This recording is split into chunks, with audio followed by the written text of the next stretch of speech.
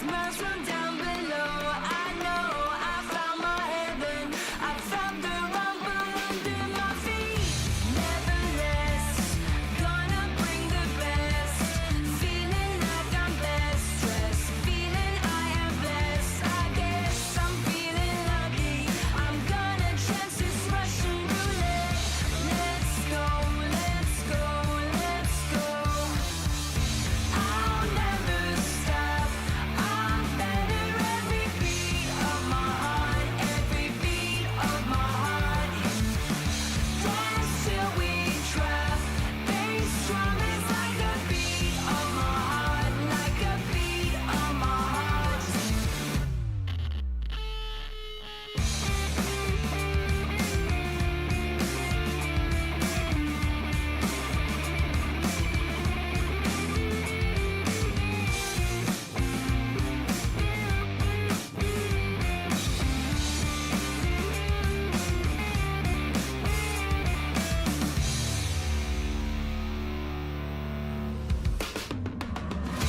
I'll never stop. I'm better every beat of my heart. Every beat of my heart. Dance till we drop. Bass drum is like a beat of my heart. Like a beat of my heart.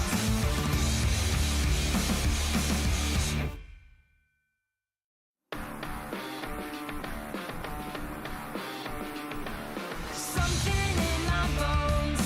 I am fit to run. Ready for the rampage. Come before the storm rips up. I think I love it. Anticipation starting to build. Stay low, stay low, stay low. Ready to unlock. Whiskey on the rocks. Heavy from the subwaves. Out till 3 o'clock. I'm not looking for lovers. Tonight I'm looking out for myself. Letting go, letting go, letting go.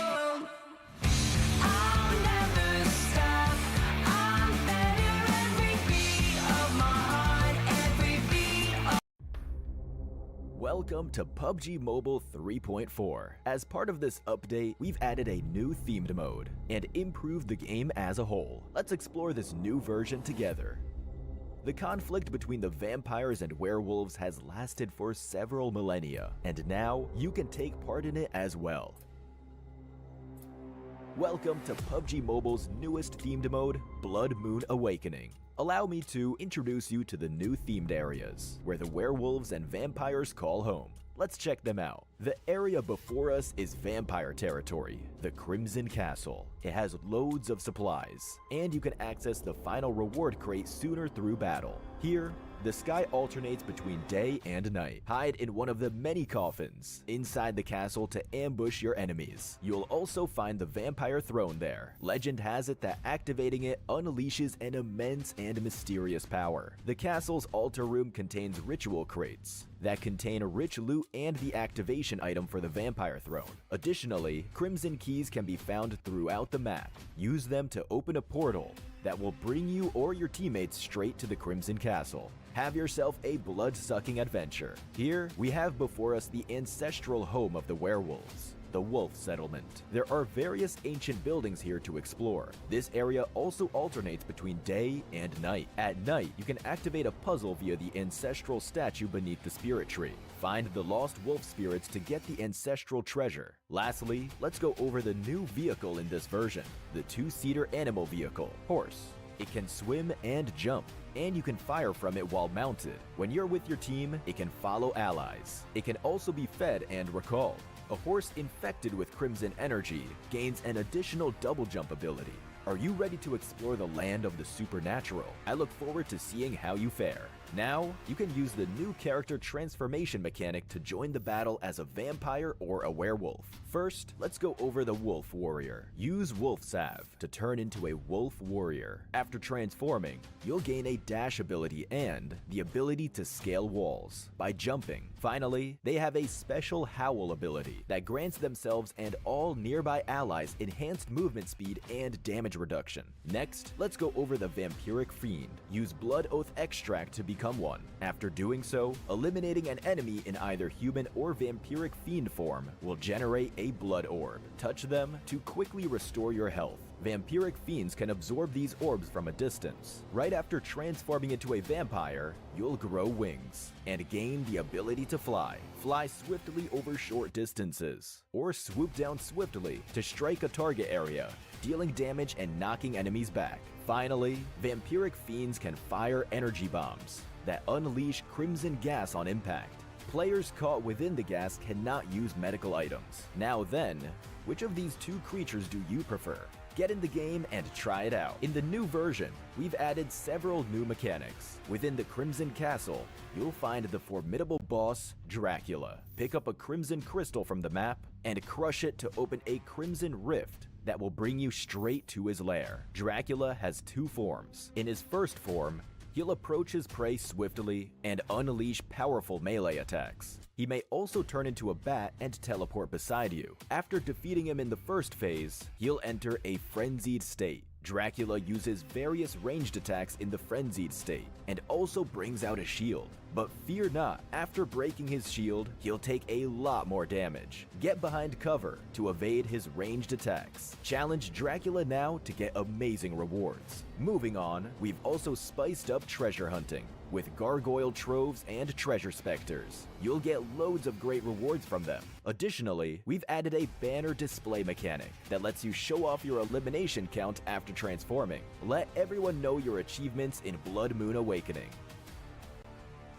In this version's updated classic mode, we added a new dual-wield firearm, the Dual MP7. It equips to the pistol slot, is agile, enjoys a fast rate of fire, but does not support aiming down sights. Likewise, we added a new vehicle, the Hovercraft. It can be operated on land and in water, and is equipped with armored glass that prevents players inside and outside from firing at each other. We've also added the Self-AED to classic mode. We hope it adds another layer of tactics. Also, the Crimson Castle Plaza themed map has been added to arena mode. Defeat enemies with your teammates in intense battles like never before. Stay tuned for classic mode update videos to learn more.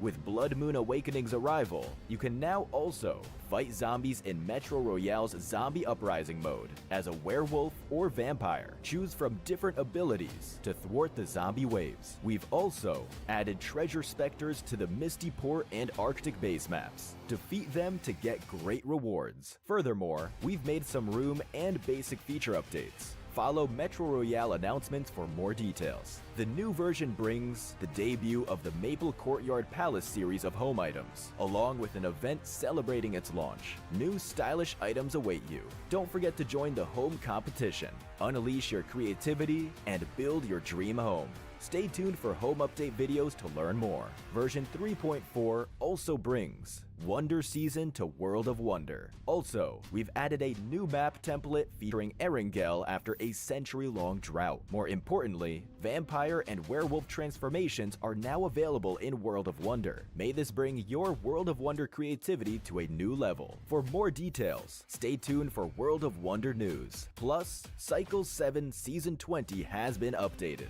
with new tier rewards for both Classic Season and Casual Season.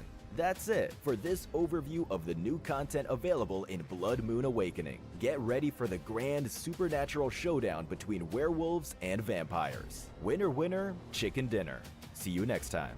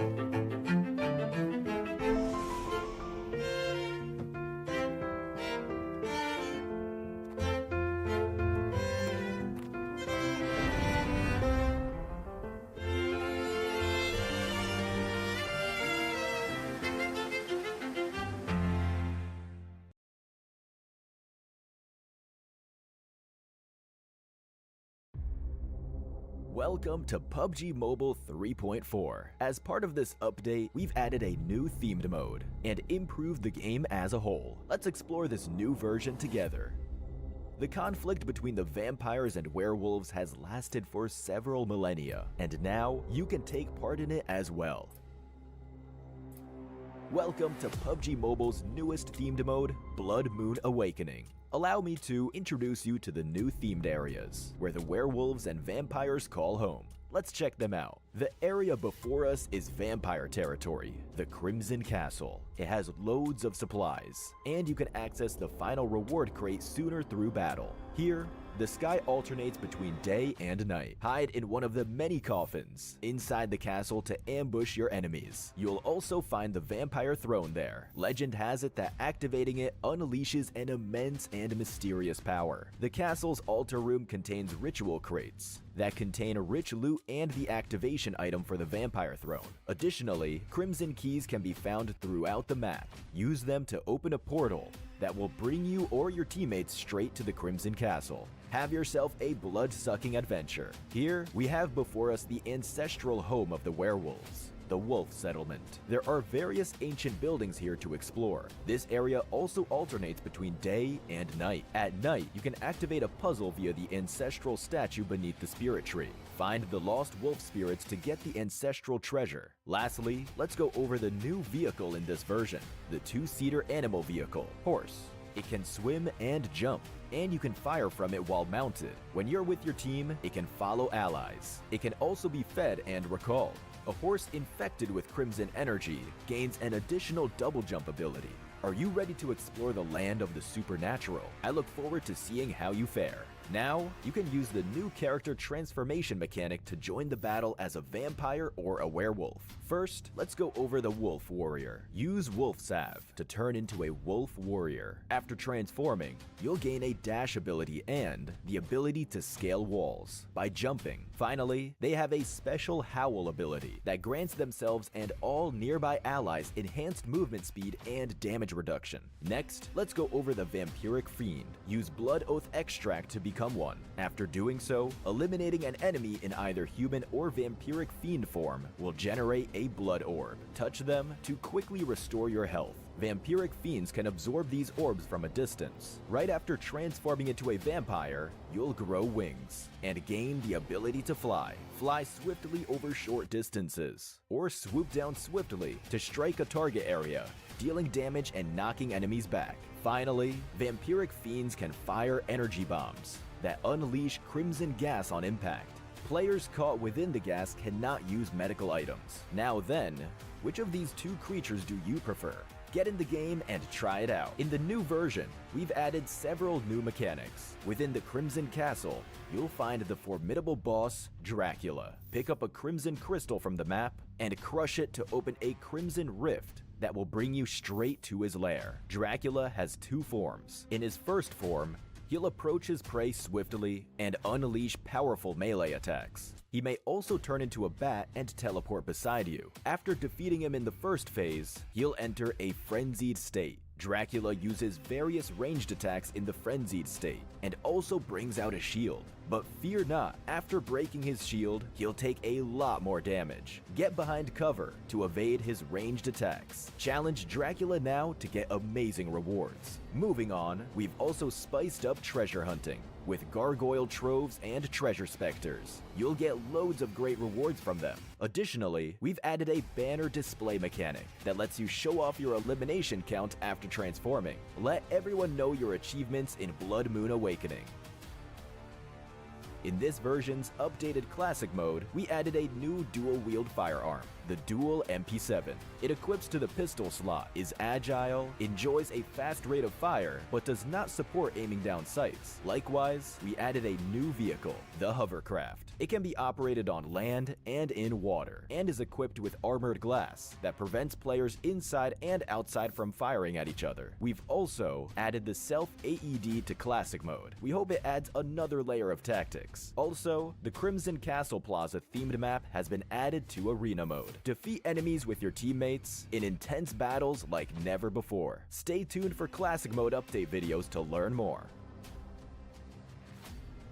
With Blood Moon Awakening's arrival, you can now also fight zombies in Metro Royale's Zombie Uprising mode as a werewolf or vampire. Choose from different abilities to thwart the zombie waves. We've also added treasure specters to the Misty Port and Arctic base maps. Defeat them to get great rewards. Furthermore, we've made some room and basic feature updates. Follow Metro Royale announcements for more details. The new version brings the debut of the Maple Courtyard Palace series of home items, along with an event celebrating its launch. New stylish items await you. Don't forget to join the home competition. Unleash your creativity and build your dream home. Stay tuned for home update videos to learn more. Version 3.4 also brings Wonder Season to World of Wonder. Also, we've added a new map template featuring Erangel after a century-long drought. More importantly, vampire and werewolf transformations are now available in World of Wonder. May this bring your World of Wonder creativity to a new level. For more details, stay tuned for World of Wonder news. Plus, Cycle 7 Season 20 has been updated, with new tier rewards for both Classic Season and Casual Season. That's it for this overview of the new content available in Blood Moon Awakening. Get ready for the grand supernatural showdown between werewolves and vampires. Winner, winner, chicken dinner. See you next time.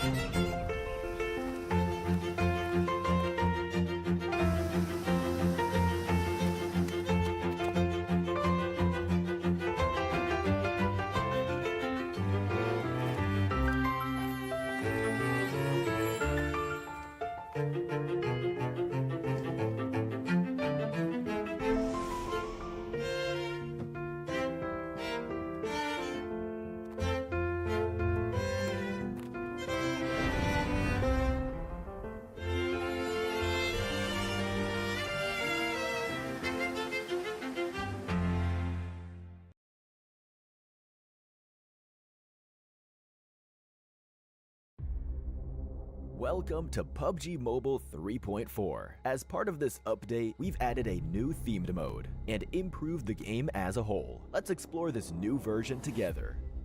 The conflict between the vampires and werewolves has lasted for several millennia, and now you can take part in it as well.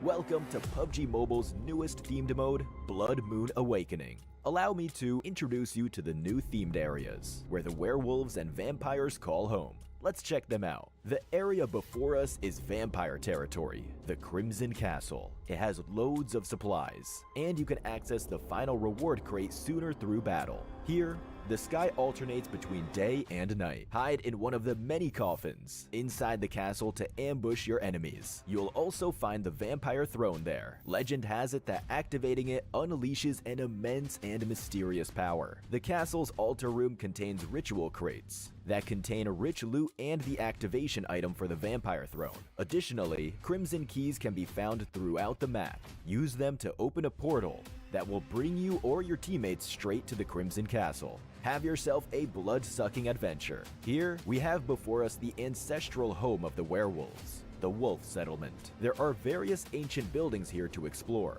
This area also alternates between day and night. At night, you can activate a puzzle via the ancestral statue beneath the spirit tree. Find the lost wolf spirits to get the ancestral treasure. Lastly, let's go over the new vehicle in this version, the two-seater animal vehicle, Horse.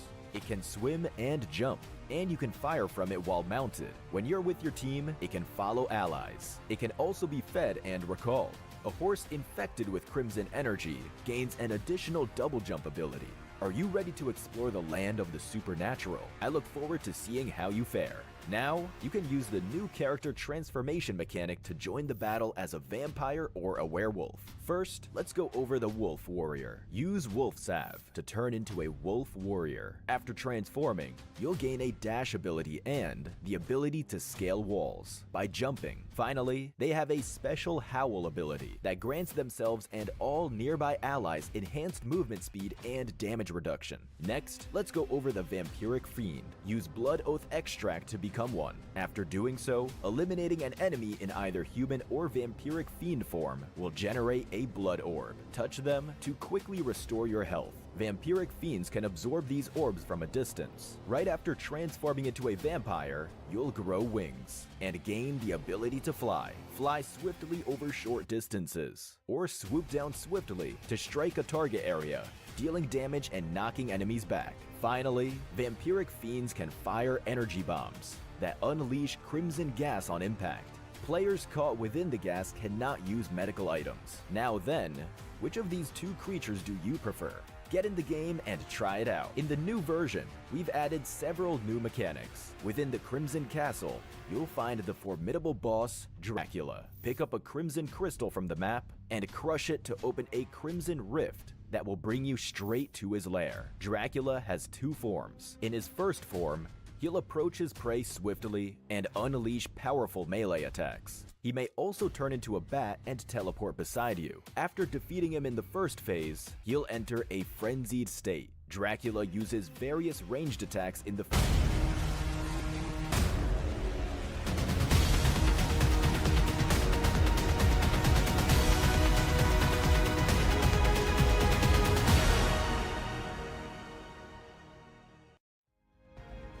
Hello guys! You thought this is the PH broadcast? Nah, this is the English broadcast with me, yours truly, Cuckoo TV, together with one night only caster for English broadcast. It is Queen Toyo. So welcome to the English broadcast, Queen Toyo. How are you today? Thank you, Coco TV. That sounds very strange, but I'll go with it. But anyway, it feels so nice to be here in the English broadcast because, as you guys know, this is going to be my first time. But I am very excited as to what we are about to witness for today, especially since the week three of our group stages is almost done.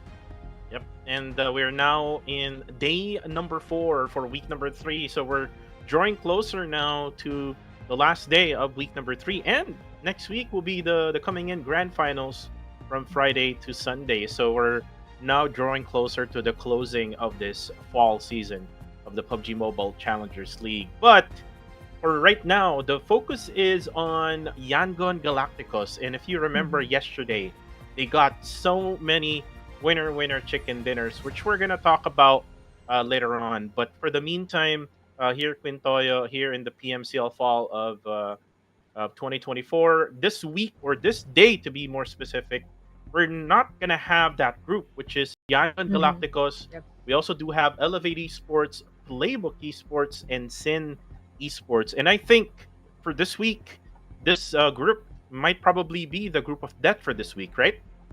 I definitely agree. I actually saw the performance from yesterday and the leaderboards as well, and have noticed that these are the teams that were really performing well. I mean, aside from YG, I also saw that Playbook Esports was also able to get a winner chicken dinner. I'm not sure if that was yesterday or the other day. But anyway, let's go ahead and proceed with the maps and point system first. Wherein it's still going to be the same for the map rotation. We will still be starting off the day with the Sanhok map, followed by 3 Erangel maps, and then 2 Miramar maps. As for the point system, still going to be the same thing, whereas whoever gets the winner chicken dinner will be awarded 10 points. Second place gets 6 points. Down to 1 point for whoever gets eighth place, and then those who will be landing 9th to 16th will not be earning any points. And then for the eliminations, it's still 1:1. Right. And again, this is the usual thing that we do here. Even in the PMSL regions, these are the maps: Sanhok, 3 Erangels, and then 2 Miramar maps. As we go along here, Sanhok would be the best map for me, in my opinion, when it comes to battles. But scoring system wise, we have done already 2 weeks, and we are now in week number 3.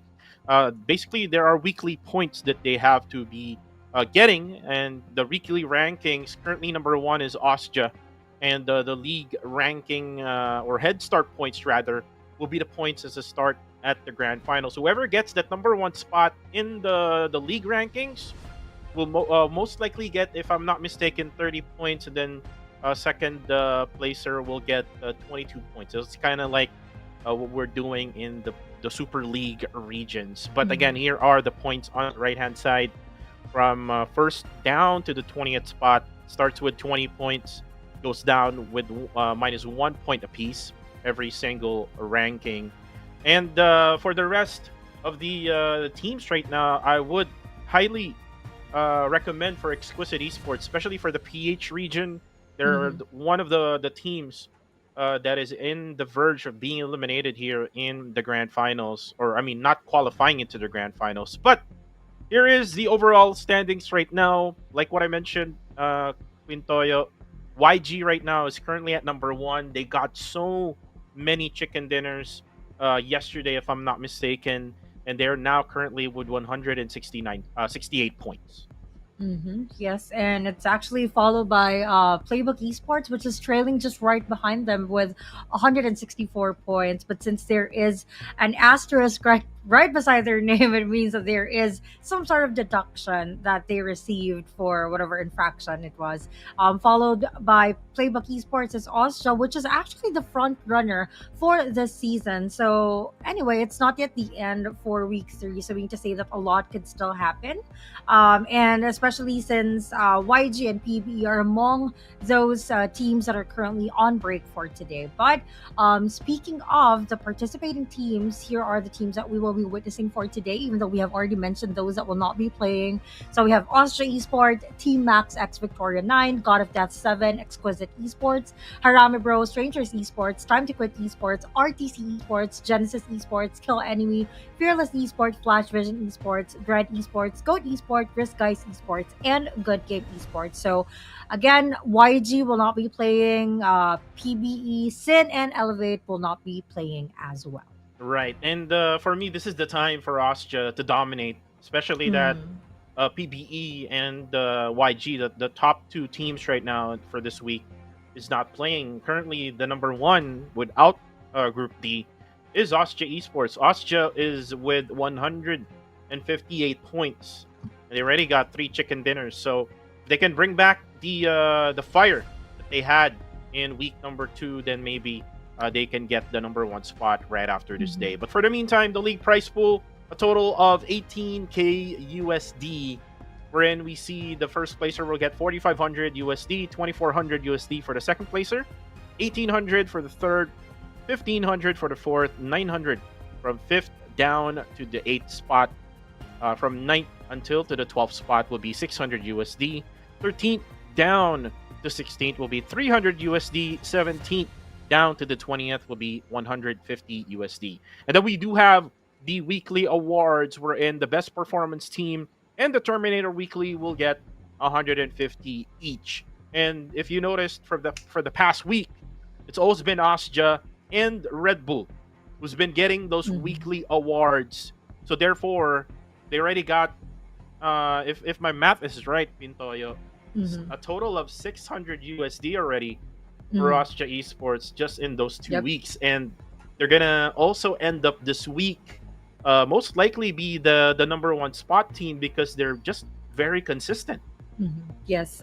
When it comes to consistency, I think Austria has really showed us what they are capable of. And now that the top team for this week is on rest day, just like what you have mentioned, it is now time for them to actually step up even more and try to earn more points, especially since they will be on rest day for tomorrow, if I'm not mistaken, since they belong in Group A. So I mean to say that this is basically going to be their last chance to make sure that they can catch up and at the same time earn more points, since YG is going to be on rest day for today. But let's go ahead and talk about, of course, the new version or the latest update that we have, which is version 3.4. The Crimson Battle Begins. Blood Moon Awakening themed mode is here. So as a fan of playing classic matches, I can definitely say that this is one of the best updates that we have. It's just in time for Halloween, and I really like that you can transform into either a bat or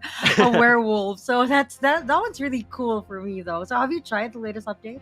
Oh yeah, definitely, Queen Toyo. I'm a PUBG Mobile player as well. But before we talk about that, we also have the newest Royal Pass A7 available right now until November 14. The total price pool worth over 80,000 UC. The level 50 upgradable firearm Uzi, level 100 new custom color outfit, and up to 720 UC await you to fully rebate. And I'm pretty sure, Queen Toyo, that you already have the level 100 maybe of this RP, right?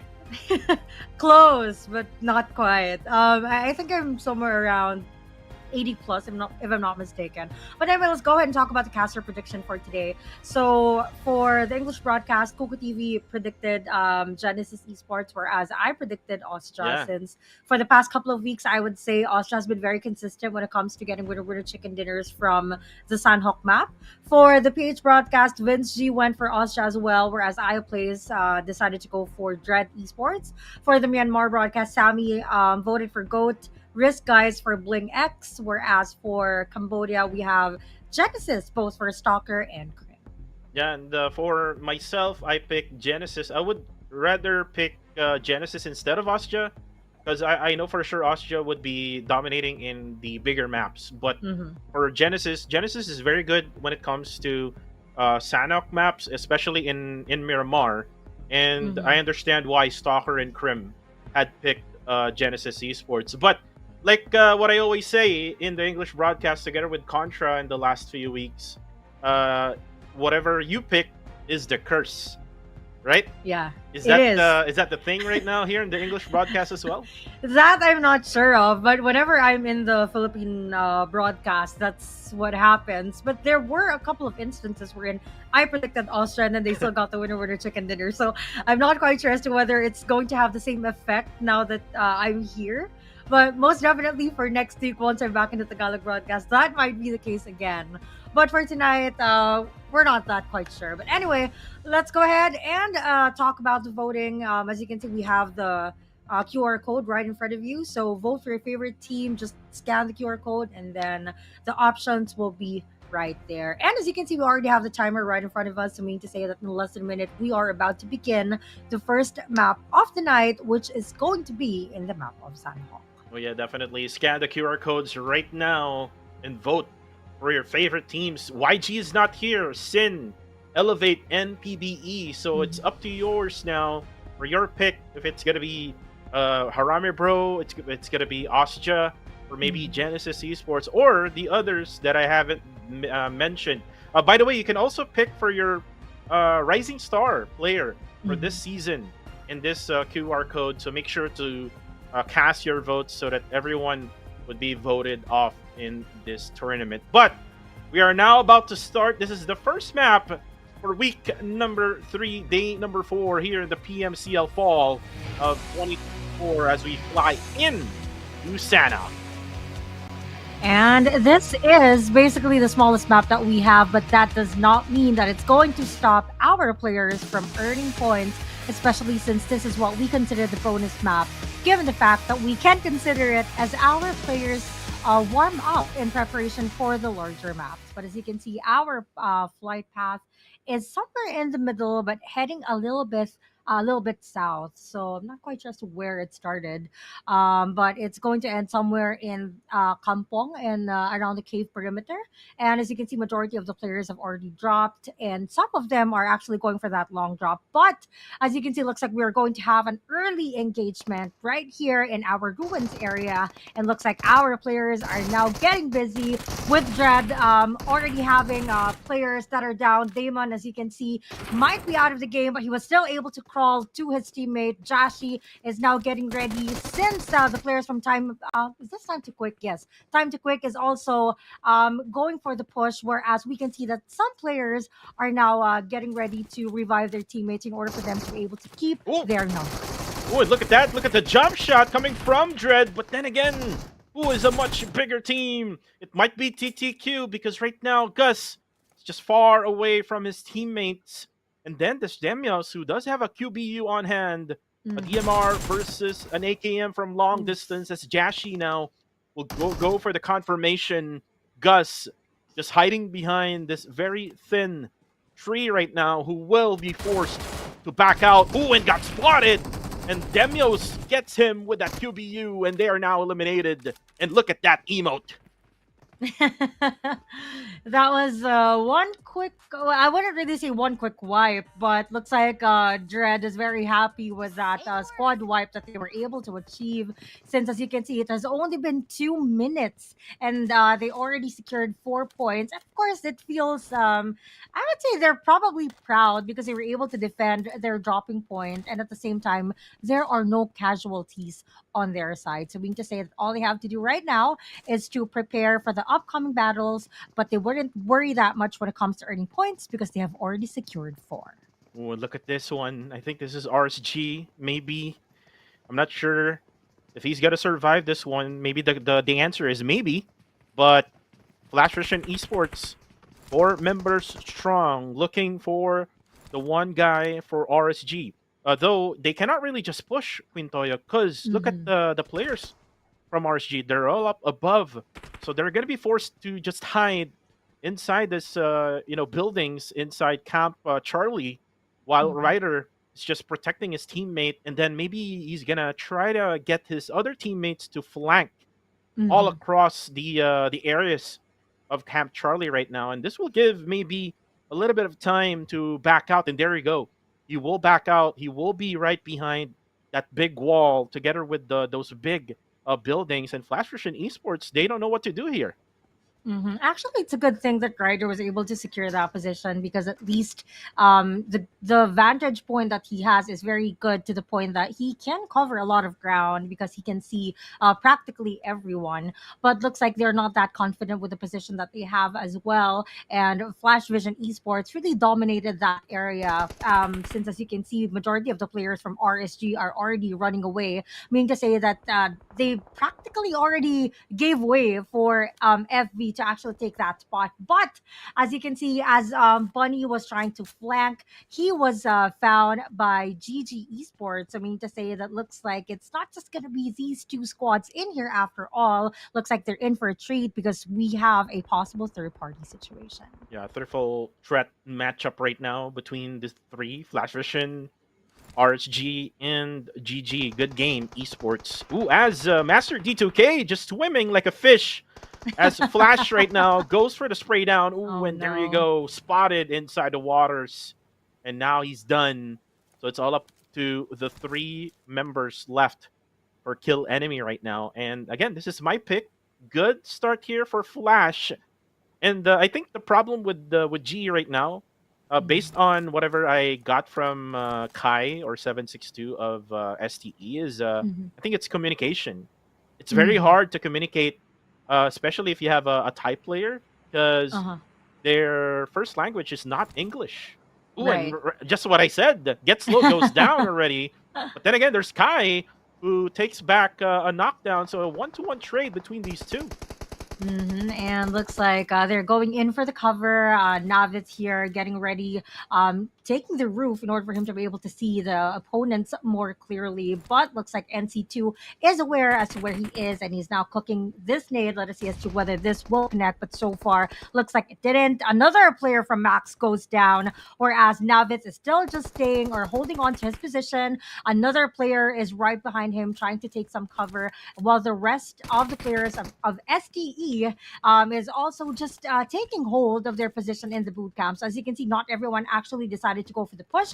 And C2 is now getting ready, putting on some pressure here for Max so that they won't be able to complete healing up. And as you can see, he was successful in putting that pressure onto our Max, but looks like they're really adamant on making sure that they keep the head count. And so he tried to heal his teammate again, but he was damaged. And Lucy, as you can see, going for the flank. Looks like he will be able to find the final player that we have here for Max, but Max is still really trying to see if they can still heal up. But as you can see, looks like another player goes down, and we are left with a final player that's actually a little bit far from where they are. Now 762 setups the smokes. DD now for Team Max V9.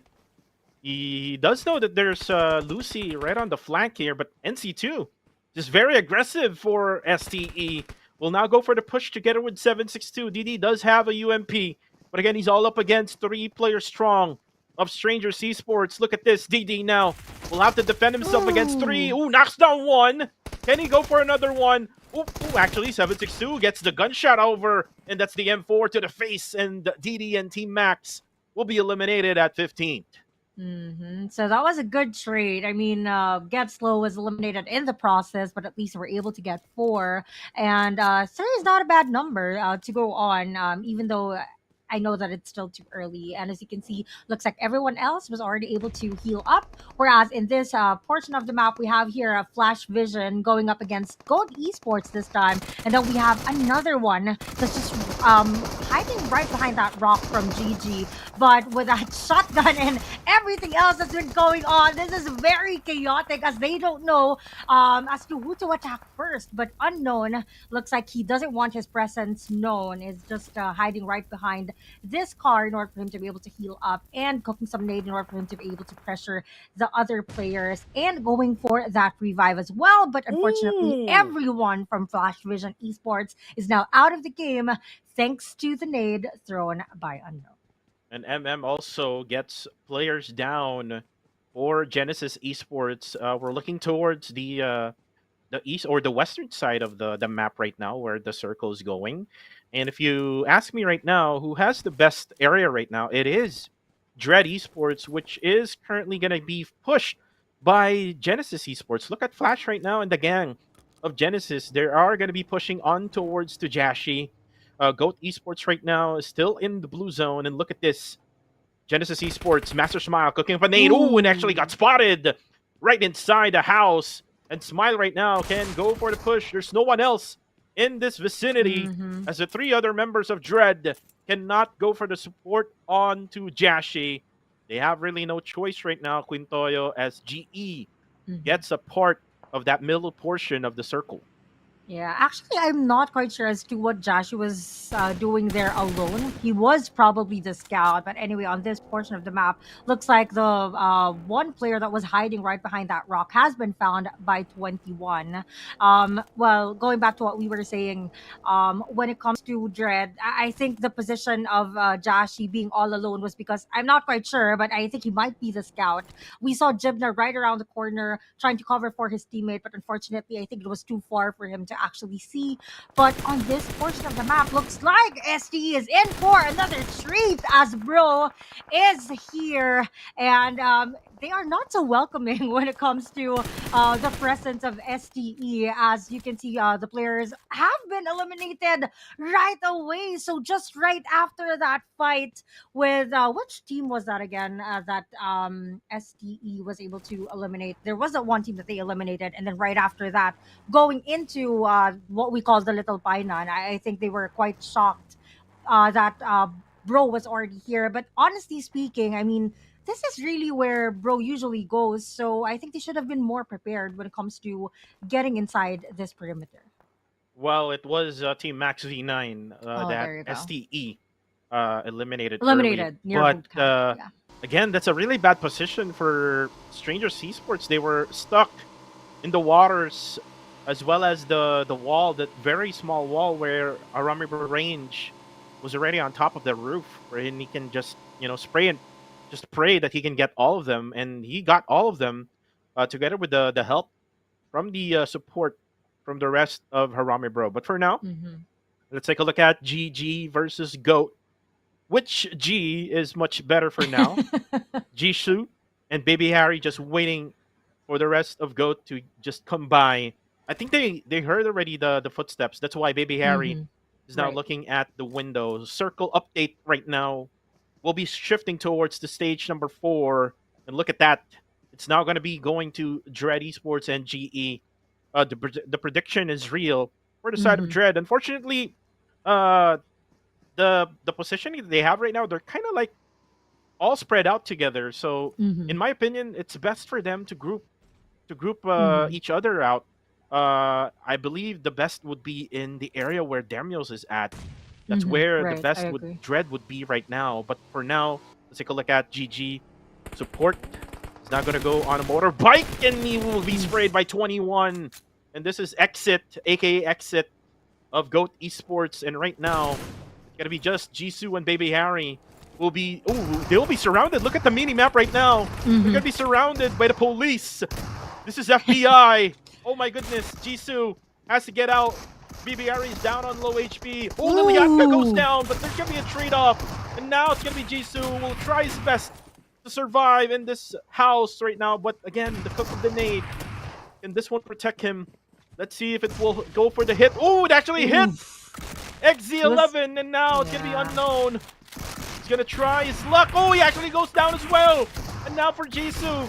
It's now gonna go for 21 for Goat Esports. They What cannot is defeat going each other. He on? needs to go for the reload, and there you go. Nice play from Jisoo. 3, or actually just 2 out of that Goat Esports, together with 1, I think, from Baby Harry. And they can also go for the revive as well. But again, the fight never stops. Fearless Esports now sprays down. RSG is currently down and out. They need help. For Fearless, though, they're in control right now of the southern side of the circle, just gatekeeping everyone else. Actually, that was a bad way to go for these two players from RSG because they were really helpless. I mean, they were just trying to crash into this compound, but our fearless esports were already able to spot them right away. Kill enemy is already out of the game with 2 eliminations. So as you can see, we're almost halfway done through the teams because just like what you have mentioned, it's battle after battle, and a lot of teams are now slowly getting eliminated, especially since the circle is getting smaller. XQS 2 man down. We only have Koopa and Super Pickles that are left, and looks like they're not in a really good spot right now as they still have enemies. They're practically being surrounded right now, as you can see. I think that's God Seven and Osja that's practically right next to them. So this really puts them in a very difficult spot. But I think it's a good thing that Osja was able to spot a different enemy. I think it was God Seven that they were able to see, and so they can just stay quiet in that small area that they have right now, since all they have to practically cover them are rocks, so they can just keep quiet, wait for the tension to die down before they actually move. But unfortunately, it looks like one of them gets spotted, and so one player from XQS is now down. Let us see as to whether they will be able to heal each other. Oh, and look at that push. GG. Baby Harry goes down again as they pushed Dread Esports.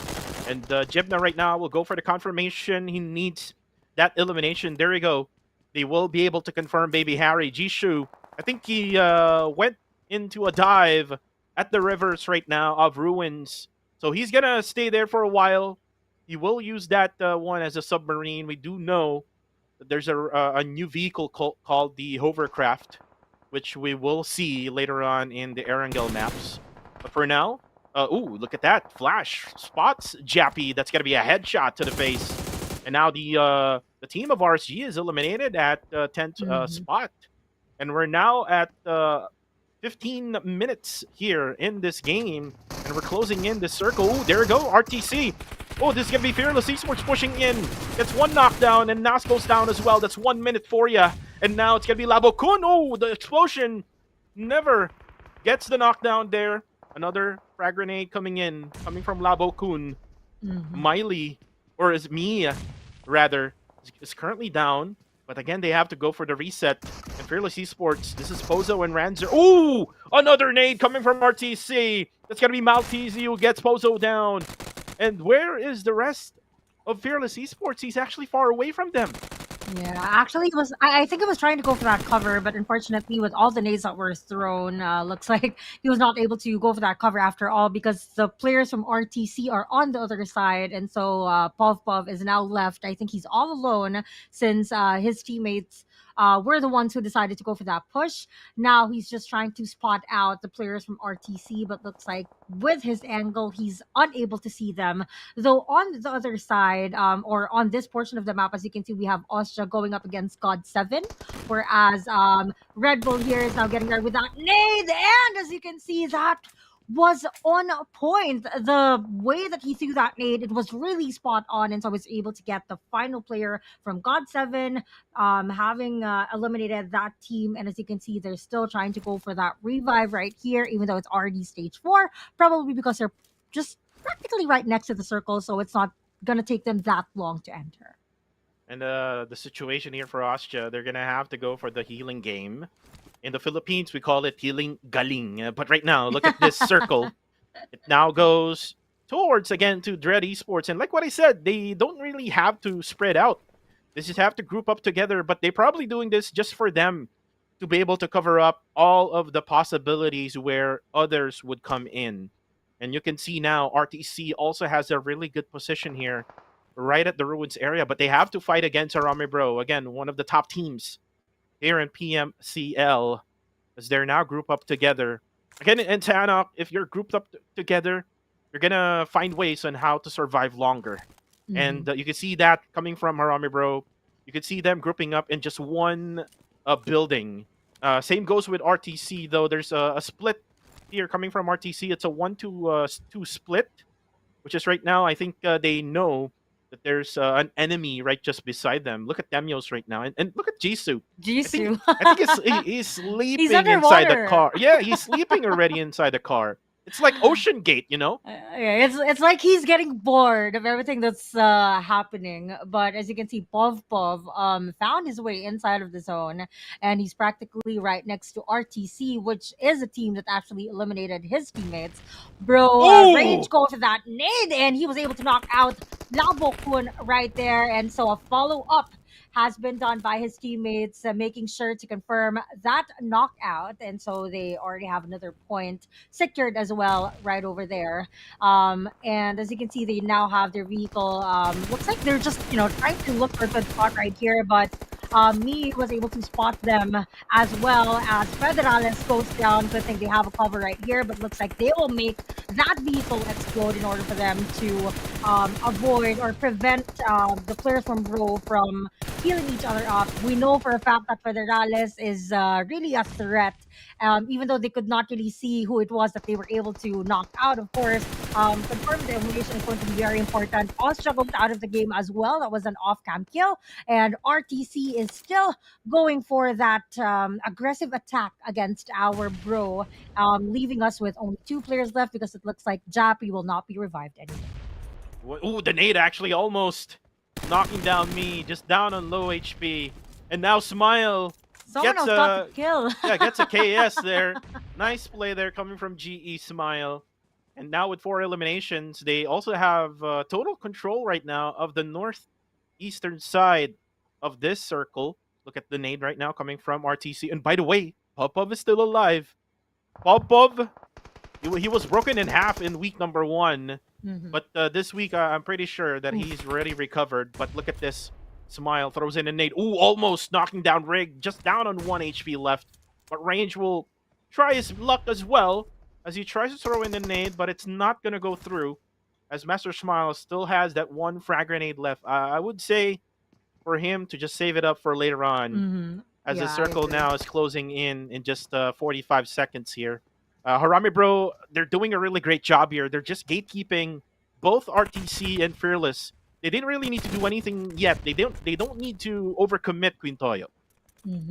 Actually, I definitely agree that saving up the utilities for later is actually going to be very important, especially since there are still 7 teams that are left. But Popov has been spotted and looks like Fearless is already out of the game. It's still RTC that was able to get him. And as you can see, RTC was already able to secure 4 eliminations, all coming from their team. Whereas here, Master Smile trying to look for an angle as to where to throw his nades, because of course we know that Bro is practically just right in front of them, and Bro is also in a very difficult spot right now since they're currently in the middle of a lot of teams. Whereas on the other side, if we take a look at the map right now, the board Jisoo probably already found his way above water, because I think he's already somewhere near the bridge, but looks like he might be in for a surprise as Super Pickles is right over there.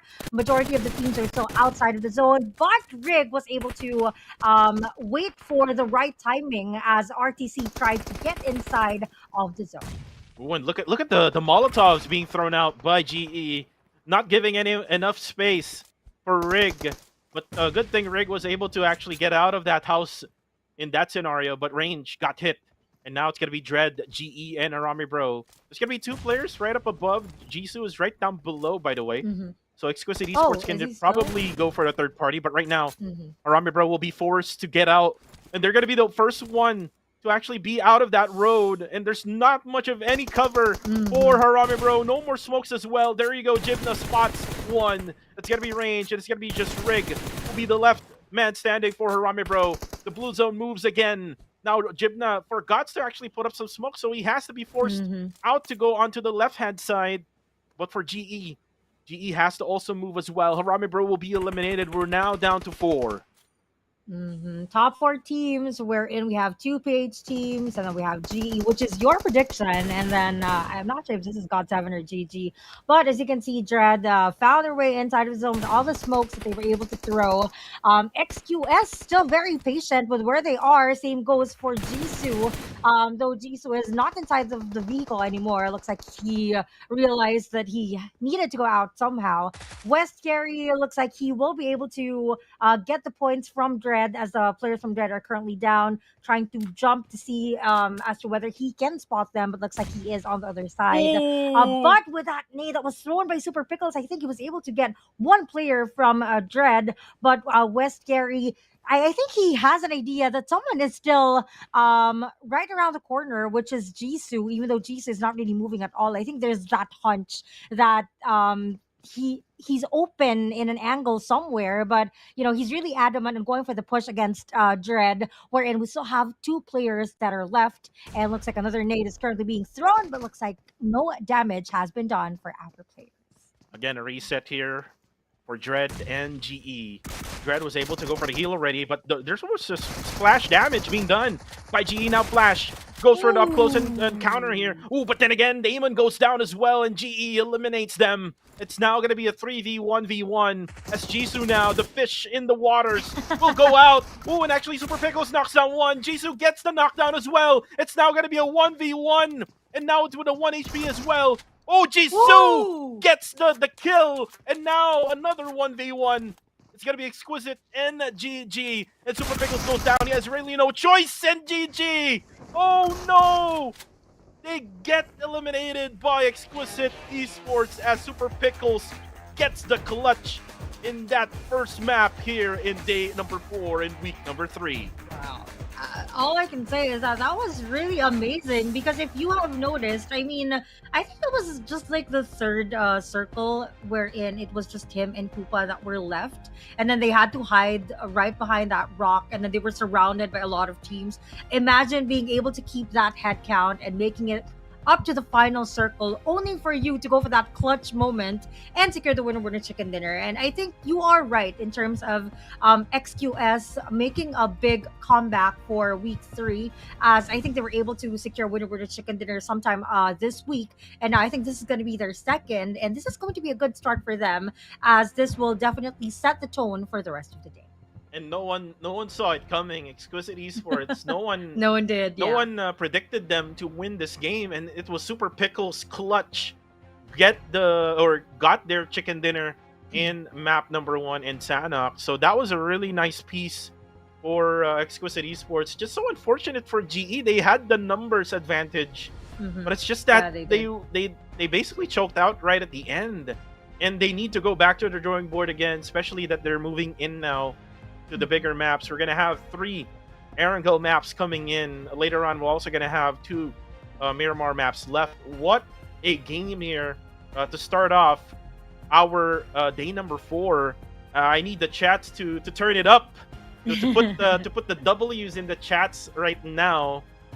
I'm kind of like watching too much of iShow Speed. Anyways, Pintoyo, or should I say in English, it's Queen Soy Sauce, right?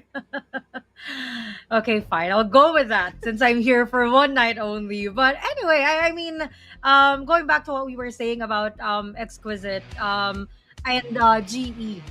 If you remember, just like what you have mentioned, GE had the numbers advantage, though, just like what you said, they choked out at the very last minute.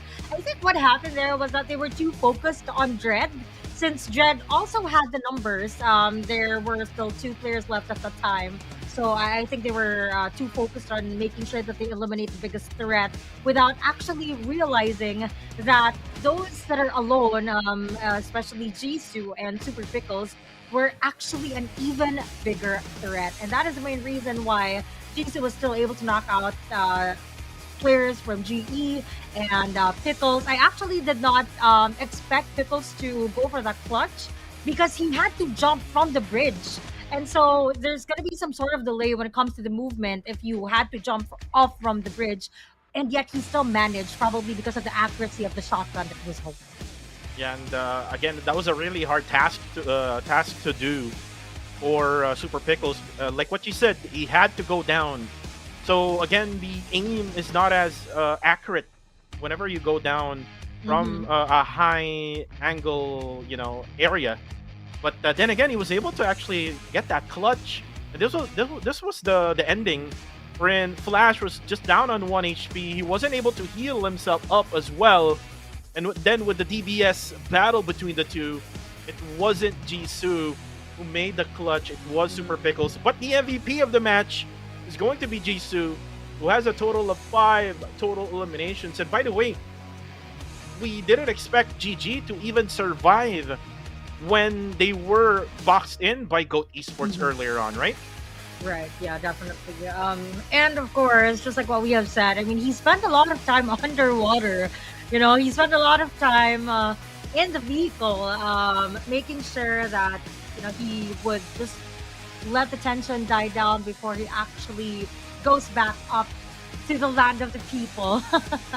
But as you can see, probably because of the survival time and of course, with the total number of eliminations that he has, he was still hailed the MVP for this match. And I think it was a very difficult task as well to stretch it out for that long, since he was alone for a very long period of time. I mean, even XQS was able to do that, but at first, I mean, there were two people left for XQS. But anyway, winner chicken dinner team stats. The chicken dinner goes to Exquisite Esports, wherein they bagged a total of 7 eliminations, total damage of 960, 5 total knockouts, 2 total assists, total heals of 233, and a survival time of 22 minutes and 41 seconds. And again, winner chicken dinner goes to them. That's to the clutch of Super. Yeah, thanks to Super Pickles, 7 eliminations in the bag for Exquisite Esports. And again, like what I mentioned before the game even started, Exquisite Esports needs to do a lot. Again, I talked to Lupa just last week about this, and they really need to do something here. They talked for them to be able to bounce back here in week number 3, and this might be their only chance for them to be able to get in the grand finals. Again, Lupa hasn't been really 100%. You know, just to be honest with you, Pintoyo. And it's good that he's letting the others try to win their games, like for Exquisite Esports. But right now, here are the overall stats for match number 1. And by the way, remember when Good Game Esports almost did not make it to the end when Baby Harry pushed together with Jisoo, right at Dread Esports? There might be a saying here now, Pintoyo, that when all else fails, just dive into the water, right? Actually, that happened for week 2 as well, if I'm not mistaken. For 762, wherein he was successful in going for the clutch against Austria, if you remember. I mean, they were able to secure that winner chicken dinner, and he stayed underwater for a very long time. So I think that's the meta that everyone needs to watch out for. You know, making sure that no one's staying underwater, because they might actually be the cost of your team's demise. But anyway, for the overall stats, okay, so that is done. So let's go ahead and proceed with the match standings instead. We're in XCS takes top spot with 17 total points, 7 for the total eliminations, 10 for getting the winner chicken dinner, followed by GG Esports at 14. GE and Dread tied up with the 3rd and 4th spot with 11 points. Bro was able to secure 8, RTC and Goat with 6, Fearless with 5, same goes for Austria, SE with 4, God7 with 3, KE with 2, Max with 1, and unfortunately for RSG, Flash Vision Esports, and Time to Quick, they all did not earn any points for this round. And we mentioned that Group D might be the group of that for this week. Right. And I think this is the chance for the others as well, not just for Austria, not just for Harami Bro or GE. This is the chance for the others to also get their opportunity to get those wins. And Exquisite Esports, one of those teams that needs to get those wins this week, is now taking the opportunity to get those eliminations, as well as get those winner chicken dinners, as we have now the updated overall rankings. And just because of that Austria play in Sanhok, they didn't really move any much here after that match number 1. So it means that YG and PBE will still be at number 1 and number 2. Maybe later on in the next Erangel maps and Miramar maps to come, maybe Austria will take that number 1 spot. But for the meantime, for Exquisite Esports, this is a big jump. Coming in from, again, a struggling week number 1 and week number 2 now. Right. They have top number 5 here in day number 4 with a total of 112 points. So it just means that they're all set, they're all in towards on getting to the grand finals, and they're not wanting any PH squad to not be included in the grand finals. Right, and I think it's a good thing that XQ has really made sure to step up for this week, because in order for them to be safe, they really need to be in somewhere along, let's say, 5th or 6th spot, probably just to be on the safer side of making it to the grand finals. Though the difficult part about that is, of course, there's a lot of pressure surrounding the players, knowing that this is going to be their last chance. But it's not the last days. I think they still have a shot at getting more points if they can. If I'm not mistaken, have they already gone through the rest day, or will it be the rest day for tomorrow? I'm not sure as to which group they belong to. But for group A. Group A will be the ones Oh, okay. resting for tomorrow. So they haven't really gone into rest. For specifically for Austria, Team Max, God 7, and Exquisite Esports. So Mhm. Exquisite Esports, this is their final day. Oh, And okay. usually, if you try to notice it, usually before going into rest day, usually the ones who's going into rest day the next day would have the best gameplay Right. that they're gonna show. Like what Mhm. happened to YG yesterday. Like Mhm. what happened also to the others like Elevate and Sin, who really tried their best to get eliminations and get chicken dinners. But nevertheless, again for the others, this is their chance also Mhm. to get their points up. We also have Flash Russian Esports and RTC, the two Singaporean squads who's really fighting here in PMCL region.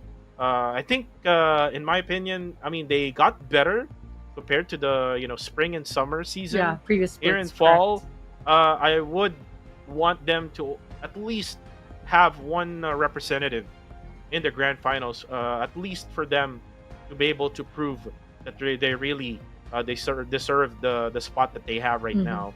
But anyways, let's go back to our promotions here, Quintoyo. We have the version 3.4 Blood Moon Awakening theme mode. This is the new theme areas, items, transformation, mechanics, and PvE gameplay to explore. Update to version 3.4 right now. And speaking of updates, Quintoyo, now we're Mhm. gonna be moving into Erangel. We've Mhm. talked about the hovercraft. Mhm. Right, we There's did. also another gun that got added into the game. It is the dual MP7. Right. Yeah. I was able to use that already. For some reason, you can find it in airdrops, but I'm not quite sure as to whether I was able to pick it up somewhere in Pachinko in one of the houses there. So I'm not sure as to what's going on there, but it looks so cool whenever you switch to FPP and then you try to use the gun. I mean, it's so cool, probably because it's the first dual handgun that we have here in PUBG Mobile. But aside from that, of course, aside from the update, we also have the new RPA 9 that's already available. So it was available starting September 14th and up until November 14th. So normally they would expect that by this time I should already be on around level 100 because aside from me getting the Elite Pass Plus, I see to it that I play a lot so that I can, finish the missions as early as I can. But I'm a little bit busy right now, so Like I'm not what? able to do so. But I'm close to 100, Oh, probably somewhere around 70 to 80. 78. Yeah, I was about to ask, which level are you in now? So level 78 is not bad for Queen Toyo. I mean, for the others, just let us know. Put it on the comment section down below which level you're at with the RP. But here comes our prediction for match number 2 in Erangel here for day number 4. Ostia is gonna be my pick again. When it comes to Erangel map, it's gonna be Ostia's map all throughout. We've seen them in week number 1. We've seen them in week number 2, wherein they got the record breaking, if I'm not mistaken, 317 points is what they got in that week. So my pick is Ostia, and again for Queen Soy Sauce, it is going to be Genesis, and I believe this is gonna be a curse, right? We'll see. I mean, I picked Austria earlier and they were only able to get around 5 points. So I'm not sure as to whether this is still going to be a curse. But yeah, I voted for Genesis. Not just because I want to curse them, but because so far I think they were able to show that even though they didn't really have a good run for the past couple of weeks, and I would say for the previous split as well. I mean, they did really well, but by the time that they got to the grand finals, I think things started to, I don't know, go downhill. Not quite sure why. But just like what I have mentioned, they're going for that comeback for this week, especially. So I have decided to go for them. For the other broadcasts, for the PH broadcast, STE for Vince G, and XQS for Aya Place. So this is a little bit late for Aya Place's prediction. She should have predicted XQS for Sanhok. But for Myanmar, we have Goat and Genesis for Sammy and Bling X, and then Solid Osja for the Cambodia broadcast for Stalker and Crim. And looks like Stalker and Crim is actually going for my picks. If you remember, they chose Right, yeah. they chose I GE remember. GE. in Yes. Sanhok, like what I chose in Sanhok. So I think they copied and pasted onto our GCs. Your prediction. maybe they We're asked not the in the other. same group though, so Yeah. how can Maybe you they do asked that? the prod team. The director. Yeah. To get my predictions and just use it as their own. But anyways, it's not just only the casters who can go for the predictions. It's also Yeah. up to you guys. Use your cell phones right now. Scan the QR code right below Queen Toyo right now and vote for your predictions, your picks for each map. And at the final part there, you can also pick the favorite rising star player of this whole tournament. We've seen the Terminator of the week, which is Red Bull for the 2 consecutive weeks already. Right. We've seen Federalis, who has been the rising star in the previous league in summer.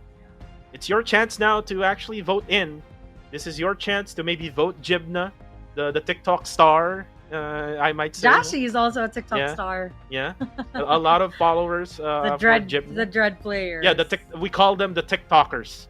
Vince G and I called them the TikTokers, and we are always looking for Barney. And I'm pretty sure Barney is not playing for Yeah, today. he I'm not. wasn't. I'm not really sure, but we saw Jashi Yeah. in the Sanhok map. But let's see in the bigger maps, because again, some teams have plans for every single maps. Kind of like what we saw in the PMSL, like they subbed in Yeah, sub in and specific out. people or for every single maps. But look at the timer. The timer is what Very makes us quick. smile, Pintoya, because again, we know that the game is about to start in just Yeah. less than a minute. Yes. And anyway, going back to what you were saying, I mean, I think it's a good decision for teams to actually utilize the substitute players because we know for a fact that there are certain maps that they probably might be better at.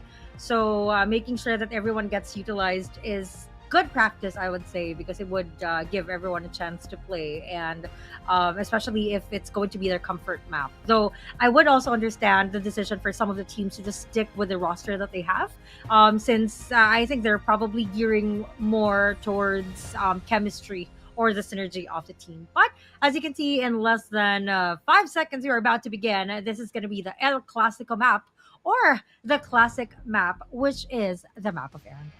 All right, guys, turn it up on our live stream right now on Facebook, YouTube, and on TikTok. Just put the W's in the chats right now because we are now flying in match number 2 here for day number 4. Again, this is yours truly, Kuku TV, together with Queen Toyo, or in English, it's Queen Soy Sauce. As right now, the flight path coming in from the eastern side of Zarki, right until to Milta Power. This is going to be good for Sin. However, Sin is not here for today. So most likely, it's going to be either RTC or maybe Flash Rishun, who might want to get Milta Power, because Milta Power is open. As for Yangon Galacticos drop, it is at Georgia Pool containers. So that is also open as well. Mhm.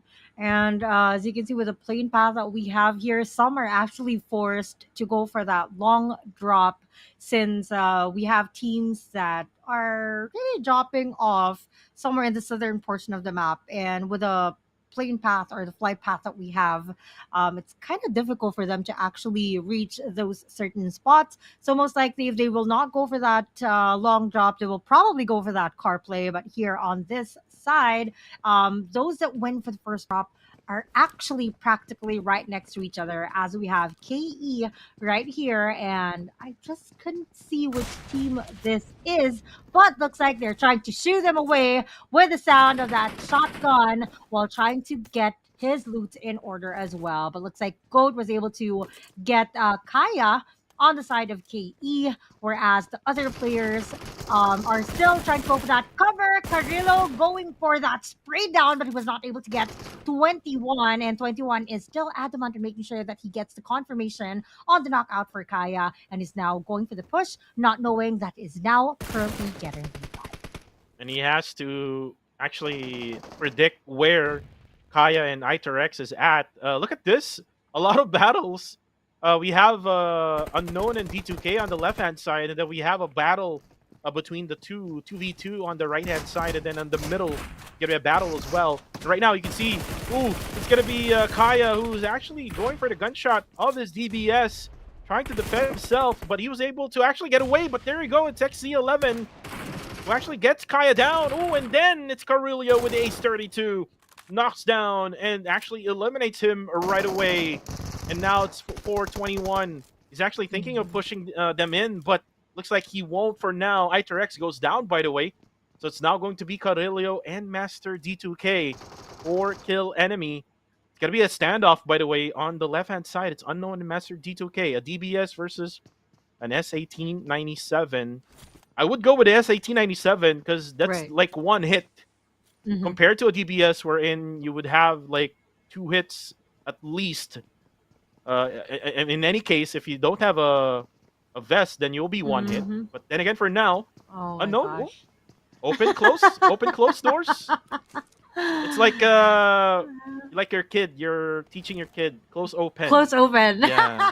I was about to say that. Since we're both in the Philippines, we get the humor. But looks like they don't want to play cat and mouse anymore, as that one player has decided to get out of that building and probably go somewhere else.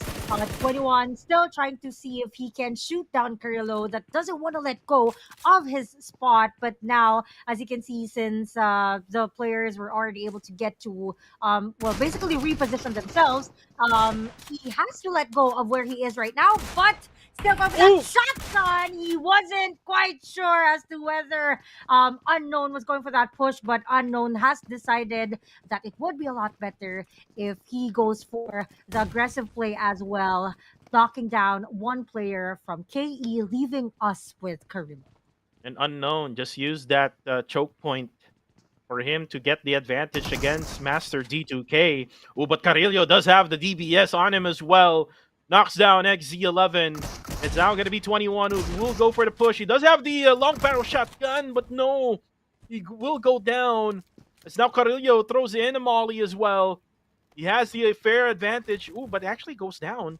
Now throws in another molly.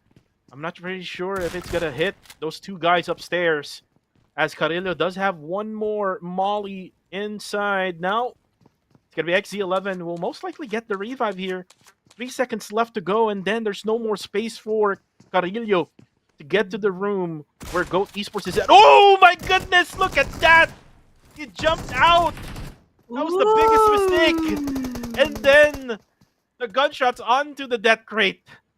My Ah. goodness.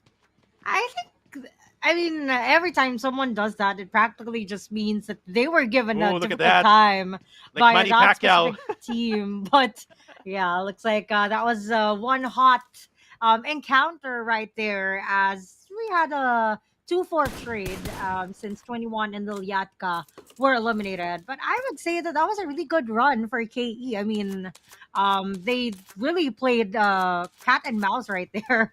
But Yeah. I think with that elimination, it's just Goat being able to outsmart the final player of KE. But I guess with the other teams, they're still very quiet right now. It's just these 2 teams that decided to go for the first drop. So I think we're still in for a treat. Oh, the bike again. But another bike montage, All right. as you guys can see. And But I that's missed the ooh, bike. It's been 3 weeks already, Quintoyo. Oh, but look at this. has it been Dread. 2 weeks already? Yeah, Dread Ooh. versus FV. Yeah, it's been 3 weeks already. Like there was like a 2-week break, and then Time flies. this is the third week, which is week number 3, and then now it's gonna be Dread Esports, and Barney is back, by the way. He subs in for Jashi, and Jashi has been struggling. Oh, and there we go. Like Barney just went in, and there goes the impact being shown by Barney. You just say his name and he appears, right? Mm-hmm. He's not so friendly after all. I thought Barney was supposed to be friendly, but in this game, looks like he isn't. And looks like they were already able to secure 2 eliminations, all thanks to Barney because he was the one that was able to get those 2. And now they're currently surrounding the remaining players of Flash Vision Esports, whereas we have Master Rix right in front of him. Barney just waiting for that right timing and opening for him to throw off that nade, but looks like it is not going to cause any type of damage since Master Rix has decided to go for the second floor of this 2-story house and wait for them to actually go for the push instead of him, obviously being aggressive. Obviously, he's not going to do that since there's just the 2 of them left, and Master Toki is still too far from them, but Jim now was able to take down one player from God 7, wherein he was trying to go for that crash, and he got the surprise instead from Jim. You know what, Quinn Soy Sauce? The secret behind Dread's success is all about Jibna's aggressiveness. And during week number 1, he wasn't so aggressive. But if you looked at week number 2 and now in week number 3, he's very much aggressive. And look at that, Barney goes in for the flank and then spots, Amora Chili, who got hit there. But unfortunately was not very accurate at the last part. He goes down. Now it's going to be Damon who's going to try to go for the throw of the nades. Barney needs help in that area while Amora Chili will try to go for the push. He has to be careful though because look at this. Jibna is now going to go for a spray down. Has been carried downstairs. Knocks down Damon. And actually he tries his luck to go for the confirmation kill. But he wasn't able to do so. But it's most likely going to be Barney who will die in the process here because Amora Chili is very close. It looks like he went for the revive first instead of the elimination. Barney is now crawling. Demios is going in for the flank. They were able to get the revive, but nice flank here coming from Demios. Demios is 1 HP left for the last member of God 7, and Demios needs to go for another flank here because there's so much cover being thrown out by God 7. A lot of smokes also as Edward QT will now go for the recovery. But again, they're going to be pinned down. Now the nades are coming in. Also at the same time with the mollies. There's just so much pressure being thrown out by Dread Esports. Master Toki gets a KS in the last part. And there you go. God 7 is out. And I think that was a really good strategy coming in from Deimos for him to pressure those players from God 7. Because as you can see, he was able to revive Barney. And we thought that Barney was already going to die in the process, given the fact that he was right in the middle of the open field. And God 7 was already making sure that he was going to get eliminated. But Demius was very quick to think on his feet. And he was able to go for that flank and eventually, eliminate everyone from God 7 in the process. But here we have the hovercraft that we have been talking about. Let's talk about that. RTC has decided to take advantage of this vehicle right here. Look at that. Looks like it might be stuck. But with this size of a vehicle, I mean, this is really good when it comes to using it as a cover as well, not just as a vehicle to get from one spot to another. I mean, it's very difficult to navigate this, given the fact that I think it's quite slow compared to other vehicles. But if the goal is for you to be able to use it as your cover, especially if the zone ends up in an open area, I think this is going to be the perfect vehicle for your team. Yeah, and you know what? It is actually bulletproof. So if you're inside, you cannot get damaged. The only problem is it might explode. So it still might explode. But then again, look at that. Barney eliminates Master Toki. It's gonna be Master Rix, and actually Demios hears him. But actually gets the kill and gets the elimination. And then the blue zone will finally eliminate Master Rix. That's it for Flash Vision Esports. Now going back to the hovercraft, you are right, because if you normally get a Dasha or maybe a Coupe RB, it's a lot faster. there's like a space like on the bottom side of the car. Then compared to a hovercraft, you can't even see a thing. So you're totally much covered using this hovercraft. The only cons or the only problem with this is, there we go. That's a spray down coming from Jibna, and they're not stopping. Dread Esports is not stopping. Gets slow down. And then for NC2, he will just not go for the revive for his teammate. And then going back to the hovercraft. The only problem with the hovercraft is you cannot uh, get a gunshot from if you're like riding inside. Mm-hmm. You cannot fire a gun.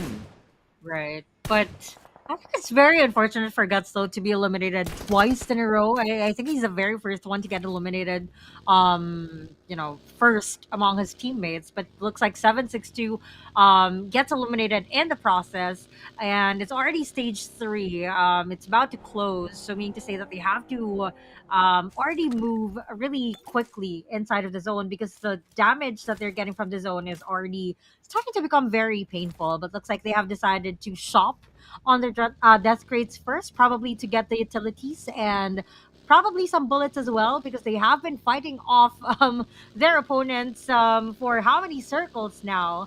And Jibna, as you can see, is now ready to cross the bridge without knowing that we have NC2 waiting for the perfect moment. And Jibna here, as you can see, very low on HP, had to go down, getting ready with that shotgun, whereas NC2 has an M416 on his hand. Let us see as to who gets eliminated first. Oh no! But looks like NC2 will get knocked out in the process, eliminating everyone from STE. So meaning to say that he was not able to get Jibna after all, and Barney is now here to rescue his teammate.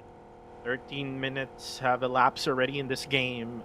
And you can see Dread already got 9 eliminations. So again, the aggressiveness is still there for Dread Esports. But let's look towards RSG and Harame Bro. Federalis, very low in HP. Going for the heal up with the bandages. We call it wet wipes in the PH broadcast. Yeah, we do. But for Bunny, he goes down. It's all because of Rig. This guy's on point when it comes to aiming for Harame Bro. It's just that the chemistry needs to be worked on for Harame Bro in order for them to be very much successful. But for now, it's all about standoffs here. Not much of any pushes. Because if Harame Bro would go in for the push for RSG, you would see on the minimap there's another squad, which is RTC, who might go for the third party. So they're just being so careful here for Harame Bro. They're also split it up. I think a 2-2 split for the side of Harame Bro. So nothing much happening right now at this current stage, but we're closing in now to going into stage number 4. Mm-hmm. And looks like RSG is now playing it safe since they did not earn any points for the previous match. This is their basically chance to make sure that they earn points this time around. So they're just waiting it out, just securing a good spot inside of the zone. But things might get a little bit bloodier around here, given the fact that a lot of the teams are now starting to get inside of the circle. But looks like they have decided to go for another spot. Unfortunately, another player from RSG goes down. I think he should have gone for the position of his teammates, but since he decided to be left in that specific compound, looks like he's not going to make it after all, since it's going to be very risky for his teammates to actually go back just to heal him up. Bro on this portion, oh, looks like he has a teammate right there after all. But Bro, as you can see, also getting ready since they are currently being surrounded. Dread Jibna, Ooh, 1 almost. HP, but he was still able to get away still. So looks like he's a really good driver after all, because he was able to get away from all those bullet sprays coming from the Terminator himself. But Rig, as you can see, getting ready with that buggy. Looks like he's just looking for a good spot in order for him to be able to eliminate the players from RSG. But looks like RTC has decided to go for the push, and so Rig is now trying to go for that third-party situation instead. Yeah, this is what I talked about. RTC will be forced to get into the circle. They might not go for the third party, but they can go for the crash in. As right now, RSG, spots one. That's Labo Kun. Was inside the smokes. Another coming in from RTC. Maltese gets the nade onto Ryder. And now for RTC, they must go for the revive, but they cannot. Because there's a flank coming from Bunny. Getting those gunshots towards the buildings. A lot of things happening also in the kill feed. Zuki gets Barney down with a frag grenade. And RTC is now out of this game. And that's courtesy of Federalis, the Terminator. Mm-hmm.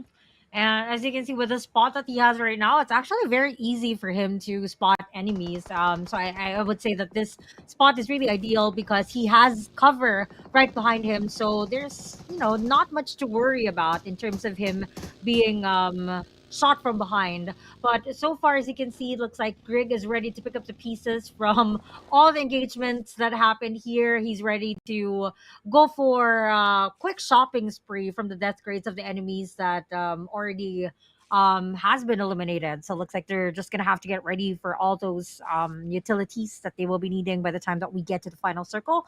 11 teams left with 34 players still alive. UI Prime trying to survive with the wet wipes that he has left. It looks like this is going to be the last one. So even though they got rid of the chicken dinner earlier, it looks like they will not be able to get any points for this round as they went out of the game placing 11s with no elimination points at all. The hovercraft is being used right now. Max V9. If Vince G was here, he might What would say you that say? the hovercraft is like a tank. But it does look like a tank though. Yeah, it is, and it doesn't have the cannons though. So Right, that's right. one thing that is not with the hovercraft. Circle will now update, going into stage number 5. Ooh, and it looks like GE has the Circle Gods. They paid the Circle Gods right now for today because if you notice in Sanhok they got the circle, and then here in Erangel match number 2 they also got the circle. And look at them, they're on that area which is on the northeastern side of the circle, which is, in my opinion, the best position in this type of circle.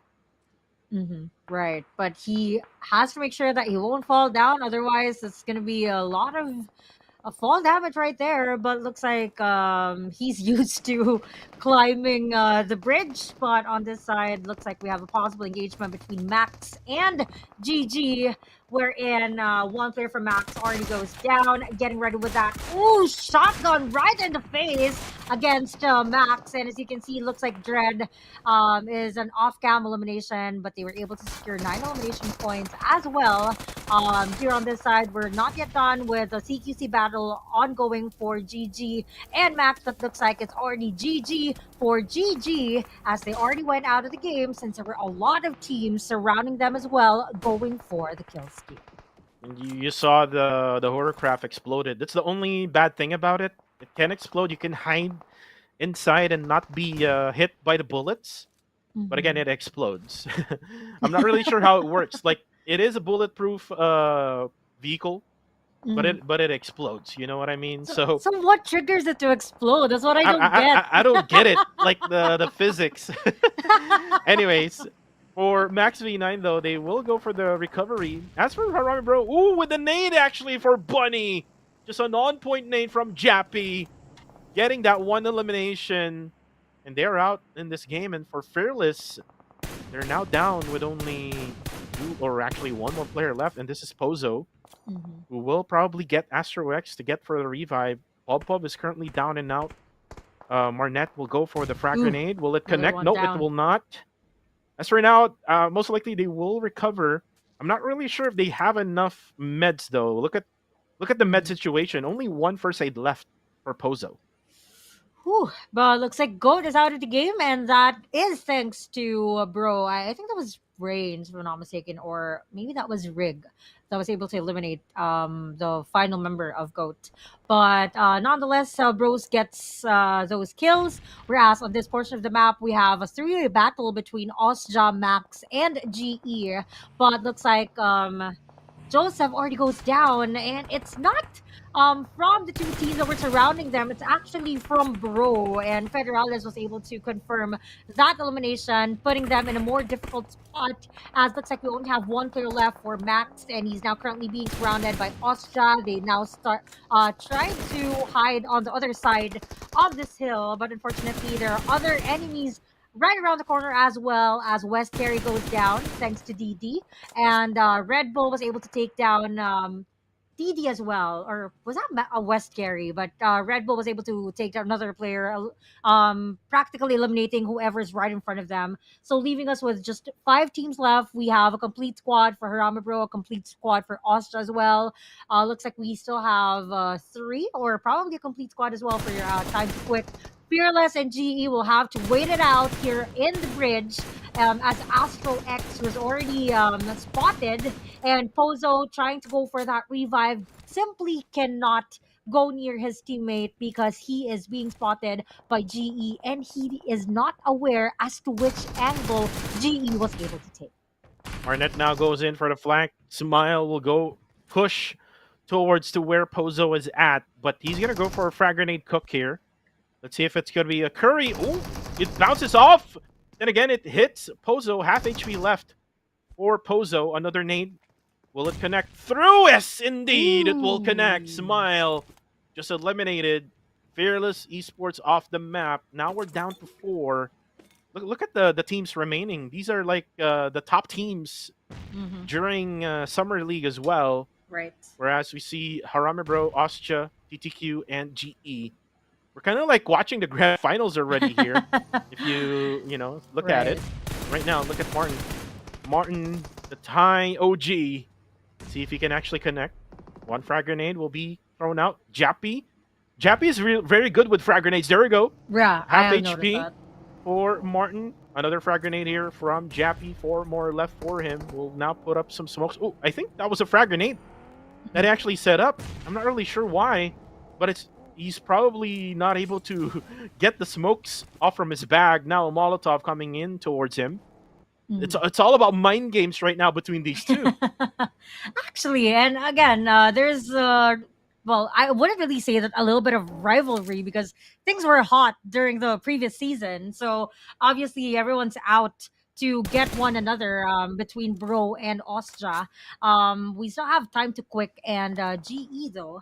Though I think it was I would say worth the wait for GE as they Oh, worth the battled it out wait. earlier with Fearless. But here on this side, looks like Ostra is also now making sure that they cover all their ground.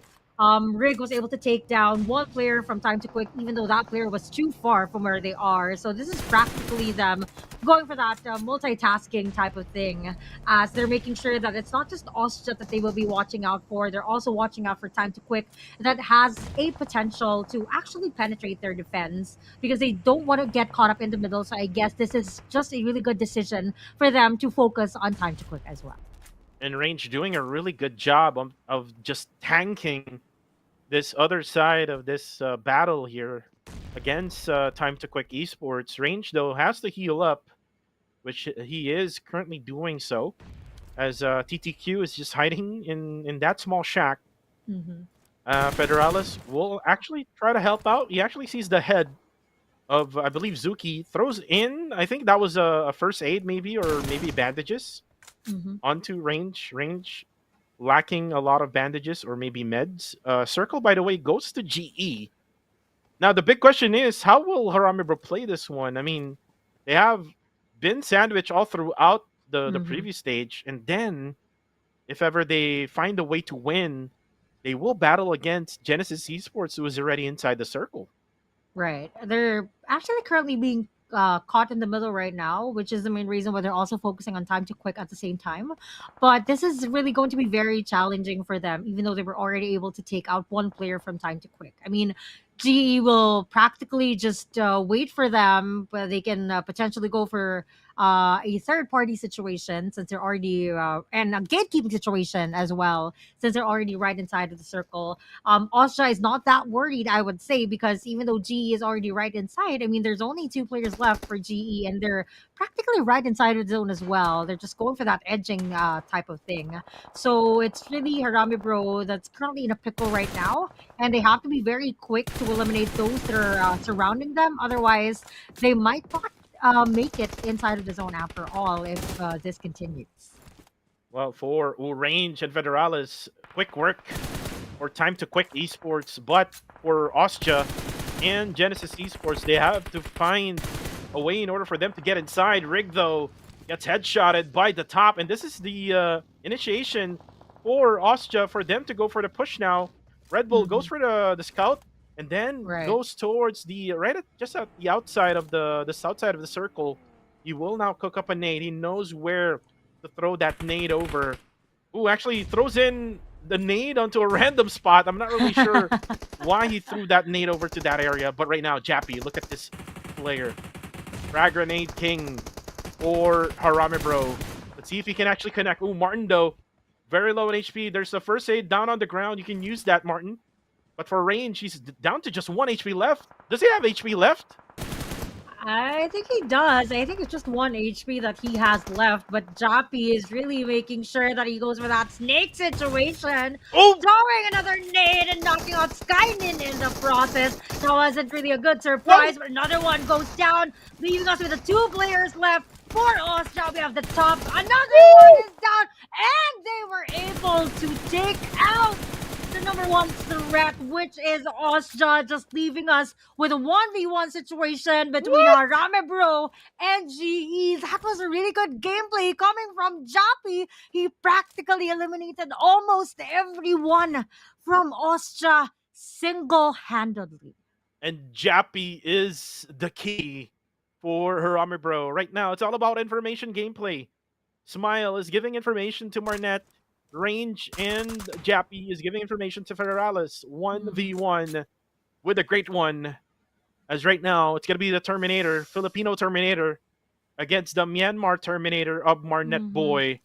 Who can win this? I'm not sure if they're inside the circle for both of them. Federalis is outside, I think. Yeah, and Marnet is also outside, if I'm not mistaken. Like, he's just right at the edge. He's closest to the zone, if I'm not mistaken. And look at what Federalis is doing. Federalis, really quick work, able to at least get a revive. I'm not so sure if Marnet can get a revive of his own. No, so he was this not makes able it to. to a 2v1. Oh my goodness.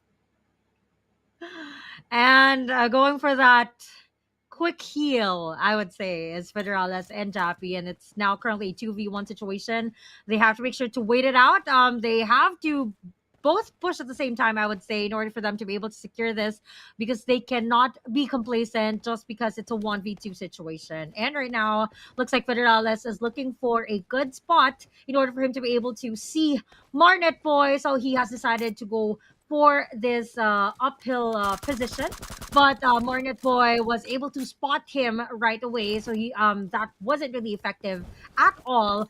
Though I think oh, there you go. That was a really good one. I think it was too focused on Federalis that he failed to notice that Jappy was already revived, and so Harame Bro takes a winner chicken dinner. I'm not sure as to how many winner chicken dinners they were already able to secure for this week. But this is going to be the second winner chicken dinner for the Philippines. So it looks like the Philippines is on fire for tonight. So not sure as to whether this streak will continue. But unfortunately for XQS, that needs to go for that catch up. Looks like they did not earn any points for this round. So I guess there's a lot of us there's a lot for us to actually wait for. I think we're in for a lot of surprise now that it's really chaotic when it comes to the leaderboards, I would say. And that was a very strong performance for Harame Bro. I'm pretty sure that was 18 or 17 eliminations. So they will get that I did not notice. They will get roughly around 27 or 28 points. We'll get the final tally later on, as we're gonna show you that on the screens. But the MVP, in my opinion, in that match would be Jappy. Jappy, yeah, I would agree. with those quick peaks with the shotgun, and I believe he got an SA-297 and an M4. 3 out of the 4 players from of Austria Esports. I'm not so sure as well if he also got the final bullet. Yeah, towards the final member. I think he did. For Austria, though, he survived because Federalis was able to cover for him. Because I noticed that as he goes down, the final member of Austria also went up in smoke. So I mean to say that they all got eliminated. And based on the angle as to where the bullets came from, I think it was from Federalis. So Federalis really saved the day as well in that regard. But I definitely agree for this match. I would say Jappy, with all the nades that he was able to throw and with those quick peeks that he was able to do against Austria, which is a really big threat in this competition, I would say that he really did an amazing job for this match. But of course, there are other players that also did really well for today. It's just that, I mean, they got the winner chicken dinner, and as you can see, they had a total of 17 eliminations, giving them a total of 27 points. That's basically Um, I think it's pretty much comparable to getting like three winner chicken dinners. I mean, minus the elimination points Right, right. of course, but this is a really big And number there when we it go. comes to Look at just one this. match. And this is the moment of Jappy. Look at that. 3 players down. At least we're not really so sure because we cannot really see how the kill feed Ooh, was but there. Federalis still gets it. But yeah, the MVP. I mean, this is debatable. Again, Federalis was the final member left for Harame Bro before he even revived Jappy. So Mhm. he's the MVP of the match. This time around with 6 eliminations total. I want to say that I'll give a moniker now to Jappy. Mhm. I'll give him the moniker Granada ng Pinas Ooh. because he's very good with frag grenades. Mhm. If you Yes, if you actually. remember in PMWC wherein he needed Vampire Esports. Yes, yes. Remember that moment? It was yeah, Jappy I as do. well, right? Yeah, I made a highlight of that because I was really impressed with the way he was able to handle that. I mean, we're talking about Vampire Esports. They're the what was it again? PMSL, right? I mean, they were the champions of the recently concluded PMSL. But anyway, winner chicken dinner team stats goes to Harame Bro as expected, bagging a total of 17 eliminations, a total damage of 3,262, 11 total knockouts, 12 total assists, total heals of 852, and a survival time of 27 minutes and 47 seconds. I would say that everyone really contributed a lot to this performance, with all those nades coming from Jappy, with a good cover coming from Federales.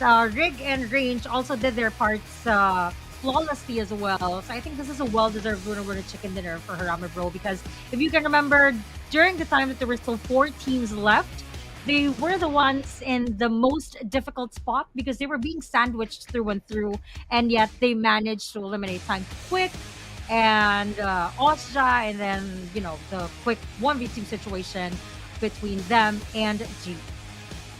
Overall stats now being shown on your screens. I'm just still hyped up with Jappy's performance, and he's improved a lot ever since Summer League. There was a little bit of improvement during the EWC or the PUBG Mobile World Cup, and then the improvement again here in PMCL Fall.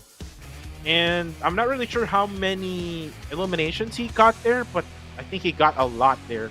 Maybe even more than what Federalis actually had. We might want to go back with the the The games. replay, Yeah, just with the to check. replay just to check how many eliminations Jappy had that time around. I think I got the answer. Okay, what is it? 7 eliminations Oh, for Jappy in that game. I'm not so sure right. why MVP was Federalis. Probably because the damage was a lot. Right. Other More? factors, I would say, because I think when it comes to MVP, it's the overall stats. So I think an additional factor as well would be the revive that he was able to do at the last minute. So that could be a possibility as well. But with the match standings, as you can see, very far from everyone else. Bro taking 27 total points for this match alone, followed by G with 15. Dread with 9. And come to think of it, Dread did not even get any rank points for this match. This is a pure elimination point. Osja taking the 4th spot with 8 points, tied up with Max. Time to Cook with 6, Goat with 5, Fearless with 3, GG with 3 as well, RSG, FV, and KE with 2, RTC with 1, and unfortunately XQS, SD, and God7 did not earn any points for this round.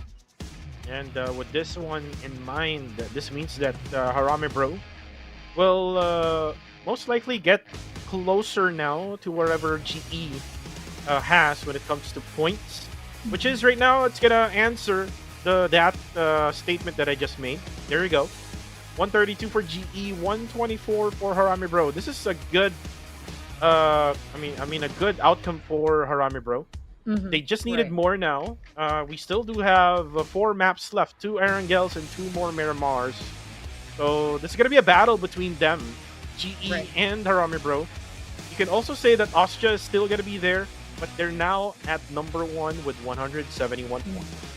Right. But let's not forget that Austria is on their last day for today. So I mean to say that tomorrow they will be on rest day. So whatever points it is that they will be ending up for today, that's going to be the final score that they have for week 3, giving the others a chance to still catch up. And that is the main reason why we can see that Austria is trying to be a little bit more aggressive. Because again, this is going to be their last chance for week 3. And of course, if we are talking about the special prizes that we have on a weekly basis, they would obviously want to secure that as well. So that's going to be another $150 for being the best performing team, and another $150 for ever gets to be the Terminator for the week. So I think it's clear as day that Austria is already safe when it comes to getting to the grand finals. I mean, getting the 2 top spots 2 weeks in a row, I think that basically seals the deal for them. So it's more of just the chunk of the prize pool that they're after right now. And of course, just securing the head start points that they will be getting for the finals, though I think they will be getting the top spot in that as well. Yeah, they're most likely going to get also the 4,500 USD for the league prize pool. Right. But again, that is it for match number 2. Match number 1 is also over with Sanhok. But for now, we're going to move in to the next Erangel map. But before we even go to that Erangel map, we're going to have to go on a short break. This is Kuku TV together with Queen Toyo. And this is the PMCL Fall 2024. And we'll be right back.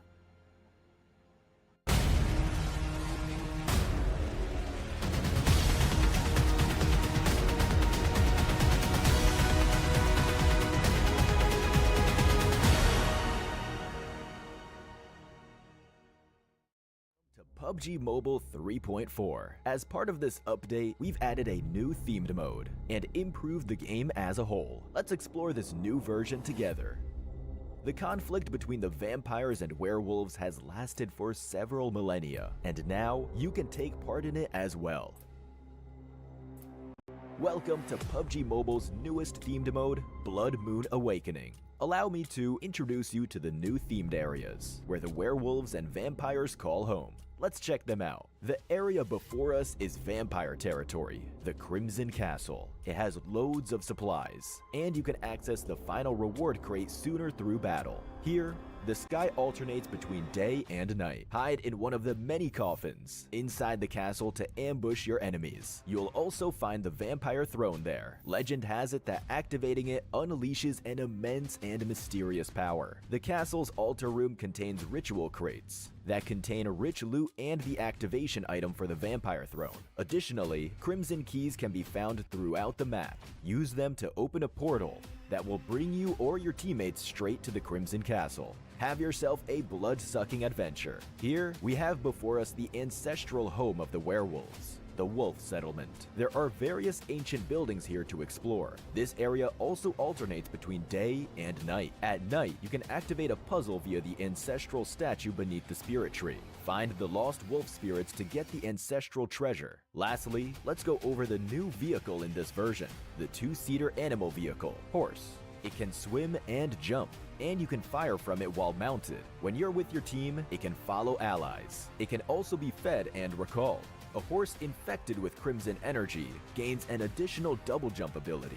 Are you ready to explore the land of the supernatural? I look forward to seeing how you fare. Now, you can use the new character transformation mechanic to join the battle as a vampire or a werewolf. First, let's go over the Wolf Warrior. Use Wolf Salve to turn into a Wolf Warrior. After transforming, you'll gain a dash ability and the ability to scale walls by jumping. Finally, they have a special Howl ability that grants themselves and all nearby allies enhanced movement speed and damage reduction. Next, let's go over the Vampiric Fiend. Use Blood Oath Extract to become one. After doing so, eliminating an enemy in either human or vampiric fiend form will generate a blood orb. Touch them to quickly restore your health. Vampiric fiends can absorb these orbs from a distance. Right after transforming into a vampire, you'll grow wings and gain the ability to fly. Fly swiftly over short distances, or swoop down swiftly to strike a target area, dealing damage and knocking enemies back.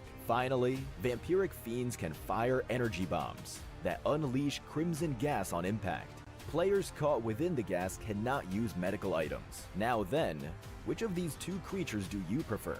Get in the game and try it out. In the new version, we've added several new mechanics. Within the Crimson Castle, you'll find the formidable boss, Dracula. Pick up a crimson crystal from the map and crush it to open a crimson rift that will bring you straight to his lair. Dracula has two forms. In his first form, he'll approach his prey swiftly and unleash powerful melee attacks. He may also turn into a bat and teleport beside you. After defeating him in the first phase, he'll enter a frenzied state. Dracula uses various ranged attacks in the frenzied state and also brings out a shield. But fear not, after breaking his shield, he'll take a lot more damage. Get behind cover to evade his ranged attacks. Challenge Dracula now to get amazing rewards. Moving on, we've also spiced up treasure hunting with gargoyle troves and treasure specters. You'll get loads of great rewards from them. Additionally, we've added a banner display mechanic that lets you show off your elimination count after transforming.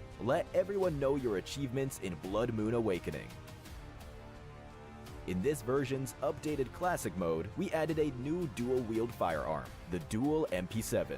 It equips to the pistol slot, is agile, enjoys a fast rate of fire, but does not support aiming down sights. Likewise, we added a new vehicle, the Hovercraft. It can be operated on land and in water, and is equipped with armored glass that prevents players inside and outside from firing at each other. We've also added the self-AED to classic mode. We hope it adds another layer of tactics. Also, the Crimson Castle Plaza themed map has been added to arena mode. Defeat enemies with your teammates in intense battles like never before. Stay tuned for classic mode update videos to learn more. With Blood Moon...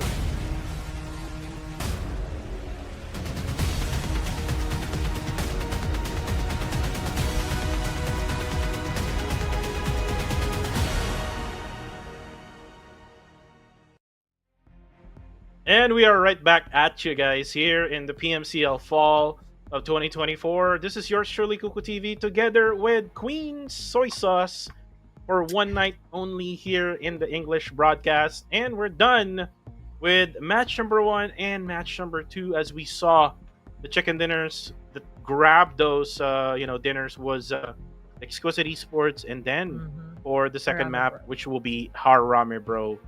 It's all PH as of right now, Quintoyo. And it's probably because English broadcast and PH broadcast are all Filipinos. I think, yeah, we had to combine all our energies just to get to that point wherein we influence the zone in favor of them. But not really, because Bro had to work their way inside of the zone. But anyway, another thing that we can talk about right now is the version 3.4, which is the Crimson Battle Begins. Blood Moon Awakening themed mode is here, wherein you can transform as either a bat or a werewolf, and then there is also a chance for you to go up against Dracula. So, have you tried that before? I'm have sorry. you tried that in your classic match, going up against Dracula? Not yet. Not yet. I've Something just you should tried try. it a little bit, and then I got killed early in the game. Okay. So that's me in the Crimson theme mode. But anyways, the newest RP A9 is available right now until November 14th. The total price pool worth over 80,000 UC. Level 50 upgradable firearm Uzi. The level 100 new custom color outfit and up to 720 UC. Await to fully rebate. And what I like most about this one would probably be the honey badger. Look at the honey badger Right, there. right, It's right. the corpse vein So cute. honey badger.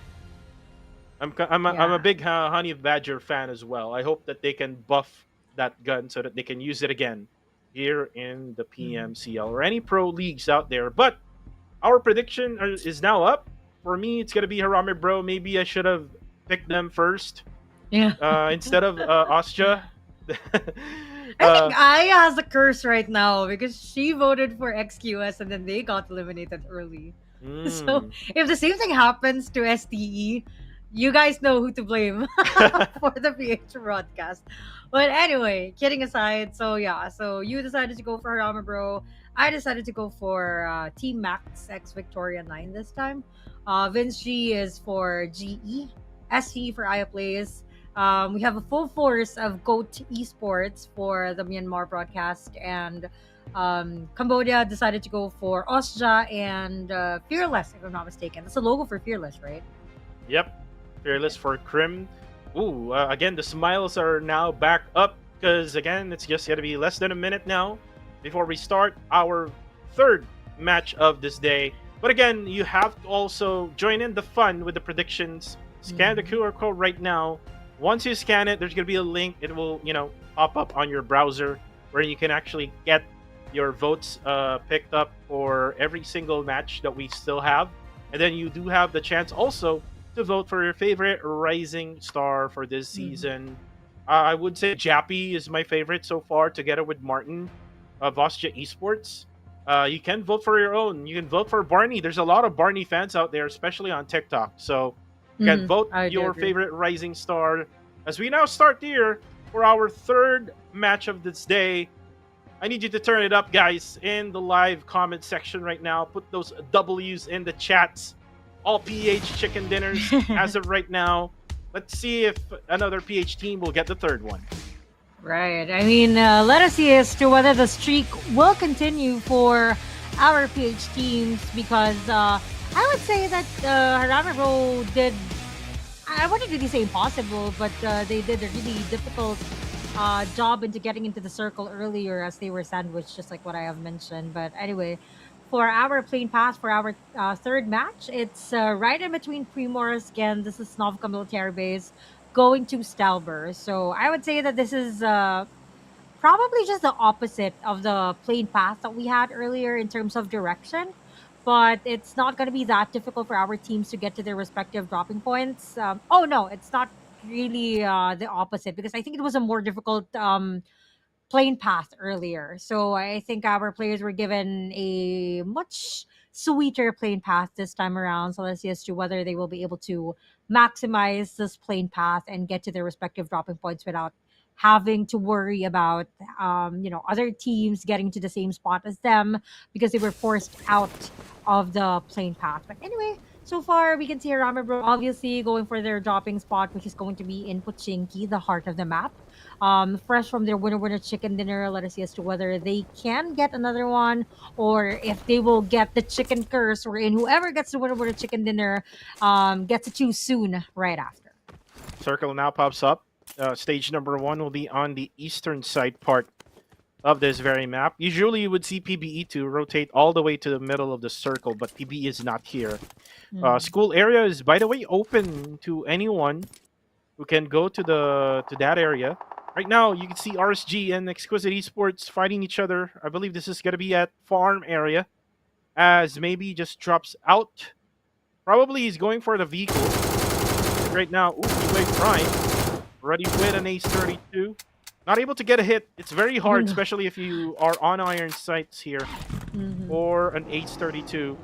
So he will go for the spray down, and eventually they will go for the pickup here for MM. Will not go for the chase, as they're going to go focus on looting, together with grabbing all of those vehicles available in the area. Right. And I think that's a really good decision for them to do so that, there's going to be one less vehicle for the other teams out there. They will be the ones to basically maximize the use of the vehicles surrounding them. And they have to be very quick into looting as well, because if you have noticed, as UI decided to go for that spray down, he almost ran out of bullets as well. So right now they're just happily looting since they were able to shoot away that team that was practically right next to them. But I think XES really needs to step up their game. I mean, that one chicken dinner that they were able to get during the start of the night isn't really going to suffice if they want to get a sure spot in the grand finals. Well, for GG right now, looking at Severny. Oh, and look at the beauty of the brand new Stalber, by the way. This I have not seen. This is going to be the first time that I'm seeing this. And by the way, we haven't really had a circle at Stalber area, so hopefully we could get a circle right at the new and improved Stalber. Mhm. What does HPOW stands for, I by the was way? about to ask you. I thought you knew. No, I don't know. I think that's an assignment for everyone, or Yeah, whoever maybe knows the O is answer. maybe Go the ahead and letter leave it in O the is comment section. observatory, right? Could be, yeah, And that's a the letter A possibility. is astronomical. Wow. Is that basing it on the structure itself? Yeah, maybe. Oh, well, I guess we'll have to wait and see. Let me go ahead and search for that. Maybe we can Yeah. get the answer online. Yeah, it's maybe High Players Astronomical Observatory, something like that. HPAO. Actually, what You can put a I comment down tried, below, guys. I What tried searching for it, and I am pretty sure that this is not the answer because I got a pulmonary disease. Let's not talk about diseases. It's gonna keep us inside the house for like multiple For a very years. long time, Yeah. right? But for now, God7 actually got Circle in Sanhok in the first stage, and then eventually they weren't able to adjust right away. I'm not really so sure what's happening with this team for today. They need to get their focus up as we are now looking on to STE. This is the pick of Miss Aya Place, the Miss Headband girl in the PH broadcast. Who is now? I think they are now finished with the loot. Oh, look at this! Some spray downs onto Exquisite Esports. Koopa needs to get closer to his teammates, or else he will get sprayed down by RSG. But oh, look at that Koopa flying high! Not really so sure he needs to do that, but good thing there's ridges, so he's Yeah. gonna be getting those covers. RSG, Unnecessary but fun. yeah. You also have to have fun, especially in tournaments, right? Right. I think that's exactly what he went for. But Pickles right here looks like he discovered the fun in being underwater, and so that's exactly what he's Hmm. doing right now. Getting this boat. Not sure as to where he plans on going, but there's someone right next to him, and looks like he was able to spot that there was someone from Max as well. So looks like he aborted the mission of getting the boat because that's just gonna draw attention to himself. And as you can see, our team Max is already going or headed as to where RSG is. So there could be a possible battle between these two teams, which would give Pickles a chance to actually get away from the scene without being detected. But again, for Team Max V9, they won't most likely look at the waters because, I mean, no one would No get one, into those right, waters right. I agree. anyways because the circle is not within the the vicinity. Well, I mean, it's probably inside as of right now, but it's on the bottom area of the circle. So for now, let's take a look at Jibna and the rest of Dread Esports as they're now able to spot Genesis Esports. And this is kind of like week number one where PBE goes first and then Harame Bro would go to their rotation. Eventually, they will get fended off as Dread Esports right now is able to get first at to the, I believe this is the logging area in Erangel. God Mhm. 7 also just inside the circle, able to spot on. I think this is RTC who just passed by. Looks like they're gonna be in rotations. A lot of rotations happening again. This is because this is not the usual circle that we normally see. It's on the eastern side part. Usually we see it right on the bottom side or maybe even on the western side. Mhm. But for now, for Team Max, looks like they're gonna go for some sort of bridge camp here, as the John is just buying some time here, waiting for someone to pass by. But ooh, that was really quick. I mean, I did not expect that. Pozo going out of the game, and looks like our players from KE is going after the players from Fearless. But I'm not quite sure as to what Master D2K is planning here, since he's all alone, trying to play catch up with our team Fearless. Probably just trying to identify as to where they will be in any case that they decided to go for the push. But looks like he is being led to where the rest of the players are for Fearless. So that that might not be a good idea for him to actually follow them. Red Bull here on top of this bridge, trying to crawl his way closer to where Max V9 is. Let us see as to whether he will continue being undetected, but looks like he is serving as a scout for his teammates who are on the verge of crossing the bridge as well. And look at this. This is Red Bull on top of the bridge. Oh, look at the circle, man. Circle. I believe that like half of the circle already is in water. As Red Bull right now is on top of the bridge, on the spot. Oh! Max, that was DD. And there you go, elimination right away for Red Bull. This is how the Terminator of Week 1 and Week 2 is working his way. And I've seen this scenario in TikTok. Shoutouts to Proxy, together with all of the, they call them the casino boys. Right now for PubPub though, Kaya goes down. And there's going to be Austria Esports who will most likely get the spot where Max V9 was at earlier on. As for Jibna, he was able to get another one on the kill feed. I think that was God7's player who got eliminated. As for KE, they're just rotating onto the western side part of this circle, as Fearless Esports is gatekeeping them from crossing over. But again, the bigger the map is, the more areas you can actually go to. So KE just very smart, not really getting closer to wherever Fearless is at and able to dodge those bullets. Right. And if you guys can remember, Kay was trying to go after Fearless after eliminating one of their players, and then they realized that that wasn't a good decision after all to actually go against them or probably chase after them because they were already secured in that compound right there. And so I guess it was a good decision for them to, just get away from the scene and look for another spot. But here we have FVE going up against GG, and God7 and RTC is going up against one another as well. But taking a look at the map right now, looks like we have a lot of simultaneous engagements going on. We have a lot of teams surrounding the vicinity as well. So it looks like this is going to be very chaotic in the sense that you wouldn't really know who to fight first because a lot of teams are also trying to attack one another based off of different angles. So mean to say that they have to be extra careful in making sure that there won't be any off angles from the other teams, and that's exactly what me, am I saying it right? That's exactly what he's doing right now.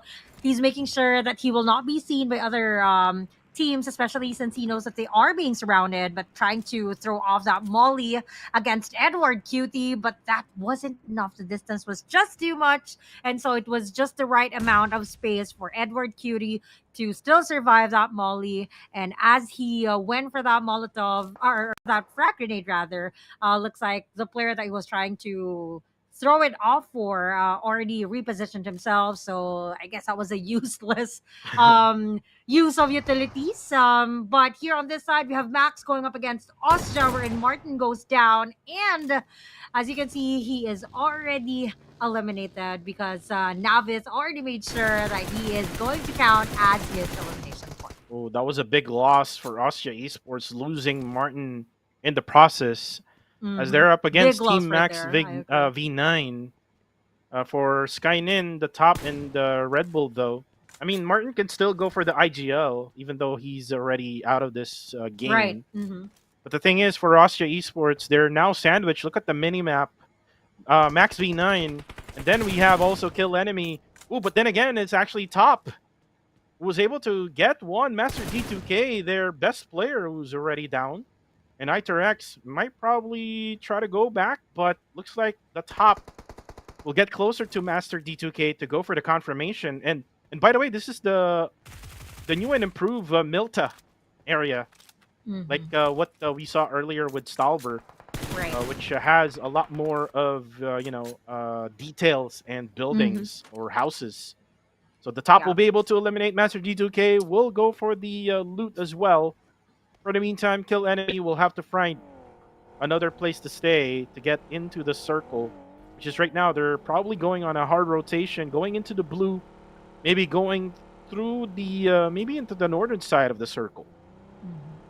Right. And as you can see, they're not afraid to go out of the... Oh, sorry. I thought they were going out of the circle. Looks like they found their way in instead. And based off of the trail that they are following, looks like there are other teams surrounding the vicinity, so they have to be very quick in terms of identifying as to where they need to be.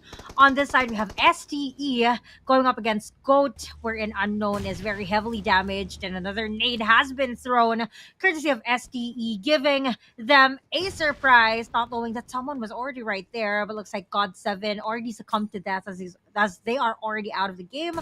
First ones to go with no points whatsoever.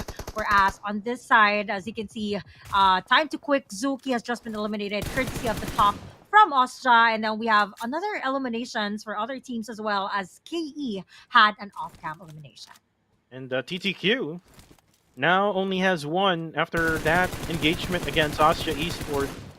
As for the top now for Austria, they're now going up against Team Max. Looks like they were able to get to the circle first. West now able to drop Master Vape on the kill feed. The top needs to heal up, so he pops up a smoke. Now the two other players will have to get into the circle. Team Max, though, will have to get into the zone. Not through Austria, but through just right into the middle. No one else is actually going for the spray down onto Team Max, and Team Max can, just easily get into the circle without anyone being fired at. But then again, it was Jappy who headshot snap it. But here we go. It's gonna be GE versus RSG. Frag grenades onto Flash. Flash is actually on fire right now, as he actually gets the far off. As for Bunny, he tries to escape. Why are you even trying to escape in that scenario? That's an easy kill for Marnet. Yeah, I think he actually thought that he was gonna go undetected, since they were too focused on the house and there were smoke surrounding the area, without knowing that he was gonna be exposed. And so it looks like that is another elimination for RSG without getting any points at all, since I think it was the 13th spot that they were able to get. G already onto their first squad wipes. I mean to say that they have already secured 4 elimination points, so leaving us with 12 teams with 38 players still alive. Whereas on this area, as you can see, we have Flash Vision Esports going up against Fearless as of this very moment, with all the smoke surrounding the area. But quick voting result. Looks like we have Austria leading the pack with 47%, followed by G with 23%, and Harame Bro placing third with 10% of the votes. Yeah, of course, it's going to be Austria. Austria has been dominating ever since week number 1. I definitely agree. But again, this is their last day, and the output of Austria right now is not like what they did in week number 2. Right, first 2 weeks. That's so correct. they're kind of like downplaying right now week number 3. Oh, with the nade, actually, coming from Master Toki. And then also the nade coming from Jibna knocks down Red Bull of Austria Esports now. Master Toki with the Vector able to eliminate Ranzer. And as for Astro X, he will have to be backed out. All up against 3 members of Flash Vision Esports. Now for Master Toki. He has to actually defend himself, but it's way too much for Fearless Esports, as Flash Vision Esports takes the northern side of the circle now. And 11 teams are left with 35 players still alive, and we're not yet done with this rich battle between STE and GOAT. And as you can see, they're still on to their exchange gifts of utilities. They have been throwing each other their nades for quite some time now, and I think they're about to lose the utilities that they have. The only thing that NC2 has here would be smokes, and so what he's trying to do right now is crawl his way to where the GOAT players are. But as you can see, that was a quick surprise coming from NC2, as he was able to take down 1 player, but now they know where he is, and so they're now trying to throw those nades into the position where he was last seen. But XZ11 still found his way into his teammate 21, also known as Exit. So it looks like he will still be given a chance to revive. But going for that nade is our team STE, but looks like I think that was an off-angle throw, and so they were not able to perform any splash damage against our team GOAT. With 762 goes for the scout. Again, that's a really risky play, as he's down to 1 HP. Good thing he was able to dodge those. Now the nades are coming in. Now it's gonna be the heals coming from STE. Oh, and Lucy got spotted. 2 knockdowns for both sides. Oh, and then 762. Bad way to go. Rants over. And then for NC2 now, who will go for the push, but then again, it's XZ11 who will clutch it out for GOAT Esports. 4-man strong still Oh for GOAT no. Esports, and the circle has shifted away from the waters of Milta. And look at Dread Esports on point as well when it comes to circle prediction. They do have the factory area, which is right now is nearby is Austria Esports and Genesis Esports. It's got to be a triple way battle there in that factory area. Looks like GE is they're now going to be pushing in towards. Oh, I think they're going to be pushing in towards the middle portion maybe of the circle, and now they're going to be sprayed down by Austria, and at the same time going to be naded by Demios of Dread Esports. I just want to go back to what happened right there. I mean, it was very unfortunate for STE. I mean, not confirming any kill Ooh. right there. But anyway, on this side, as you can see, Barney, the friendly dinosaur, or should I say, not so friendly dinosaur in this tournament, goes down courtesy of, I think it was a nade that was thrown towards him. Smile going for those smokes to conceal where he is. Now, knowing where the players are, making sure that he gets to confirm the elimination with that nade, but it was overcooked, and so he was not able to provide any splash damage. But he knows where they are. But what? He was able to eliminate Barney, but he also eliminated himself in the process, and so GE is now out of the game. But Barney also went out with them. A kamikaze gameplay there coming from Master Smile. Now for Harame Bro, they're going to be pushing on towards Austria. This is the rivalry that we're seeing in this tournament right now in this season. Right now, got to be nades coming from the side of Harame Bro. The top is just on 1/4 HP left. But the nades is actually not connecting for Harame Bro. So they have to better the scouting. They have to get more information. And now with Red Bull gets the Filipino Terminator down. This is Federalis. Rig also will back out because he actually got some splash damage with that frag grenade. And now for Red Bull, it doesn't have any much utilities left. And this will give Harame Bro some time to go for the recovery.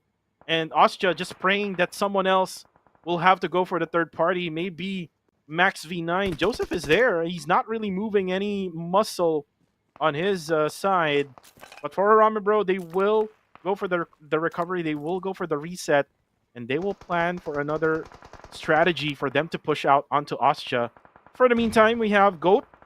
Ooh, actually with the name Master Toki. But again, the blue zone is coming into the factor as well. He has no choice but to get into the buggy. Now goes into the waters. I'm not really sure if he's going to survive this one. 21 goes down. And again, helping out Master Toki is GG Esports. Now eliminating Goat Esports. And also Has is still alive as well for Flash Vision. And now Goat is out. I mean, that was a really good vehicle play right there. Though it was just funny that his teammate had to get into the water just for him to survive. I mean, it was like, okay, you guys are all on your own. I'm gonna go ahead and stay underwater for me to survive. But anyway, looks like we have another engagement between Bro and Austria. And if you guys can remember, it's 1-0 between Bro and Austria for today. And the top goes down, leaving us with the MVP, Mr. MVP himself. Red Bull, but he was able to take down one player right here. But with the nade that was thrown by Damon, as you can see, he was able to eliminate the players from Red Bull. And in the process, he was also able to damage the players from Bro as well. And without Molotov, Federalis goes down, just leaving us with range, and looks like he's in a very difficult spot right now because it's as you can see, he is actually just in one place wherein he can still be seen by the players right behind them, which is Max, and another nade has been thrown. Federalis is out of the game, just leaving us with range. Nice awareness here from Dread Esports. They're Right. able to manage where the nades are going to be thrown out, and Jibna with a god nade onto Harame Bro as Dread Esports is now on the dominating side of the circle. They do have the factory area, and then there's no one else right around them. So now it's going to be Exquisite Esports MM who will have to defend himself against GG. But GG also has to defend himself against Flash Vision Esports, who is right on the eastern side part of the circle. And now the move coming on to Joseph of Max V9. For the rest I think this is Dread Esports game, but again, it might go the other way around, kind of like what happened in Sanhok. So for Right. Dread, they have to be careful this time around. Right. I mean, a lot can still happen, though. I think when it comes to the odds, I would say that there is a big chance for Dread to actually get or take home the winner chicken dinner this time around. It's just good for Exquisite that they are really playing it safe and making sure that they're not drawing attention to themselves. Since well, we only have one player left for XQS, and they need this more than anyone else that's left on this battle. Though I think Flash Vision Esports also needs to bounce back, but with the 9 eliminations that they have, I think I would say that they have already done really well for this match alone. But right now, looks like you're just getting ready. Pretty, I would say, I think they're not quite sure as to whether they have to travel using that vehicle since it's already smoking. And you know for a fact that once it does that, it means that it's already about to explode. So it's going to be a big risk in any case that they would like to use that vehicle or that Mirado right there. But so far, given the bird's eye view that we have, just very quiet, not drawing attention to himself, probably just gonna wait for the right time to go for a third party situation just in case. Whereas Dread, as you can see, good spread out from this team because they have the best spot, I would say, Wow. especially since the zone is in their favor. So all Jibna has to do is to get inside of Milta Power itself, and then they can practically just gatekeep everyone else since they're the only ones that are inside. I was about to say that Dread's enemy would be the circle, but no, it's the friend of Dread Esports right Right. now. It went towards their way, and for Flash Vision Esports, which is the next best team to maybe survive this game, they will have to be forced to like walk or run towards the open area. I think they can still manage to get behind that airdrop, but I'm pretty sure it's not yet in the circle. So it is Dread's circle for now. They are the team with the most chances of winning. If they can manage to find Joseph, then that's all she wrote. This is gonna be a Dread circle or a Dread game Mhm. for match number 3. But for now, it is not yet over.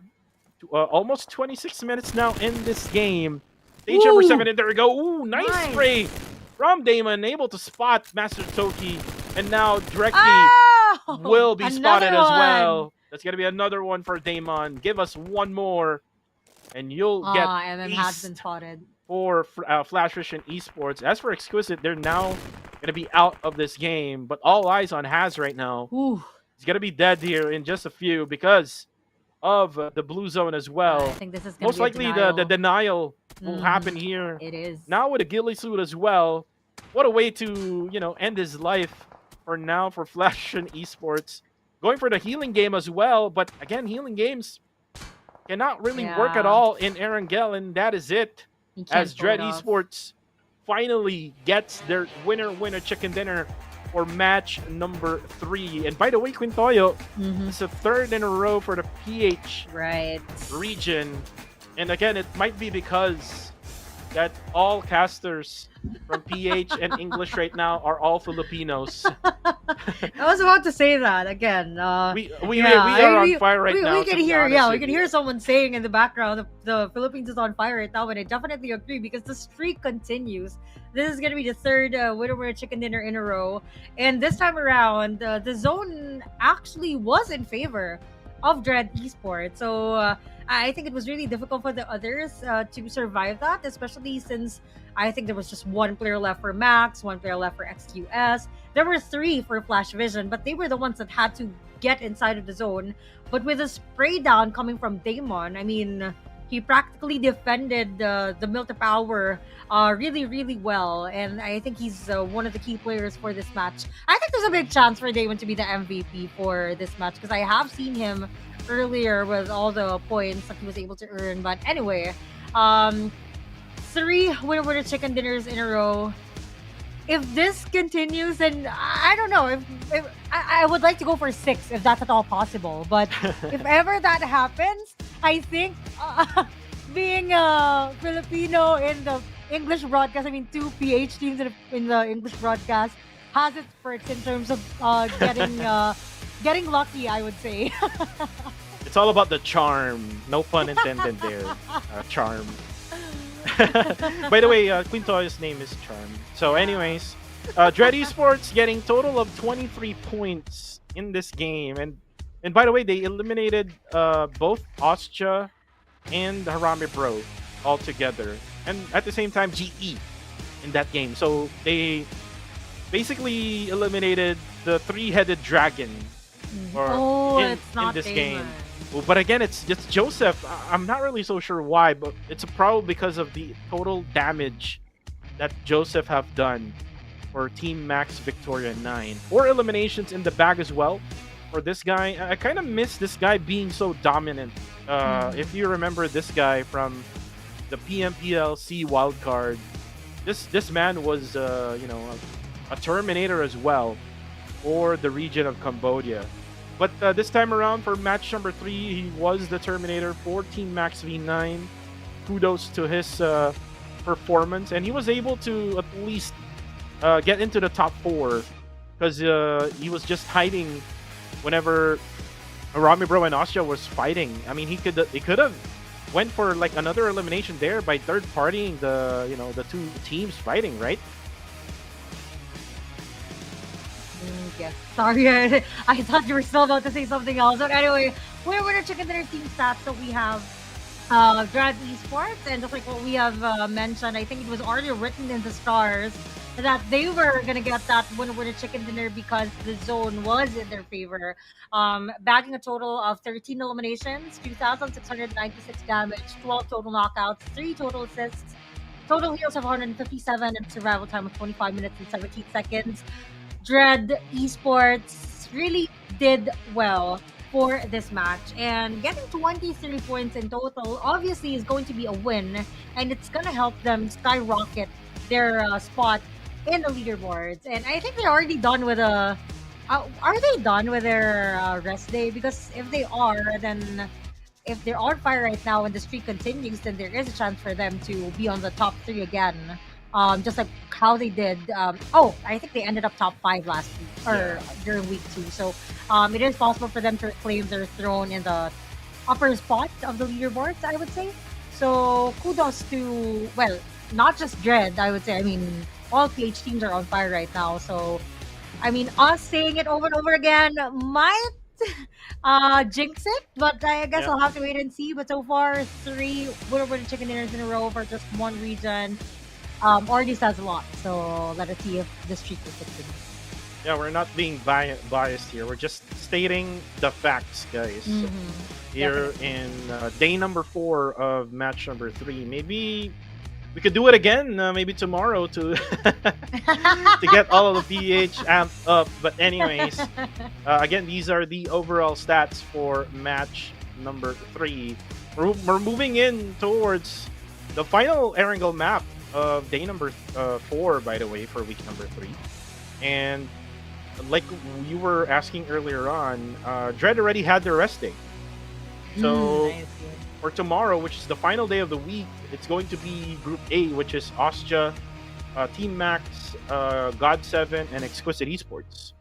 Will be going for a rest. So they already had their rest day, so probably they already got back to the drawing board, able to get their strategies up and ready, Right. and they're really on point. I mean, Sanhok, they were able to get into the top 4, Yep, or they maybe did. top 3, or maybe top 2. And then here in match number 3, they bounced back after being eliminated early in match number 2. They're able to get 23 points in this matchup. We just need more of that consistency for Dread Esports. And by the way, with this match, with Arame Bro getting 9 points and GE only getting 5 points, again, Harame Bro is now getting closer to the points of whatever Genesis Esports has. Right. And there you go. We don't have to guess anymore. We don't have to compute manually as the scores are right in front of us, with Ostja still taking the top spot with 179 total points. But again, it's going to be their last day for today. So I guess the push is really there, though it is still possible for other teams to catch up since they only have 3 matches left. YG taking the second spot with 168, but they're currently on rest day. PB with 164, also on rest day. G with 137, Bro with 133, XQS with 120, Elevate with 107. Currently on rest day as well. Judge with 106, Sin also on rest day with 92, and then followed by Fearless with 89, Goat with 85, Max with 80, GG with 74, RC with 70, KU with 62, RDC with 60, Time to Quick with 54, SC with 53, God7 with 37, and FVE with 35. When it comes to getting that top number one spot, Quintoyo, we do see that either YG or PBE has that chance, all because that they are on rest day right now, and they're close to whatever Austria Esports is, Right. giving right now for their output. So, once they're back tomorrow, maybe we can find whoever is going to be the top number one team for week number 3, and we'll get that 20 league points. And again, that 20 league points is very much important, especially for Playbook Esports. Playbook Esports has been struggling for both week number 1 and week 1 and number 2. 2. Yes. So they have to get that number 1 at least to get a much higher head start points by the time that grand finals comes in, which is going to be next week. So guys, you have to set your calendars. You have to set that the grand finals will be 27th happening next week, to the September 29th. 27 to 29. I will be there as well, together with Quintoyo. Quintoyo will be back in the PH In the Tagalog broadcast. I will broadcast, still yes. be here in the English broadcast together with Sir Cloud. So hope that we could see you again. And by the way, shout outs to the South Asia peeps in YouTube right now. There's a lot of fans from South Asia, a lot of fans from Rig, a lot of fans coming from India. So shout outs to you guys who is watching the English broadcast on YouTube. Also shout outs to the peeps who was watching in the PUBG Mobile Philippines page together with the PUBG Mobile Esports page. And there's also people who's watching in the Singaporean TikTok of PUBG Mobile. So that's where you can find us live here in the English broadcast. So for now, we're getting set for match number 4. This is the final Erangel map. Will it be another PH quad, or will it be a different region for this time around? Yeah, I guess it's a question that everyone has in their minds right now, since we were already able to bag 3 when we were chicken dinners. And we're not just talking about 3 separate ones, because it's literally like back to back to back when we're in chicken dinners. And so we're just waiting to see if the streak would continue, since just like what Kuku TV mentioned, there are Filipino there's a Filipino broadcast. Obviously, Aya Place and Vince G are there. And then in the English broadcast, it's also Filipino casters, which is obviously Kuku TV and I. So I'm not sure as to whether that contributes to the luck or the charm, as what Kuku TV mentioned. But definitely a good run for the Philippines so far for today. Though we can say that, nothing is set in stone yet.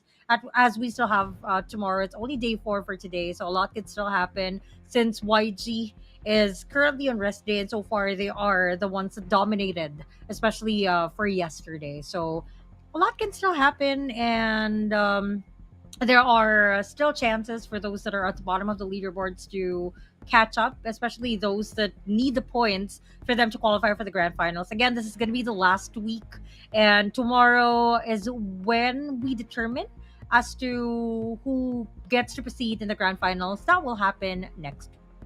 And you know what? I'm thinking right now that the performance that Austria did in week number 2, I think that's a problem for them now, because other teams now knows what the peak of Austria, like what their peak performance is. So if the others knows about this now, this is probably the result. Here in week number 3, wherein the others was able to adjust now. YG was able to adjust to whatever performance Austria Esports has been, doing. Right. PBE also had made their adjustment coming into week number 3, able to get those eliminations and able to get the placement points as well. So I think this is going to be a problem for Austria. I mean, it's very early to say that, because grand finals day number 1 hasn't happened yet, but it might be a factor coming into that grand finals. And we might also see that here in the next upcoming matches, because again, we're now drawing closer to the final day of week number 3, which is going to be tomorrow, and this is the final Erangel map as well for day number 4. And you've seen the struggles that Ostia has been making. Right. After Highly unusual. after Martin is eliminated, looks like they're lost, right? I think it could be a possibility that Austria is just laying low right now. Since I think it's more of them trying to read into the strategies of the other teams, especially since the grand finals most likely is already secured for them. Same goes for the prize pool, since they've been very consistent for the past 2 weeks, and even now, even though they're not performing that well in terms of their level, since we know for a fact that they're really the top team right now. It's just that we're not used to this type of performance from them. I think this week, even though they don't end up in the first spot, still secures the 4,500 USD for them, since I think it's very difficult to catch up with the score that they were already able to get for the first 2 weeks. But anyway, we have version 3.4. This is the latest update that we have, especially for those PUBG Mobile fans out there that are into not just watching tournaments, into playing classic matches as well. The Crimson Battle begins. Blood Moon Awakening themed mode is here. This is where you get to transform into either a bat or a werewolf, and then you get to battle it out in the event that is in a castle, wherein you get to ride a horse, and Oh. there are a lot of other things that you can actually get from the event. It's actually really fun because I like playing classic matches, and this is highly recommended. I would say this is Queen Toyo approved. And you also saw in the commercial wherein your horse can also do a double jump. So Yeah, it can. Yes, I it just can. I just hope that the horse can also be added into the esports rooms instead of as bikes. a vehicle, right? Yeah, instead of bikes, you can use a horse, right? But anyways, Who knows? we have now the newest RP A9 available right now until November 14. So total price pool worth of 80,000 UC. We also have the level 50 upgradable firearm Uzi with a level 100 new custom color outfit.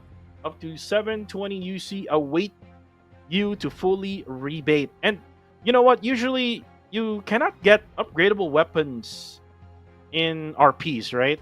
Mhm. So again, this is your time now to buy the RP A9, like what Pintoya said earlier, that he got the RP already at level 78, right? So Yeah. that's way too much of UC spent by Quintoyo. No need for the rebate, right? That depends. I mean, if you spin a certain crate, you get 5 RP Ooh. points, so that alone could, help you out in terms of like getting ahead of your RP. But anyway, let's go ahead and talk about our prediction for the fourth match of the night. This is going to be the final Erangel map of the night, by the way. For the English broadcast, I did not notice that you also voted for GOAT. So GOAT Esports all the way for the English broadcast, Coco TV and Queen Toyo. For the PH broadcast, Vinci decided to go for Dread. I decided to go for Harama Bro. We have the same mind as Sammy. I think you guys have been talking about your predictions because you have been getting the same predictions through and through. So Sammy is for GOAT as well. Time to quit for Bling X. And then for the Cambodia broadcast, Stalker and Krim decided to go for Ostia. Sometimes I see Sammy and we always get the same prediction, right? Like, I mean, if you notice that from week number 1 and week number 2, it's always been like, I mean, not always, but most of the time, Sammy always gets the same prediction like I do. But my reason behind GOAT is GOAT, formerly known as MFG, they're also good in Erangel. The thing is, right they are. now, they're getting sandwiched by a lot of teams in the past couple of Erangel matches. So they can avoid that. If they can be like whatever Dread Esports is doing, wherein they're focusing on objectives, and at the same time, while they're focusing on objectives, what Dread Esports has been doing really good as well here is they're able to get elimination points. In Sanhok, they were able to get elimination points in the Mhm. early game, wherein they were able to eliminate TTQ, and then they Right. were able to get additional eliminations, wherein people would crash into their compounds. Same goes to whatever they did in match number 3 here for Erangel. GE crashed in, Austria crashed in. Same goes with Arame Bro. So that's where they get all of those eliminations. But again, it's not just the casters who's able to vote for these guys. You're also allowed to vote. All you need to do is just scan the QR code right now, just right below Queen Toyo, or what I would say Queen Soy Sauce. By the way, Toyo means soy Soy sauce sauce. in English. Yeah, in English. So, I mean, there's a She's whole the queen of soy sauce, basically. yeah, there's a whole different reason as to why I named myself that. But yes, Toyo literally translates to soy sauce in the Philippines. Don't ask me why, because the humor is different when you say it in English. But yeah, okay, fine. You can call me Queen Soy Sauce whenever I'm here. But anyway, so there, the QR code is still right in front of you guys. So make sure to vote for your favorite teams. And the Rising Star as well is there, if I'm not mistaken. So you get to vote for your favorite player as well. So as you can see so far for the voting, 47% has been taken, or was it 47? Yeah, it was taken by Osja, followed by GE, and then 10% for Rami Bro.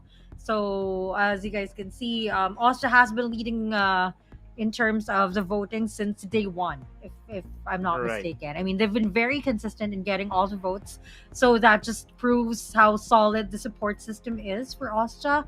But you can't really blame the fans because they've been very consistent with the performance as well. But I can see the smile on Coco TV's face because we already have the timer right in front of us, and we decided in less than a minute we are going to begin with the final Erangel match of the night. Right. And by the way, shoutouts to No Fear, a former player of Strangers Esports, because in PMSL CSA, their team qualified to PMGC. So shoutouts to No Fear, who is a former player here in the PMCL region. There's a lot of fans from the Central South Asia region right now in the YouTube section. But again, enough of that. It's all about PMCL right now. Match number 4 is coming in your way in just a few seconds from right now. This is the final Erangel match for today. So turn up for all of the social media platforms that we have. Final match of Erangel coming in your way. But again, you just have to stay in after this match because there's still more to come. 2 more Miramar maps. And remember, Quintoyo, in this Erangel match, we've seen a Georgia Poll drop between Till Enemy and Goat Esports right at Georgia Poll. We might see another one here. Let's find out. I mean, there's a lot of possibilities now that it's going to be the last match of the night. So, I don't think that will happen. Or in any case that it does, I think they will be dropping in the farther portion of Georgia Pool. I mean, it's too big to share anyway. It just so happened that when they dropped, I mean, they were forced out to drop given the plane pass. But since Georgia Pool is too far right now, I don't think that's going to be possible unless they both go for that car play of some sort. But so far, as you can see, Austria, as expected, is in their dropping spot, which is in this is Slavka military base. We have Max in the military base perimeter as well, but not within military base itself. I think they're on their way to go to Novoripnoye, whereas the other teams, as you can see, are already dropping off to their dropping points, but with a shift of the circle, or with a initial circle rather, it's still in the eastern portion of the map, and I think it's the same or almost the same as the initial circle that we had for the previous game, wherein it was in the eastern portion as well. And so the teams that have decided to go for the western portion of the map will have to loot very quickly in order for them to be able to secure a spot inside of the zone, because it's going to be a long way to go, regardless if they go for that car play. And would love to see that Stalber circle so that we can Still, still fighting for that. at least able to like enjoy the new and improved Stalber. By the way, that update came in just right before this update that we just had. So We haven't really seen much of that circle. I mean, we've seen a circle just right below Stalber, but not exactly at Stalber area. But for now, it's gonna be Demios who got his Coop RB, who will loot right around shelter area. Harami Bro will be looting right around Pochinki area. No challenge for now for them. Most likely, we're gonna see them in the grand finals. By the way, and they're gonna be defending that championship that they got in summer. Uh, I will ask you right now, Quintoya. Like, Mhm. are you very much confident right now, even though that they added Rig? Are you confident with their chemistry? I think it's still in the works. If you're gonna ask me, not that I don't have any confidence in Harami Bro, but um, even though it has already been 3 weeks, I think a lot of adjustment is still in play. Since if I'm not mistaken, I think there were talks revolving comms, and I think that's one of the struggles that they have. Mainly because, of course, English isn't the first language for all of the players, and so imagine having to overthink how you communicate to your teammates. And just like what I have mentioned before as well, I mean, we have different levels of vocabulary.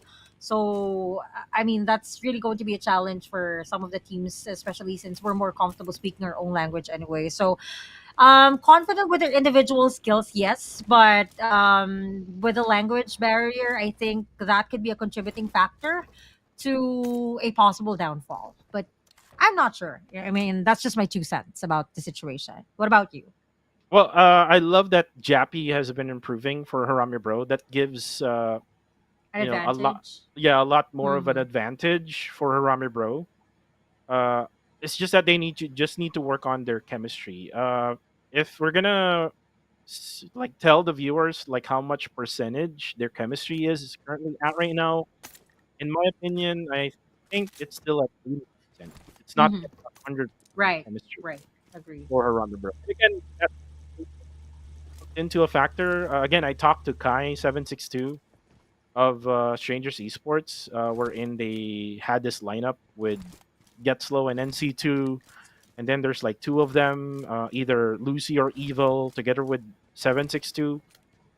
The communication is not as good as what we normally would have Mm-hmm. if we Right. are like all Filipino in the group. So they need to, get that communication better. There's still like a week for them to improve that. Again, guys, if you're asking us when is the grand finals will happen this coming September 27 until 29.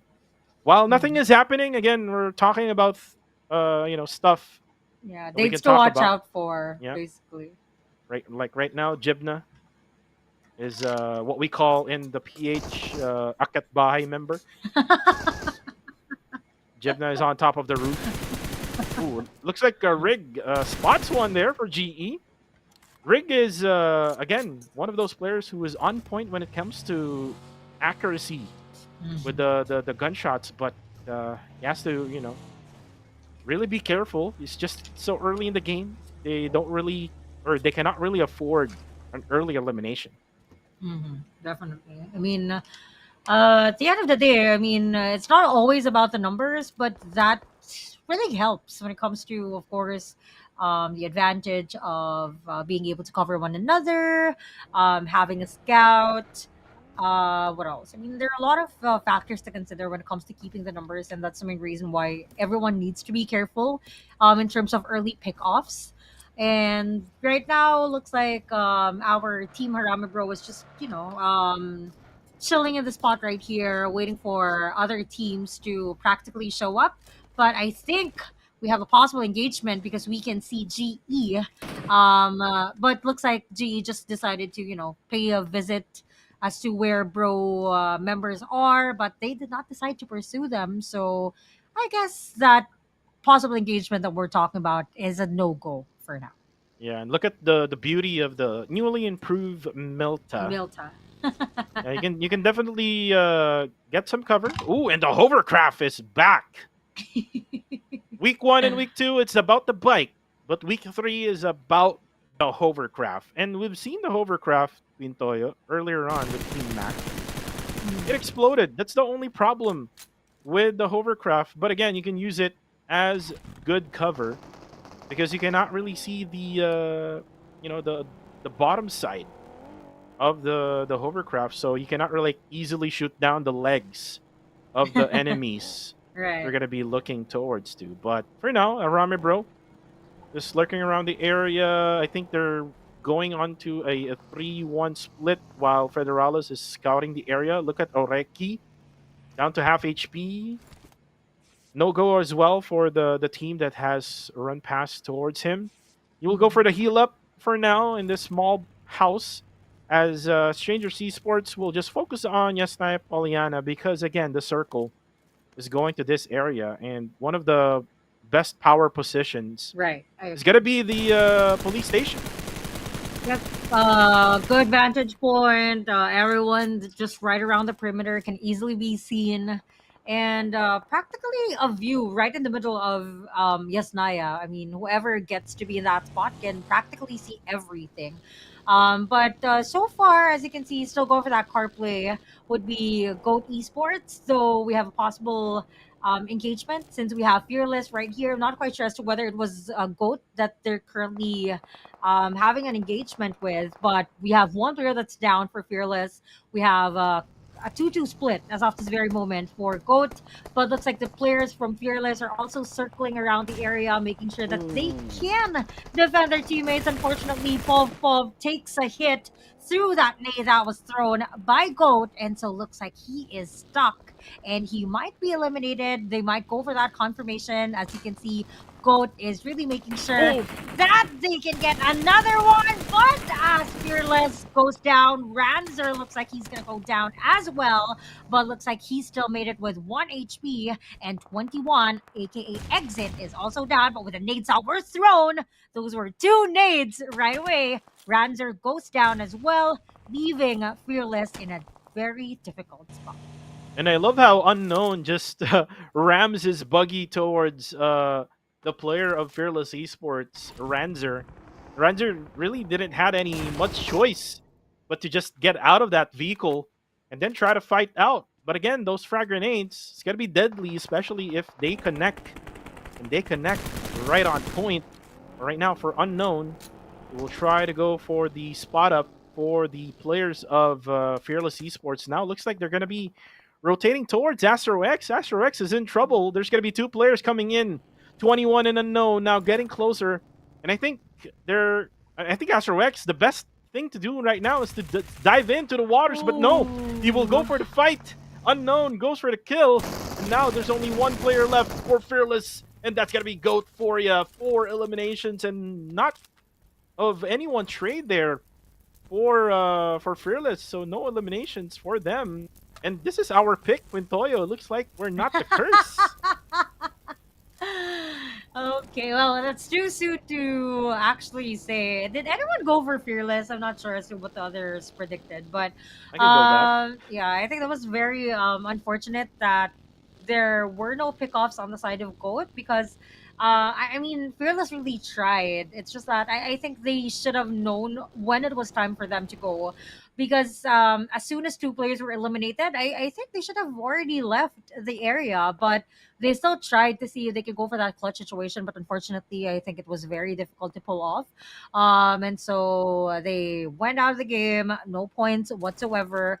And that's the difficult part about not having any points for any game because again, this is already the 4th day. As much as possible, they need to earn as much points as they can in order for them to actually secure a spot in the grand finals. And I don't think that Fearless is I would say quite safe as of this very moment. I think they're somewhere in the mid to bottom part of the leaderboards, and Mhm. so they need the points.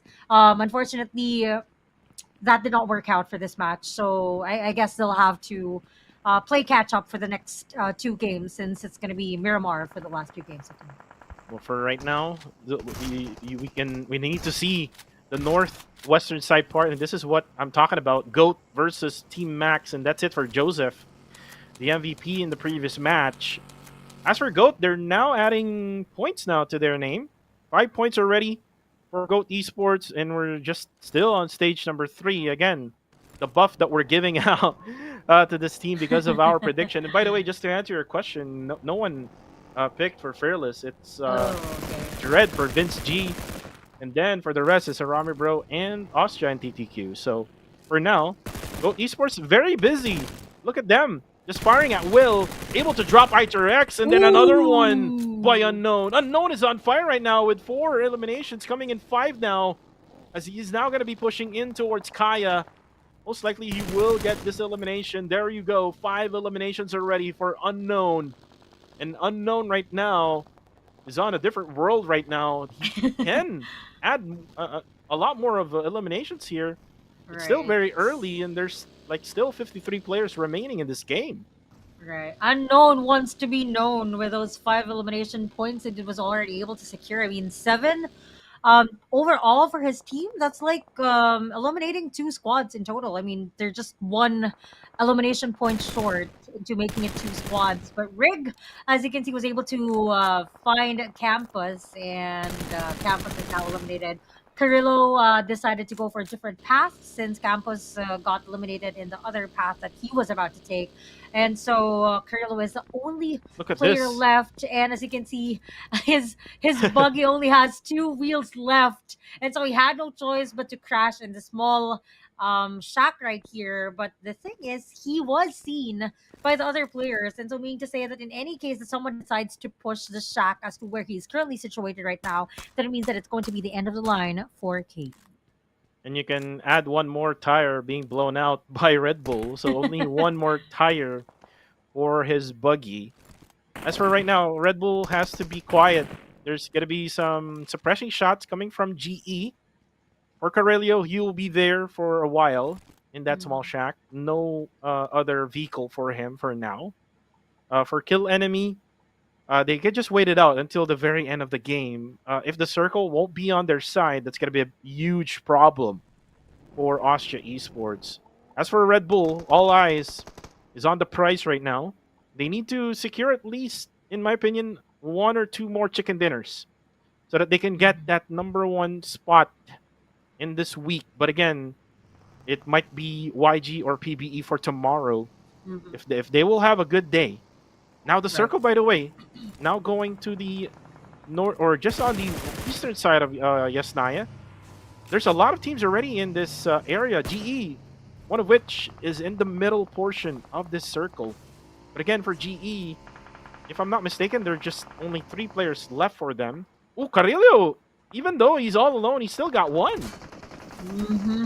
And as you can see, oh, he was surprised, but oh, both of them goes down and smile with that name, not knowing that there was already someone right next to him. And Sanhok goes out of the game with no elimination points whatsoever, but there are players from GE that are currently knocked out as well, whereas RTC is trying to see if they can go for that kill steal. But Marnet Boy to the rescue as he's now trying to go for the revive since his teammates are still right there, but looks like it's going to be difficult for Flash to still be revived.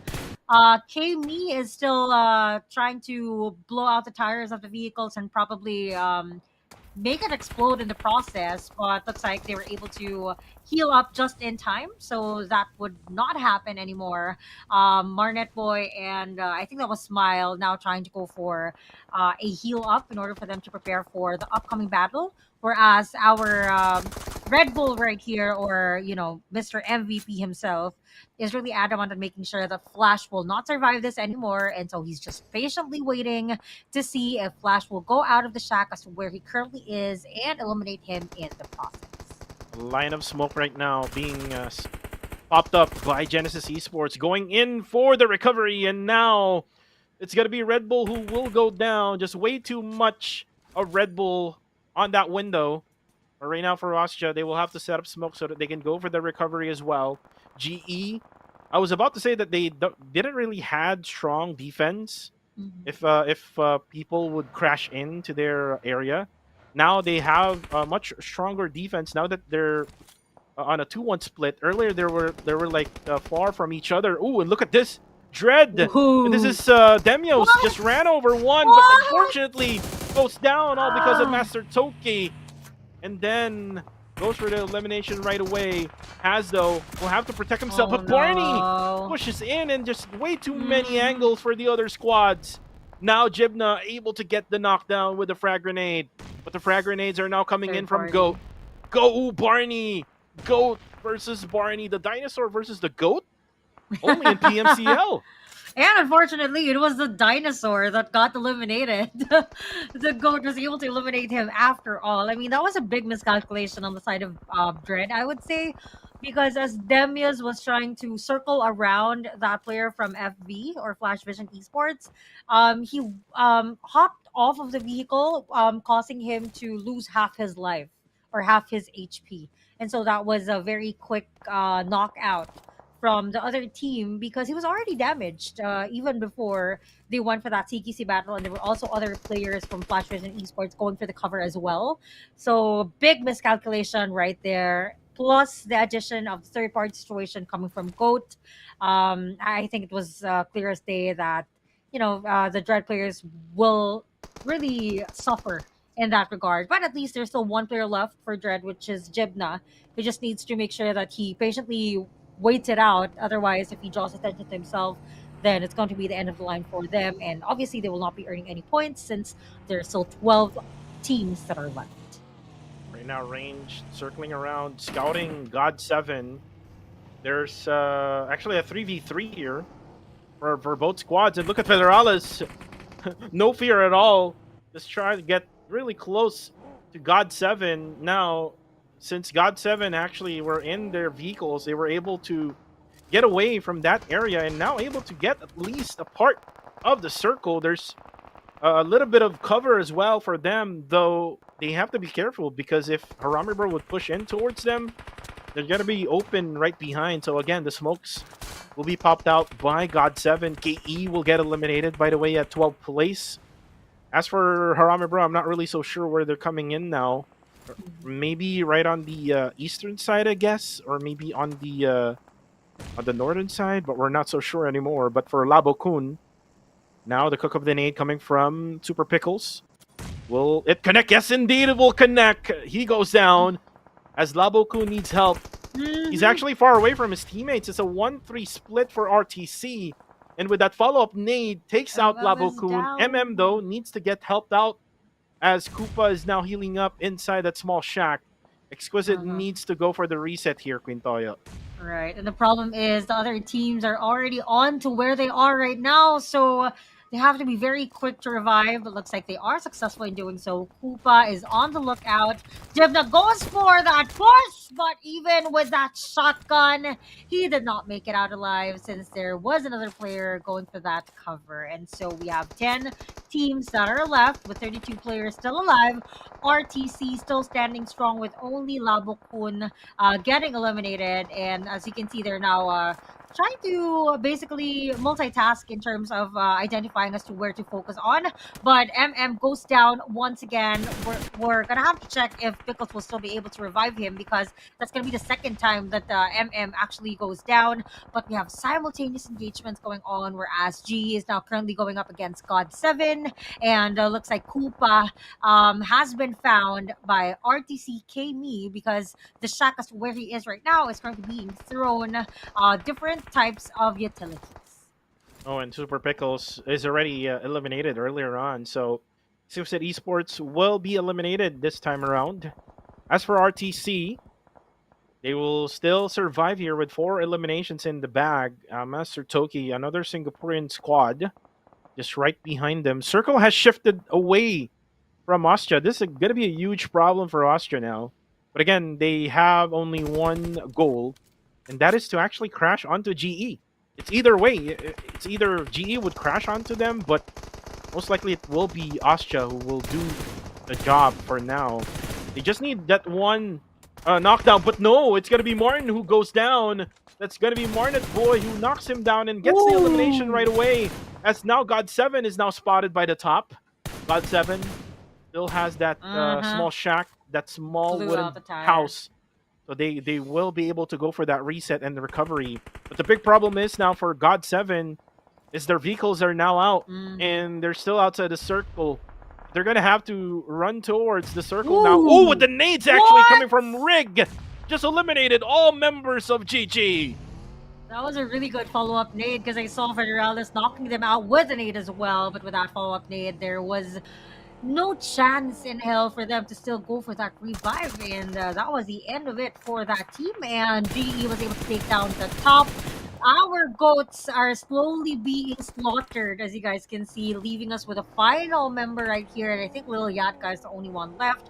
The rest of his teammates have been eliminated, and looks like he went out of the game as well, but not bad because they were able to get 1 point for the placement, and I think 12 for the elimination point, so that's still a lot. So they were able to go out of the game with double-digit eliminations. But so far, with the 7 teams that we have left and 19 players still alive, our Harame Bro right here is still being very, very aggressive with all that car play that they have. But God7 and GE is still going up against one another with the shotguns that they have and the nades as well. And as you can see, they were trying to eliminate that one player that got knocked out. But with that Ooh. nade, Master Smile fails to smile. And another one goes down with a nade as well. But Marnet Boy finished that battle with his shotgun. The Bernese Terminator right now for GE. Ooh, but unfortunately for Master Toki, got spotted by Flash. GE now adds another one into their elimination count. Circle, by the way, is on the side of Harame Bro, RSG, and I believe it's Ostja was inside the circle. GE still hasn't really managed. I mean, there's one at least was able to manage to get into the circle, but they're not on a good spot right now. They're just on the edge, right on the bottom side of the circle. For now, for RSG, they have a really good vantage point here with all of the buildings that they have. Now, I think Skynin is now throwing up some nades over to GE. He will be the ones in charge. Oh, to actually get Genesis Esports. And actually, it starts with Flash, who will go down with that frag grenade. But unfortunately for Skynin, it doesn't have any much utilities left. So it's all up to his M4 and his UMP. Circle, by the way, will update one more time. Going to stage number 7. Where will it go? It goes to Harame Bro. And by the way, the pick of Aya is Harame Bro.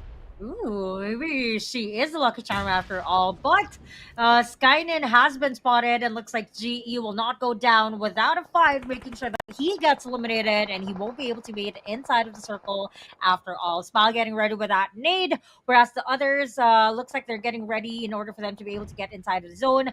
Bro is busy with RTC as they were able to knock out the players of RTC, leaving us with just one player left, which is Dambot. So Skynin very, very damaged, as you guys can see. Smile going for that push, and as you can see, Skynin already made sure that his vehicle exposed so that he can use it as a cover, but Smile really adamant on making sure that they get to finish the final member of Austria, as Austria is now eliminated with only 2 points. So meaning to say that looks like it's really not Austria's day today, whereas RSG on the other hand was able to take down one player from Harame Bro. Now for Master Vape, very much important, as right now the crash comes in. Now Range will have to get his aims up high, but then again there's way too much of RSG as Bunny takes out Range, and Rig didn't have any time actually to get the revive, so it's all up to Federalis or Harame Bro. And then for GE, RSG now, Master Vape able to spot his former teammates. By the way, Master Vape is a former GE player, but now he's not going to be there. He's actually going to be knocked down on the ground. And by the way, I think I jinxed Aya's pick, because look at that. Federalis is out and Harame Bro is already out. You should not have mentioned Harame Bro, and I think it's not going to be a streak for the PH anymore, as it's just RSG and GE that are left. 3v3 situation, as you guys can see. PH is already out of the pictures. I mean to say that there's no more streak for the Philippines, but at least we already have 3 winner chicken dinners. It's now up to RSG and GE to tell us as to who gets to take home the last Erangel map of the night. But so far, with the distance that they have, looks like the utilities that they have would still suffice, as they can still go for that smoke path in order for them to be able to meet halfway. But I think GE has this slope right now that they can use to their advantage. Whereas on the other hand, RSG has the utilities, and there are some stones or rocks in here that they can use as their cover as well. So it looks like it's still going to be. I think the battle is going to be far from over because no one's really going to go for that push. So whoever gets to be impatient will have to make the first move. The thing is, Queen Soy Sauce, GE is not in the Queen Soy circle. RSG is inside. So if you talk about advantage, RSG has the more advantage against Genesis Esports. And for GE, I mean, they have a vehicle there, but they're using it as cover. So I'm not really sure if GE has utilities as well. Now, Master Smile just popped off the first smoke. We might see another smoke coming in. And this is again for them to be able to get into the circle. Or RSG, they just need to do their job. They just need to go for the gatekeep method here in order for them to defeat Genesis Esports. For now, it's all about Bunny just jumping around, doing some Superman punches in the air. And for Smile, he's gonna go through the circle now. Oh, I'm not sure if he's gonna go through the circle. He went back, but again, the blue zone is gonna be their enemy now. They're gonna Right. get damage way too much by this blue zone. They need to get inside the circle. Right. This is the struggle that GE is facing as of this very moment. So unless they have utilities to actually use in order for them to get in, but looks like they already ran out of utilities as I think that was Flash that tried to get inside of the circle just by running out in the open. We still have Smile and Marnet Boy right here. Smile trying to see if he can dodge the bullets, and he was able to make it inside after all. But Marnet Boy does not make it out alive, and so we only have Master Smile left with 3 of the players from RSG. Let us see as to whether he will be able to clutch the situation.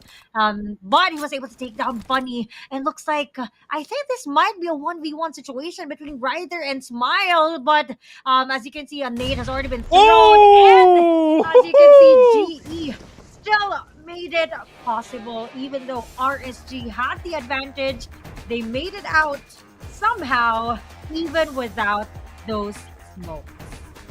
Wow, what a clutch frag grenade for Genesis Esports, taking match number 4's winner chicken dinner. And again, we said that RSG had the advantage against GE. It's all about Smile's aim that came into a factor in that final moment, and he actually just used it until the very end. He was able to find the rest of RSG, who was just running around the open.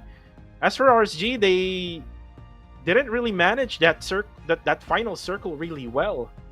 They should have just waited for Master Smile to just open up and just ran towards the open space where they can just easily take out Smile. But again, it's all about GE's clutch moment at the end of the day. And by the way, if you talk about whoever got the prediction from the casters, no one predicted for GE. No one did. Yeah.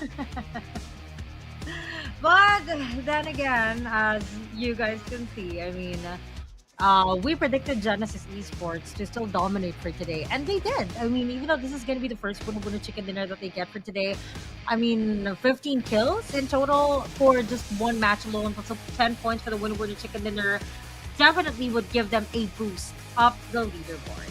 So this is one good run for GE, and still a good run for the other teams as well, especially for RSG that's basically being more and more aggressive, probably because they need the points in order for them to basically secure a spot in the grand final. So as you can see, this was one of the highlights that GE has, them surviving against God7, because that was already a difficult spot that they were in. And of course, I think this was the off-cam elimination that we were able to witness, where Harame Bro went out of the game courtesy of RSG. And at the final moments, again, the advantage was with RSG. But that nade, again, just went for that final throw. Smile was able to get that elimination and get that winner chicken dinner. Marnet by the way, is the MVP of the match. 8 total eliminations. And again, just what I said, this is the Burmese Terminator right now for GE. It's him and Smile who's carrying the whole squad of GE right now. As for the moment, they're going to be moving in towards the bigger map, which is Miramar. And again, the terrain there is totally different compared to Erangel. One more thing to say is Miramar is where the PH squads usually flourish. Same goes to GE. GE also is very good in playing in Miramar, so we might see another one here for GE if they can focus and reset all the way to match number 5. And we're checking their team stats. Obviously, goes to GE that has a whopping 15 total eliminations, 13 total knockouts, 7 total assists, total damage of 2,676, 998 total heals, and a survival time of 27 minutes and 54 seconds. Just to add, I think it's expected for Marnet Boy to get the MVP title because of the clutch moments that he was able to endure in the middle of the match. Because if he was not able to clutch that against God7, though there was still another player from GE, but that player was too far from them.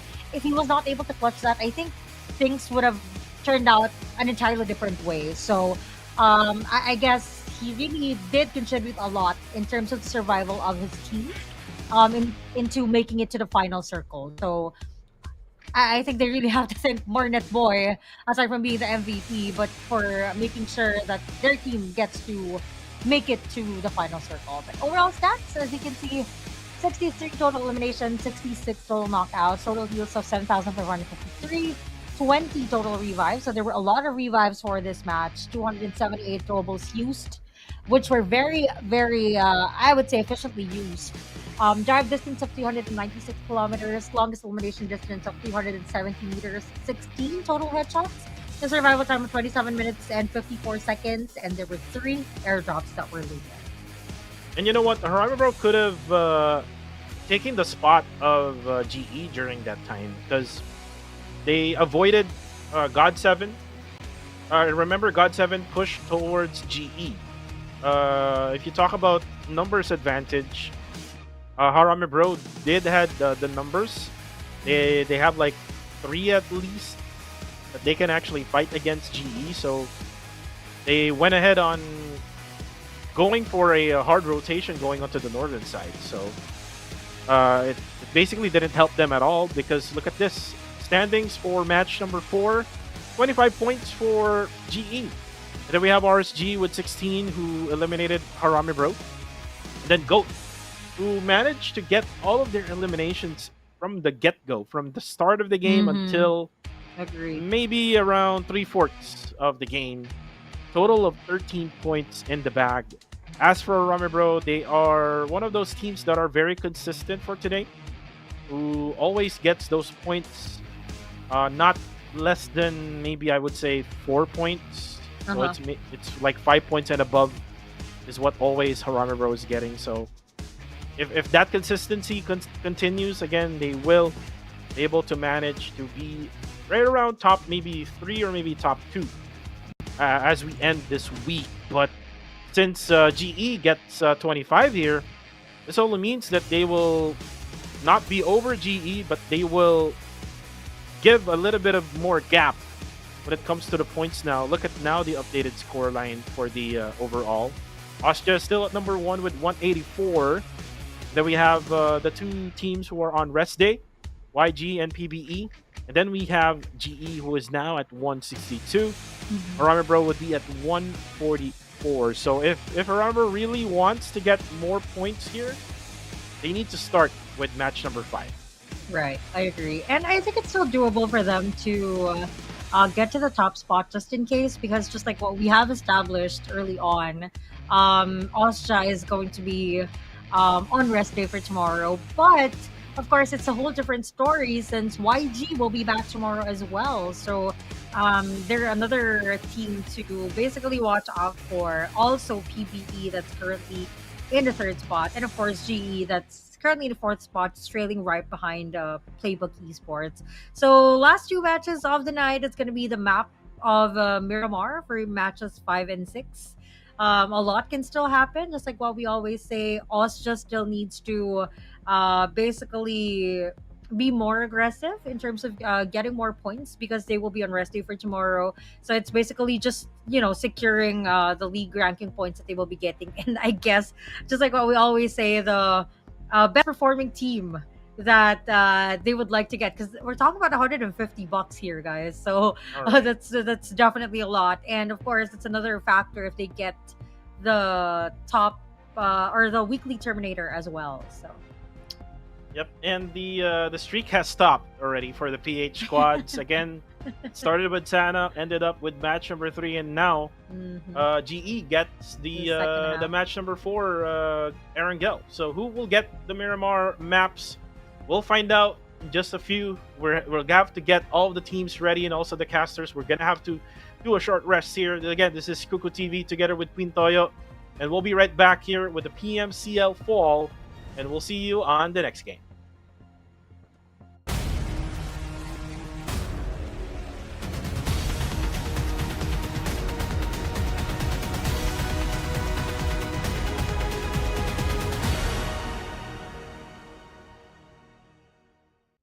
Welcome to PUBG Mobile 3.4. As part of this update, we've added a new themed mode and improved the game as a whole. Let's explore this new version together. The conflict between the vampires and werewolves has lasted for several millennia, and now you can take part in it as well. Welcome to PUBG Mobile's newest themed mode, Blood Moon Awakening. Allow me to introduce you to the new themed areas, where the werewolves and vampires call home. Let's check them out. The area before us is vampire territory, the Crimson Castle. It has loads of supplies, and you can access the final reward crate sooner through battle. Here, the sky alternates between day and night. Hide in one of the many coffins inside the castle to ambush your enemies. You'll also find the vampire throne there. Legend has it that activating it unleashes an immense and mysterious power. The castle's altar room contains ritual crates that contain a rich loot and the activation item for the vampire throne. Additionally, crimson keys can be found throughout the map. Use them to open a portal that will bring you or your teammates straight to the Crimson Castle. Have yourself a blood-sucking adventure. Here, we have before us the ancestral home of the werewolves, the Wolf Settlement. There are various ancient buildings here to explore. This area also alternates between day and night. At night, you can activate a puzzle via the ancestral statue beneath the spirit tree. Find the lost wolf spirits to get the ancestral treasure. Lastly, let's go over the new vehicle in this version, the two-seater animal vehicle, Horse. It can swim and jump, and you can fire from it while mounted. When you're with your team, it can follow allies. It can also be fed and recalled. A horse infected with crimson energy gains an additional double jump ability.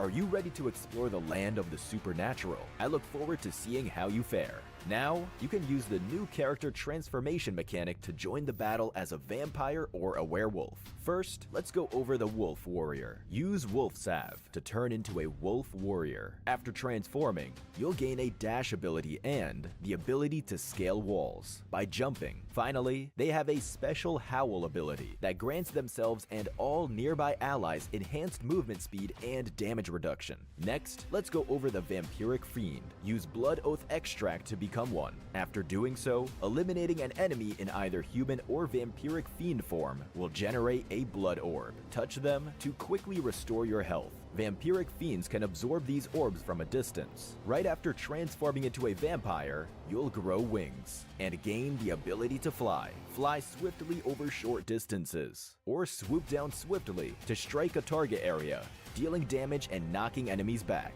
Finally, Vampiric fiends can fire energy bombs that unleash crimson gas on impact. Players caught within the gas cannot use medical items. Now then, which of these two creatures do you prefer? Get in the game and try it out. In the new version, we've added several new mechanics. Within the Crimson Castle, you'll find the formidable boss, Dracula. Pick up a crimson crystal from the map and crush it to open a crimson rift that will bring you straight to his lair. Dracula has two forms. In his first form, He'll approach his prey swiftly and unleash powerful melee attacks. He may also turn into a bat and teleport beside you. After defeating him in the first phase, he'll enter a frenzied state. Dracula uses various ranged attacks in the frenzied state, and also brings out a shield. But fear not, after breaking his shield, he'll take a lot more damage. Get behind cover to evade his ranged attacks. Challenge Dracula now to get amazing rewards. Moving on, we've also spiced up treasure hunting with gargoyle troves and treasure specters. You'll get loads of great rewards from them. Additionally, we've added a banner display mechanic that lets you show off your elimination count after transforming. Let everyone know your achievements in Blood Moon Awakening. In this version's updated classic mode, we added a new dual-wield firearm, the Dual MP7. It equips to the pistol slot, is agile, enjoys a fast rate of fire, but does not support aiming down sights. Likewise, we added a new vehicle, the Hovercraft. It can be operated on land and in water, and is equipped with armored glass that prevents players inside and outside from firing at each other. We've also added the self-AED to classic mode. We hope it adds another layer of tactics. Also, the Crimson Castle Plaza themed map has been added to arena mode. Defeat enemies with your teammates in intense battles like never before. Stay tuned for classic mode update videos to learn more. With Blood Moon Awakening's arrival, you can now also fight zombies in Metro Royale's Zombie Uprising mode as a werewolf or vampire. Choose from different abilities to thwart the zombie waves. We've also added treasure specters to the Misty Port and Arctic base maps. Defeat them to get great rewards. Furthermore, we've made some room and basic feature updates. Follow Metro Royale announcements for more details. The new version brings the debut of the Maple Courtyard Palace series of home items, along with an event celebrating its launch. New stylish items await you. Don't forget to join the home competition. Unleash your creativity and build your dream home. Stay tuned for home update videos to learn more. Version 3.4 also brings Wonder Season to World of Wonder. Also, we've added a new map template featuring Erangel after a century-long drought. More importantly, vampire and werewolf transformations are now available in World of Wonder. May this bring your World of Wonder creativity to a new level. For more details, stay tuned for World of Wonder news. Plus, Cycle 7 Season 20 has been updated, with new tier rewards for both Classic Season and Casual Season. That's it for this overview of the new content available in Blood Moon Awakening. Get ready for the grand supernatural showdown between werewolves and vampires. Winner, winner, chicken dinner. See you next time.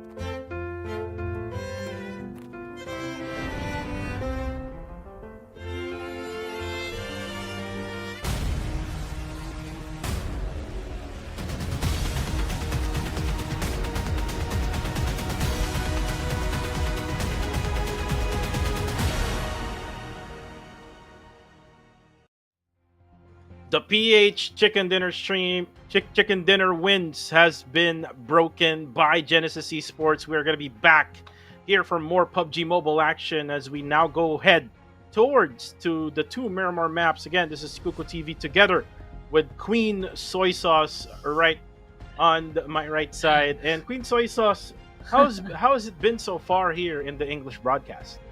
I'm not sure if it just so happened that everything seems to be moving fast, or maybe because I'm just too focused on what I'm doing that it's a blur, to be honest. But I'm having fun so far. I mean, I never expected it to be this quick though, because I was thinking that it was gonna be a drag since I'm used to being in a Tagalog broadcast. But I guess it's okay. I mean, it's fun being here. So Yeah, it is fun being here, even though that I missed, being in the PH broadcast. By the way, special shout outs to Direct Loki, who is in the live stream right now, who is watching. Hopefully, we could play right after this stream. But anyways, we're gonna be moving in towards to match number 5. But before we move in, let's talk about again the newest update, version 3.4. Blood Moon Awakening theme mode is here. The new team areas, items, transformation mechanics, and PvE gameplay to explore. Update the version 3.4 right now so that you can enjoy a bunch of new features, such as riding a horse, right? a horse that can double jump. Mm-hmm. So yeah, according to Coco TV, he would like to see it be available in our esports rooms as well. Maybe someone out there is listening, and grant our wish. Though obviously, I don't think that's gonna be possible. But anyway, another thing that you guys can get would be our new RPA9 that is now available. It actually started last September 14th, which will be available up until November 14th as well. So these are the things that you can get out of it. Obviously, we have the Spirit Sentry set, which you guys can customize. So it has always been like that for the past couple of RP seasons. We're in the level 100 outfit is something that you can change colors. We have the upgradable gun as well for the season. I think it's an Uzi. And of course, other gun skins like S12K, AWM, and Honey Badger, and a whole lot more. So there are a lot of things that you can actually get if you buy or avail the RPA9. But anyway, for our prediction, Coco TV has decided to go for Fearless. I am back to Austria. Same goes for Vince G in the Tagalog broadcast. XQS for Aya Place. Goat all the way for the Myanmar broadcast. And for Cambodia, they have KE all the way as well. Looks like the Myanmar team will go for their Myanmar squad, and then for KH, they will go for their KH squad of Kill Enemy. PH needs to step up here. They need to have like one full PH squad in one of their picks, maybe in match number 6, maybe.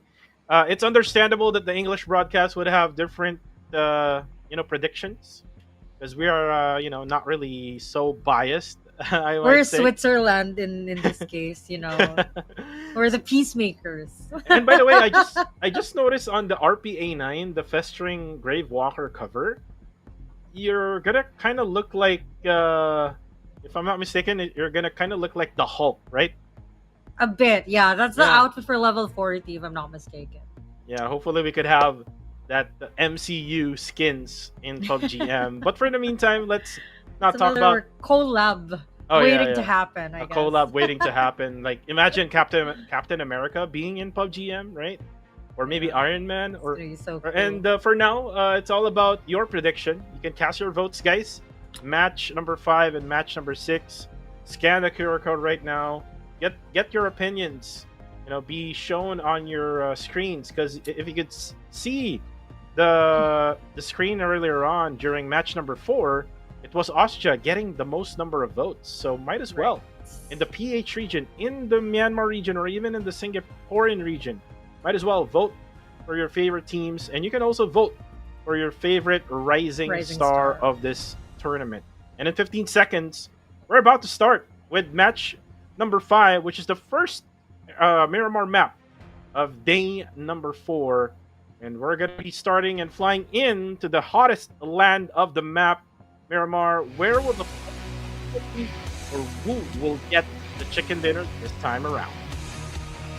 So far, the streak for the PH has ended, and just like what Kuku TV mentioned, it was ended by none other than Genesis Esports for the 15 total kills that they were able to get. Let us see as to whether the PH will reclaim the streak, or will it be taken by someone else, or will it be a back-to-back Genesis Esports? Because so far, I think we can all see that Genesis Esports is really stepping up their game, especially for this league. But with the playing path that we have, we're starting off at La Cabrera, ending in Puerto Paraiso, and a lot of our teams have already started to drop. Obviously, we just have to wait for the flight path to be over in order for us to identify as to where the initial circle will be. Well, the circle will be hopefully in the middle, so we can probably see some Picado Wars.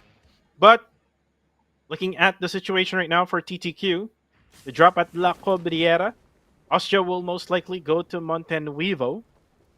I kind of miss Enigma now, Quintoya. Why? I mean, I kind of missed how they were able to, battle against Austria Esports right around Montenuevo. And Yeah, I remember. kind of miss also the players out there with Macbeth. Oh, look at this! Zyle. A power grid standoff. Flash Russian Esports versus STE. Let's go. Ooh, so I think I wasn't really expecting an early standoff like this because Miramar is a relatively big map, and imagine staying in one place out of all the dropping spots that anyone else could have gotten. But Get Slow was taken down. I mean, sorry, Has was taken down by Get Slow, and has been eliminated. Master Rick's getting ready with that shotgun, but that was premature, and so they now know where he is. Two players are now Oh, look at coming out. this. Ooh, that's a new gun. This is so cool. MP7. Someone gets to use it now. And as you can see, NC2 is playing cat and mouse with a player of FB right here, trying to basically catch him. But looks like they can't find where he is right now. And I think it's kind of difficult because a lot of people are going for that cover as well. 762 getting ready with that S12K, but the player that they're looking for is still nowhere to be found, but he's just right there, not moving at all. Oh, and there you go. NC2 finds a Thompson. Earlier, he was holding a dual MP7. Right. The Like pistol, what- right? Yeah. Yeah, and like what we mentioned, this is the newest update. If you haven't really updated yet your games, make sure to update your app right now to 3.4 so that you can enjoy the brand new weapon. Again, if you get a brand new weapon, again, that's the first thing that you would have to, check out for to see if it's very, powerful or something like that. But for Flash Russian Esports, they need something more than powerful right now because Master Rick is currently down. Oreki is just waiting for Lucy and Get Slow to get closer to him. STE's formation is kind of different this time around. If you try to compare it to week number 2 and week number 1, usually you would see Get Slow and NC2 together. Ooh. Now it's Lucy and Get Slow together. PH time meta no. being shown right now. And my favorite player, God7 Labubu, gets one player down. Jibna also gets Labubu down. And then Oreki Front and surrounded back. by the strangers. And he goes down. As this is happening, an off-cam kill Coming on from Dread Esports, Labubu goes out, and now it's going to be Master Toki and Master Rix who will try to survive this game for Flash Vision Esports. And the bike is now open. I mean, it's a good thing that he was able to grab one, right? I mean, at least they have a getaway vehicle now, but Dread still not done with God 7, but nope.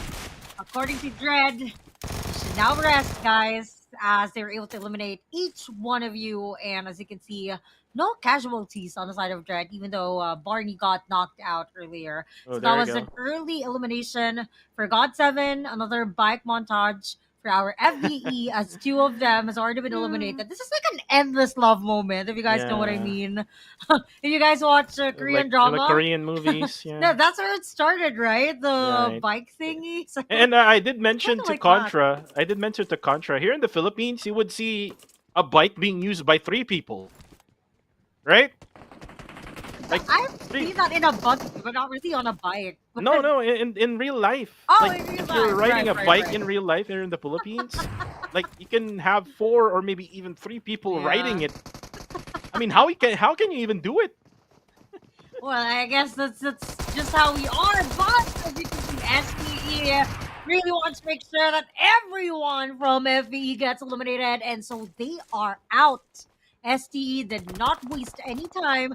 They really made sure to go Oh, no. after them. But it's not yet over as Lucy goes down in the hands of Flash, and we will see as to whether they will be pushing towards STE since they are now currently pinned down. But they have to think about it because still STE with 4-man strong, they cannot just easily go for the push as well. Because if you saw, only Flash was there, and then there was another guy who just came in, and then Marnette is still on a vehicle here. Marnette, who just came in, will have to get another angle for Genesis Esports so that they can look towards Strangers Esports. So we won't see any much engagement as of yet for these two teams, but we're gonna see Flash getting sprayed down. I'm not so sure which one is which, but it's probably Harame Bro, who's now closer to GE and now range. Just scouting the area, maybe got the information from his teammates that Flash is very low on HP, then just went out away from that area. So it's gonna be just a standoff between these 3 teams. No one else will get eliminated for now. The focus will be on objectives right now, which is going to be the circle. Mhm.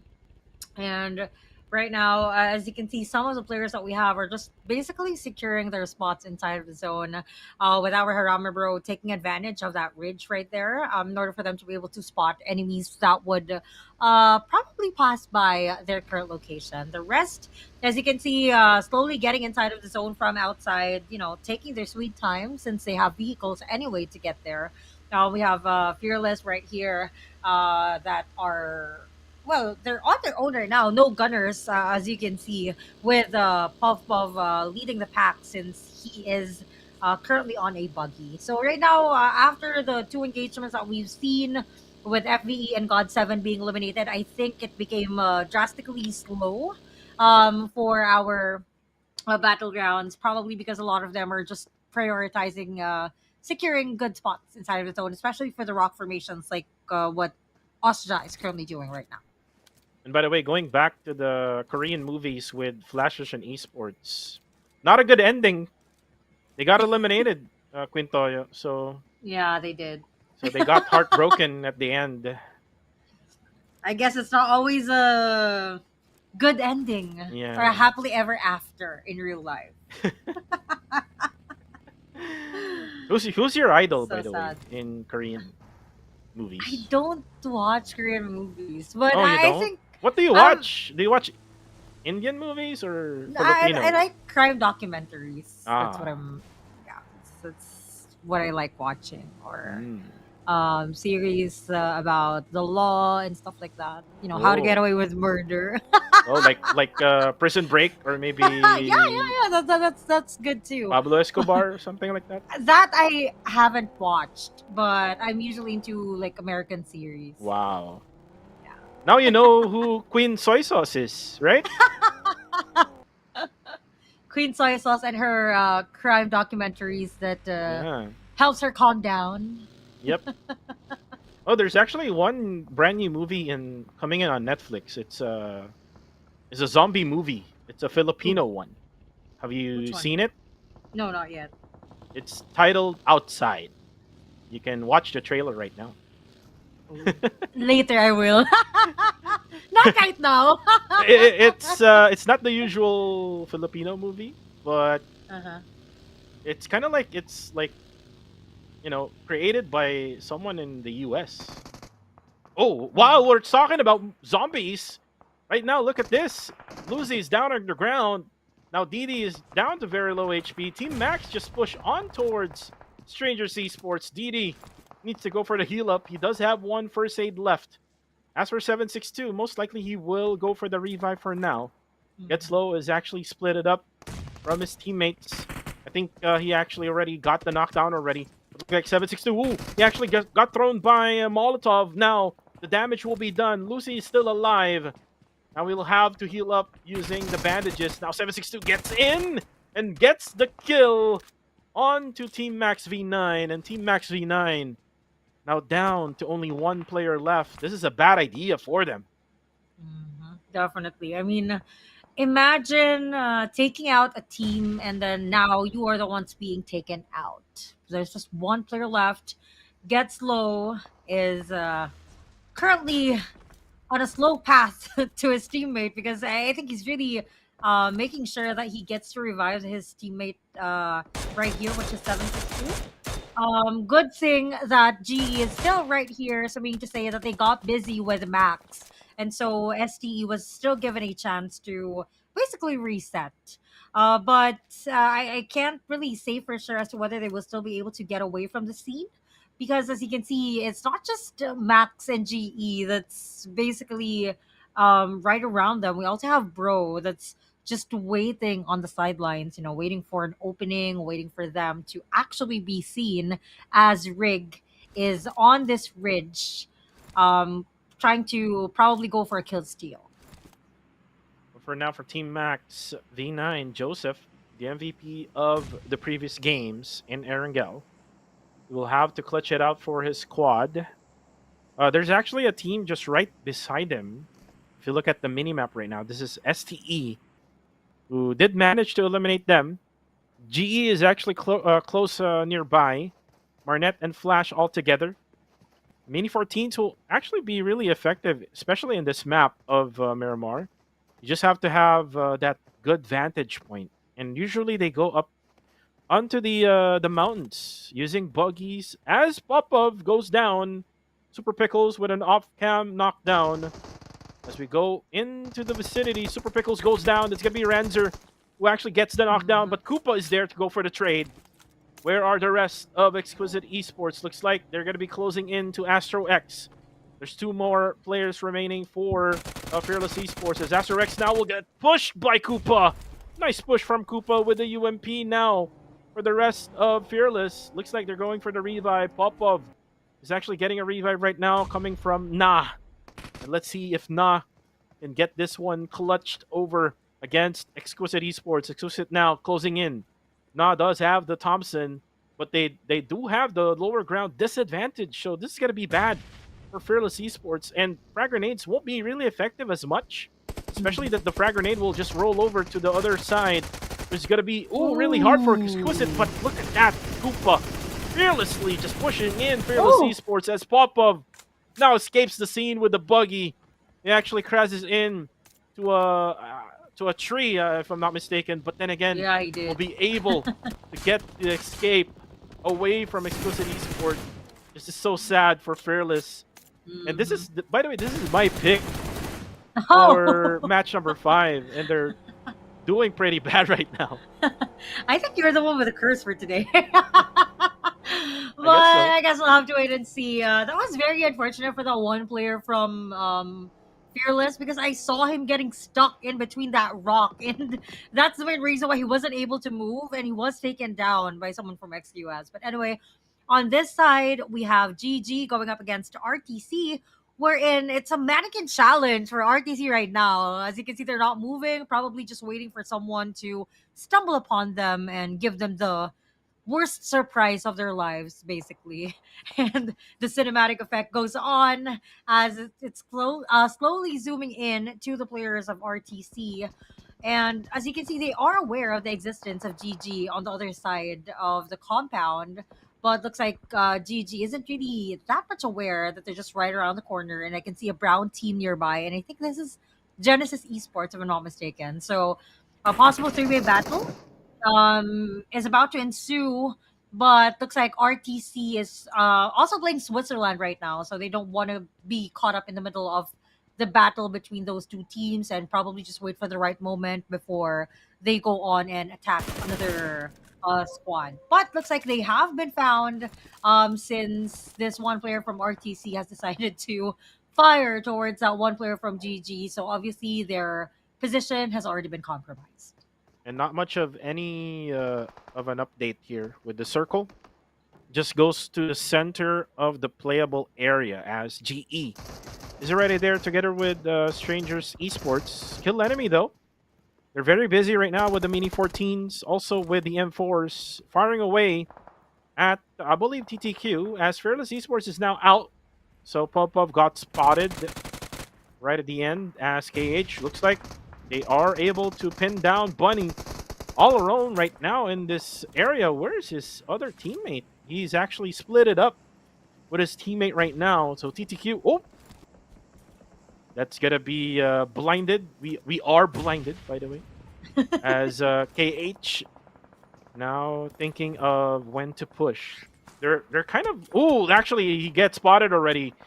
It's not RSG, but it is actually Master Smile, was able to get that knocked down. And again, this is the beauty of the advantage of being on top of these mountains. You're able to spot on enemies who was actually on the lower ground areas.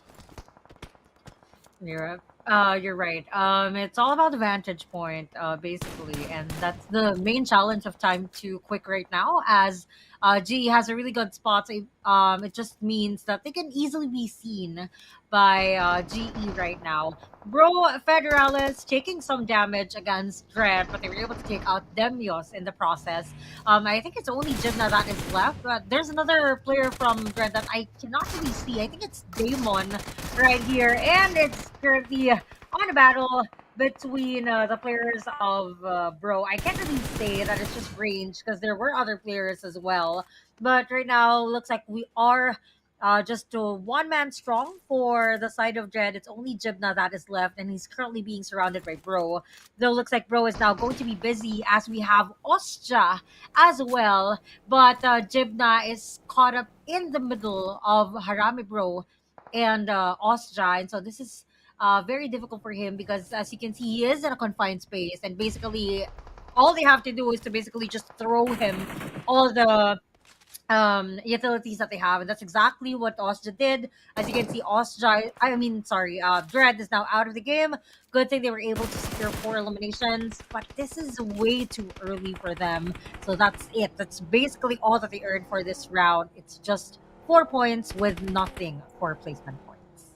I just hope that they reset and get better in the final match, because if you check the predictions, my prediction for match 6 is Dread Esports. So for now, RSG gets eliminated, and again, that's all because of Genesis Esports, who was on the upper high ground advantage, and they're able to spot all of those players who's right down below. Circle will now update again. Most likely it will go to where G is at, but again, the randomness of the circle, no, it's not going to be random. It's going to be just the same, almost the same, but it's just smaller now. GE will be right at the middle. STE still at the middle portion, as well as you can see Get Slow, together with all the members of Strangers Esports, will be right smack at the center.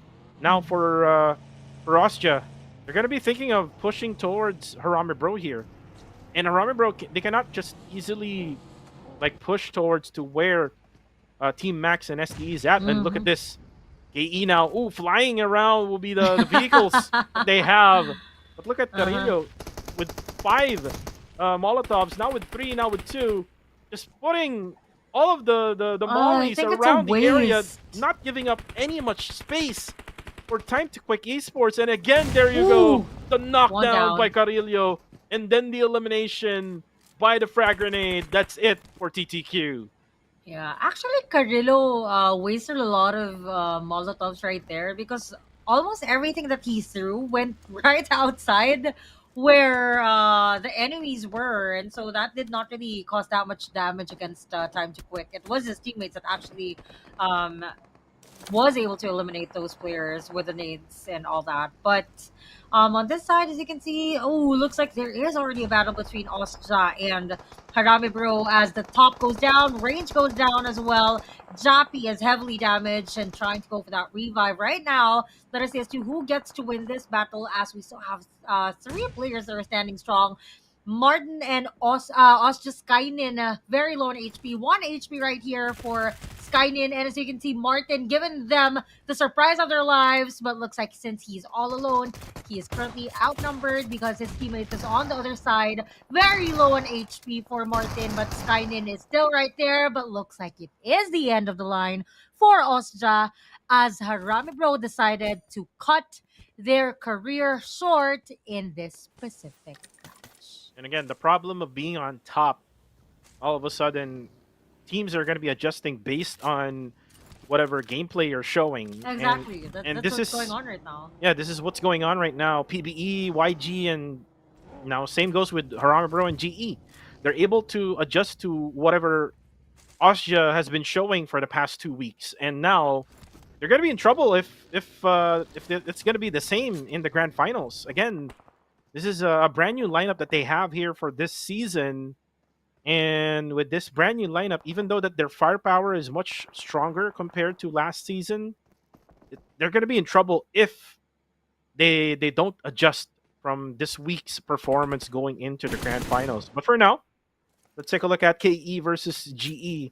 If the circle would get away from KE, this is going to be hard for KE, because look at them. They're on the downslope. They're on the lower ground area. What's going to happen here is that KE will be forced to push towards GE, or maybe find another area to stay in. And there we go. That basically whatever I said happened, and now KE will have to be forced to go towards GE, and it's going to be a very bad disadvantage for them if they're going to be pushing towards GE. But look at that. Exquisite Esports, MM gets eliminated, and they're actually being pressured by GOAT Esports as well, right on the backside. Mhm. And taking a look at the circle right now, looks like Yui was able to make his way inside of the zone after all.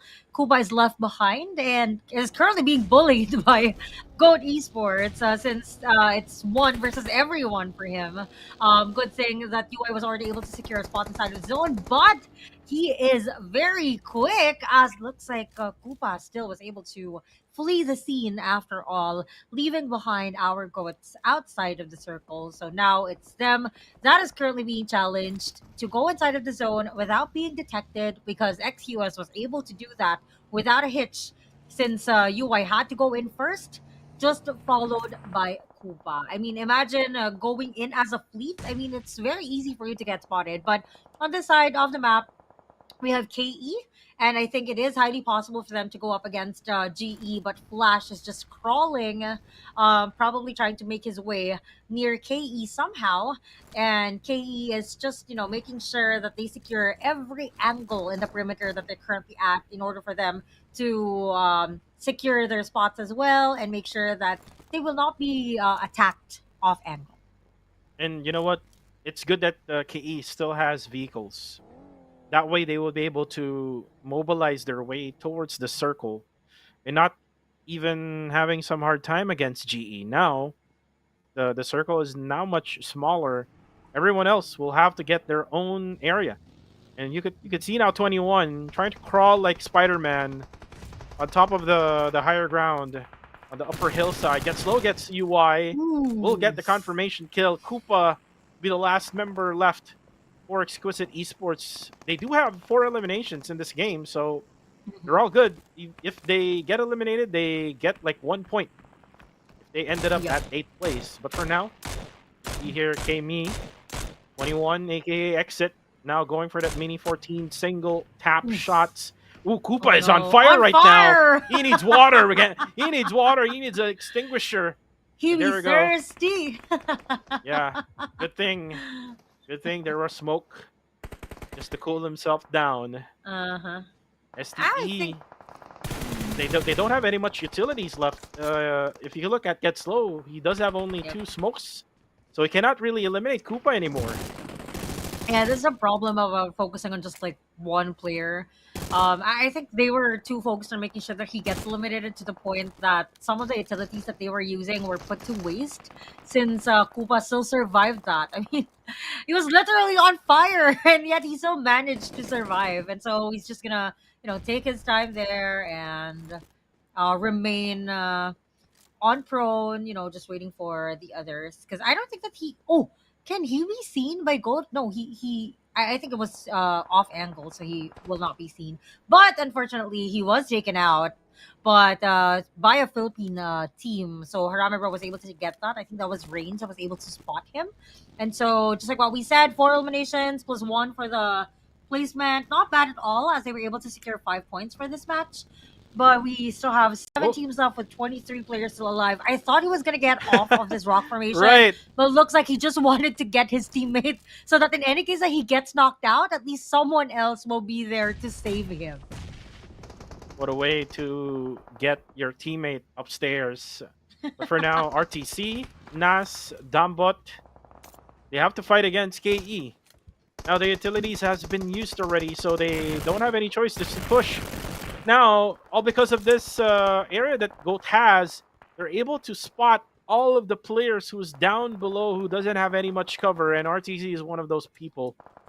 But right now, they don't have any much yet to see, because the rest are just hiding behind compounds and buildings. Campus is just waiting for the right time for RTC to push in. The blue zone will force RTC to do that. As the circle, look at the circle, by the way, Queen Soy Sauce. It's now stage number 7. It pushed towards GE, and that Campus just fires his way through, eliminates the whole squad of RTC. And as you can see, we are down to the last 6 teams with 19 players still alive. KE was able to find their way inside of the zone somehow. Good thing that they have a vehicle, but they had to stop because they know that someone was waiting for them, and Gold was able to take down Campus as they were able to get the top of that rock formation, which gives them the best view out of all the teams so far since they're currently inside of the zone as well. As you can see, one player from GE goes out, courtesy of our gold players right here. And no, Yatka giving GE quite a surprise right there. But looks like he was the one that got surprised, as he was the one who got knocked out. Good thing that he has a backup right here, and so they were able to eliminate that. And so Dil Yatka was still revived right here, and our bro now currently trying to penetrate the defense of Goat. Unknown trying to look make at this. sure that they won't be able Look to at get this. inside, but Rig is trying his best to get up this rock formation, but looks like he is unable to do so, and so they will have to back it up and make sure that he is covered by his teammates. I thought Rig will be able to get on top and beat the final boss, the Rock. Unknown was still able to manage to protect his very position. Now Ramen Bro will be forced to just hug this big rock formation, or might as well just push towards STE, and Goat needs to be careful with all of these peaks that they're doing, as range actually goes down through the smoke, and now Federalis goes in, eliminates 762. There's only one more player left for the side of Strangers Esports. Range needs help. And by the way, Federalis and the gang of Varame Bro, they already have 9 eliminations just for this game, and Range rather wasn't able to crawl his way through the ruins. And then there's gonna be Unknown, still has enough bullets to fire his way through. 26 on her serve, 40 inside the magazine. Now gets low, gets out. That's the bad idea, bro. You have to get inside buildings right now because Goat Esports is just looking from up above.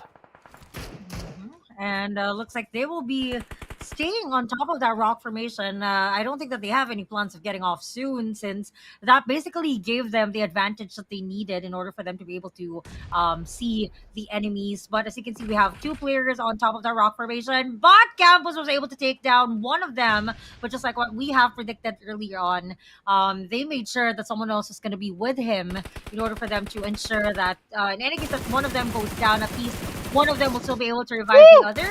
And so the streak continues for Goat. Oh, no as more they can see bullets. everyone else. And another one goes down. Unknown still going for that revive, and looks like they are currently dropping bullets for one another. And we are down to the last four teams that we have, with Goat taking the highest probability of getting the winner chicken dinner because of the position that they were able to secure. By the way, oh my goodness, Jappy! Granada ng Pinas with that frag grenade, my goodness! And now, Unknown, does he still have bullets left? 40 left for 21. Now for Team Max, Joseph just hiding inside that brick or that block house as Unknown looks towards him. Oh, only has bullets now left for just a UMP. He cannot even get the hit because of that bullet drop. My goodness, now Harame Bro pushes in towards the rest of GOAT Esports. They have to be patient now as GOAT Esports. They do. 15 bullets left. Reserve 35 inside the magazine. Now we'll go for the heal up. Harame Bro, they have the circle as well. This is the final circle. 21 and Unknown. 3v2 situation. When it comes to advantage, GOAT still has that advantage because they have the height advantage here. But the problem probably is, Queen Soy Sauce, is the bullets. They don't have enough bullets left. Look, 40 bullets left. This is his last magazine, as you can see. So it's really going to be quite difficult for him to survive this. So he really needs to make sure that every bullet would really count. I mean, even for Unknown, after this last magazine that he has, he only has 8 left. But Federales goes down with the angle that the Gold was able to get. 21 goes down as well. Unknown is the only one left, but this is going to be the final circle, and I don't think that he will be getting off anytime soon. So looks like this is going to be oh a no, healing Harame Bro. battle between the two. Getting ready with that nade, but it might go down. Gravity, my friends, and looks like that is the end as our team Gold was able to secure that winner chicken dinner. It was very difficult for Harame Bro because again they were already able to secure the spot on top of that rock formation. I don't really think that they had enough meds to go on. And the funny thing was they were trying to throw a nade, but just like what I have said, that's not how gravity works, friends. It's not gonna reach him. So it's a good thing that they did not get eliminated through that nade, because that would have been painfully embarrassing. But it's still considered a denial because they went out of the game because of the blue zone. So it was still just good way, enough, I guess. It was just way too high for Yeah, it was. Harame Bro for them to throw a nade. I mean, if they can manage to hold on for that blue zone, but the blue zone is way too much. The damage per second on the blue zone is just way too much for Harame Bro. They cannot even tank the blue zone right outside. And just right in time, there's still enough bullets left for Unknown to be able to defend himself right above. And by the way, shoutouts to Unknown for, that posing, that Vampire Esports pose right at the winner chicken dinner scene. But then again, here comes the highlights, by the way, for this matchup, wherein there's just so many battles inside the ruins area. Yeah. Then it was all about Harame Bro versus Gymnast, Dread Esports, and Ostja Esports, wherein Harame Bro was able to defeat both Dread and Ostja. Then it was all about the Spider-Man, Unknown, who went towards the higher ground and was able to find every single player who was down on the ground. And he was able to use all of the bullets correctly right until the end of the game. Because if you could see how many bullets left he does have here left, around 23 for 21, he was able to at least knock down one. And then right at the end, Rig tried to throw up a nade, but just so unfortunate, just way too high for that nade to come towards Unknown. And 21 would be the MVP for match number 5 with 5 total eliminations. So go 21. He's exit, right? Am I correct? Is he exit? I think he Yeah, is. exit. Yeah. There you go. So 5 total eliminations, 8 total knockouts, a damage of 1,433, 2 total assists, total heals of 339, and a survival time of 29 minutes and 1 second. They were able to hold on to that rock formation for a very long time. Even Bro, if you can remember, Bro Rig tried penetrating the defense. It's just that I think the weight of the Mirado was too much that he could not reach the top of the rock formation. It would have been possible, I think, if he used a buggy. But since it was a Mirado that Rig was trying to use, he wasn't able to do so, especially since the players that were already on top were just waiting for him, basically. So I think they really chose the best spot, and it just so happened that they were very lucky that the zone ended up there as well. But we're checking their team stats. Go Esports with 9 total eliminations, a total damage of 3,164, 12 total knockouts, 6 total assists, 1,237 heals, and a survival time of 29 minutes and 49 seconds. Just a couple of seconds short from making the game 30 minutes. Imagine how long it took for this match to be over, and imagine the blue zone taking out the final 2 players aside from, I think that was unknown that was on top of that rock formation. It was a good call by 21 and Unknown to get on top of that mountain or that hill, wherein they were able. If you remember, they were able to manage to pick Unknown up, or it might be either way, 21 or Unknown. They were able to pick up one of each, and then they were able to both be on top of that hillside, and they were able to spot every single player was just running around the open. Especially here in Miramar, there's not much cover compared to Sanhok and Erangel. So once you get that that circle right at an area where you can go on top of the hill or go on top of the mountain, definitely you'll have most of the advantage. You just have to be ready with bullets. We're in Goat really didn't had enough bullets, but they were able to use all of those bullets at the right time and at the right place and at the right enemies. They were able to use them up all until the end, as they were able to gatekeep Harame Bro on winning their chicken dinner for Miramar. But anyways, we're done with match number 5, and that is again a GOAT Esports win. And by the way, if you look back at the predictions coming from the Myanmar casting desk, they actually voted for GOAT Esports, right? Yeah, they did. I think that's the secret. Just like what we said, a specific broadcast needs to go all out on a specific team in order for them to be able to get the winner with their chicken dinner. But I guess that's just a superstition of ours. But for the match standings, as you can see, GOAT taking the top spot with 19 total points, followed by Bro with 17, STE with 13, KE with 11, Max with 7, RTC with 6, GE and XTS with 5, Jed going out with 4, Time to Quick with 2, Austria and GG with 1, RSG, Fearless, FB, and God7 with none. So it looks like a lot of teams did not earn any points for this round. Very minimal for the others. I guess the elimination points revolved around the top 3 teams that we have, which are GOAT, Bro, and STE. I mean, STE, just like what you said, from the get-go, they were already earning points, especially since they eliminated I think it was Flash Vision Esports that they chased after. I mean, they made sure that after eliminating 2 of the players, they made sure that they won't be able to get away anymore. I mean, imagine running away using just a bicycle. I think it was that's the main reason why they expected that they wouldn't be too far from where the quote-unquote crime scene was. But anyway, yeah, I mean, they were bullied. I mean, imagine running away using a bicycle, and then all of a sudden you can see that you're being followed by buggies and mirados and all that. But if you have noticed, I mean, that specific spot where they were able to eliminate the last 2 members of Flash Vision Esports, that was where the final circle was as well. And Yeah, so, exactly. I mean, a lot of battles really happened in that specific area. So, well, I guess that's just sheer luck that they ended up there. And that's the main reason why they were able to get a lot of elimination points in the process. Because if you remember, STE was able to get, I think, 10 eliminations in total.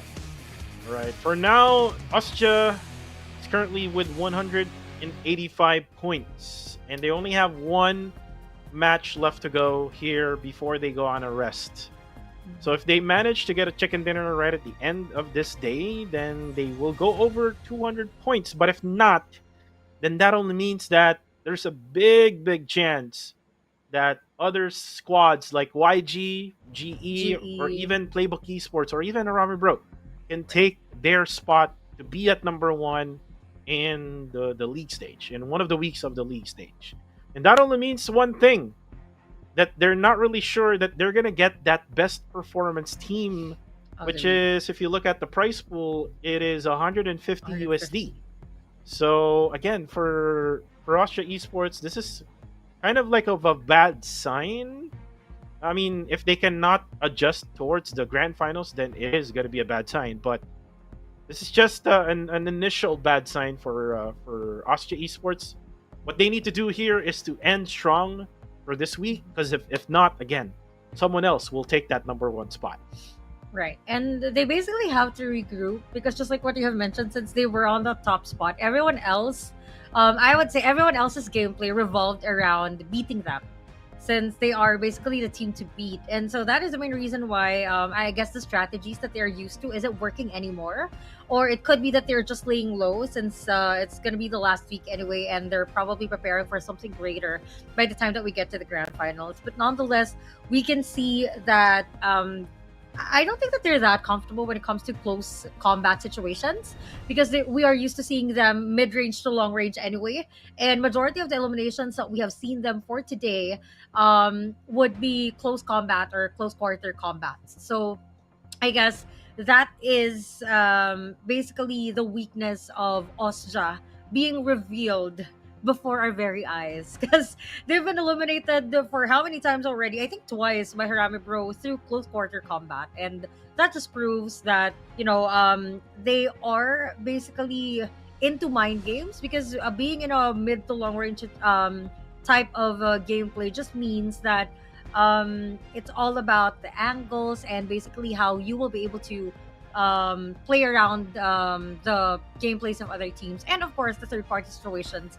that they usually engage in. Well, for now, Quinto, let our viewers go for the update now, because it's already version 3.4. The Blood Moon Awakening theme mode is here as the new team areas, items, transformation mechanics, and PvE gameplay to explore. Update to version 3.4 right now on your apps on Google. It's going to be the Play Store, and in iOS, it's going to be the App Store. Make sure to update so that you can enjoy riding a horse, or maybe try to being the werewolf, or maybe try to defeat the boss Yeah, here or be a in bat. this team mode. Yep. What do you call it again? A bat? Is it the bat? I No, don't the- know what it's called, but Oh. it is a bat. You call it the bat? Okay. But it's not Batman, right? No, it's not. It's entirely just- different It's thing. just the bat. The bat guy, maybe. Well, I don't know what it's called, but it looks like a bat. But Yeah. anyway, so aside from the update that we have, guys, of course, there's another one that's for you, especially for the skin lovers out there, the skinners out there. like yourself. We have, yeah, like myself, self-proclaimed. Then we have the new RPA9 available now. It was available starting September 14th, and it is available until November 14th. So I mean to say that you can still purchase it in order for you to be able to get these items. So we have a maximum rebate of 720 UC, a customizable outfit by the time that you get to level up 100. An upgradable weapon, which in this season is an Uzi. Of course, we have the Victory Dance. Other gun skins like the Honey Badger, AWM, and S12K. We also have skins for your Molotov, your smoke grenade, your helmet, your backpack, and a whole lot more. There's also a skin for your buggy and even your plane. So basically, there's a lot that you can get out of the RPA9. But let's go ahead and talk about our final prediction of the night. We're in. I predicted Genesis Esports to get the final winner world chicken dinner. Coco TV predicted Max Team Max Yeah, I changed X Victoria 9. Did you change it? Yeah. What was it? Yeah, I said earlier I picked for Dread, but I changed Oh, it. right. Yeah. You changed it Yeah. at the last minute. So Yep. for the PH broadcast, so it looks like we don't have a solid prediction right now. PH, we have Fearless and Dread. For Myanmar, we have Goat and Austria. And for Cambodia, we have Genesis and Austria. So we basically have different picks for each region, I guess, with the exception of course, Bling X and Krim and Soccer and myself. But for the rest, it's different. So I guess it's going to be a surprise as to who gets to take home the final winner chicken dinner of the night. And I think the streak really already stopped for the Philippines as after which Yeah, I G think was they're, the first one to get it right, I and think they're then now tired. yeah, that's what you get if you give it your all for the first three matches. So G was able to get the fourth one. The fifth one was taken by Goat, and let's see as to who will be able to take the last one for tonight before we head on to the final day of the third week of PMCL, which is going to be tomorrow. And tomorrow is also where we get to determine as to who will be the top 16 to proceed to our grand finals, which will happen next week. Yeah, and we're moving closer to the final game of the one night only with Queen Soy Sauce, by the way. Yep. Her name is technically Queen Toyo, but since Yeah. she's in the English The broadcast, English broadcast. Toyo means soy sauce Soy in English. sauce. So Queen Soy Sauce is what we're gonna call her for now. By the way, I picked Max V9 because I always see them playing good in Miramar. So if not for Sin is not playing today. So I Right. just picked for the next one in line. But Yeah, actually, it's even your PBB choice. plays well in Yeah. yeah, but they're also on rest day. yeah, and it's your choice as well. It's your choice, the viewer's choice, for you to pick who's gonna be winning this matchup, the final game of the day. All you need to do is scan the QR code right now. You will have a link where you can pick and choose whoever team you wanna win for this game, your prediction. And then on the last part, there's gonna be an option for you to pick your favorite rising star of this season. And just to let you know, last season it was Federalis who got the MVP and the rising star. So again, might as well. If you don't want Federalis to be the rising star, if you want it to be 21, or if you wanted it to be Jappy or someone else, it's your time. It's your time to vote. I believe we casters as well will have a vote as well. Yep. By the time that the tournament is over, so that we'll be able to cast our votes as well. I'm not gonna ask you right now, Quinto, because it's gonna just Spoil it for everyone. spoil it for everyone. Yeah, and it's gonna just show who your bias is. Which we're trying to avoid since Yep. we're currently in Switzerland. So for now, I hope that you are scanning the QR codes because it's sometimes not shown on the screen.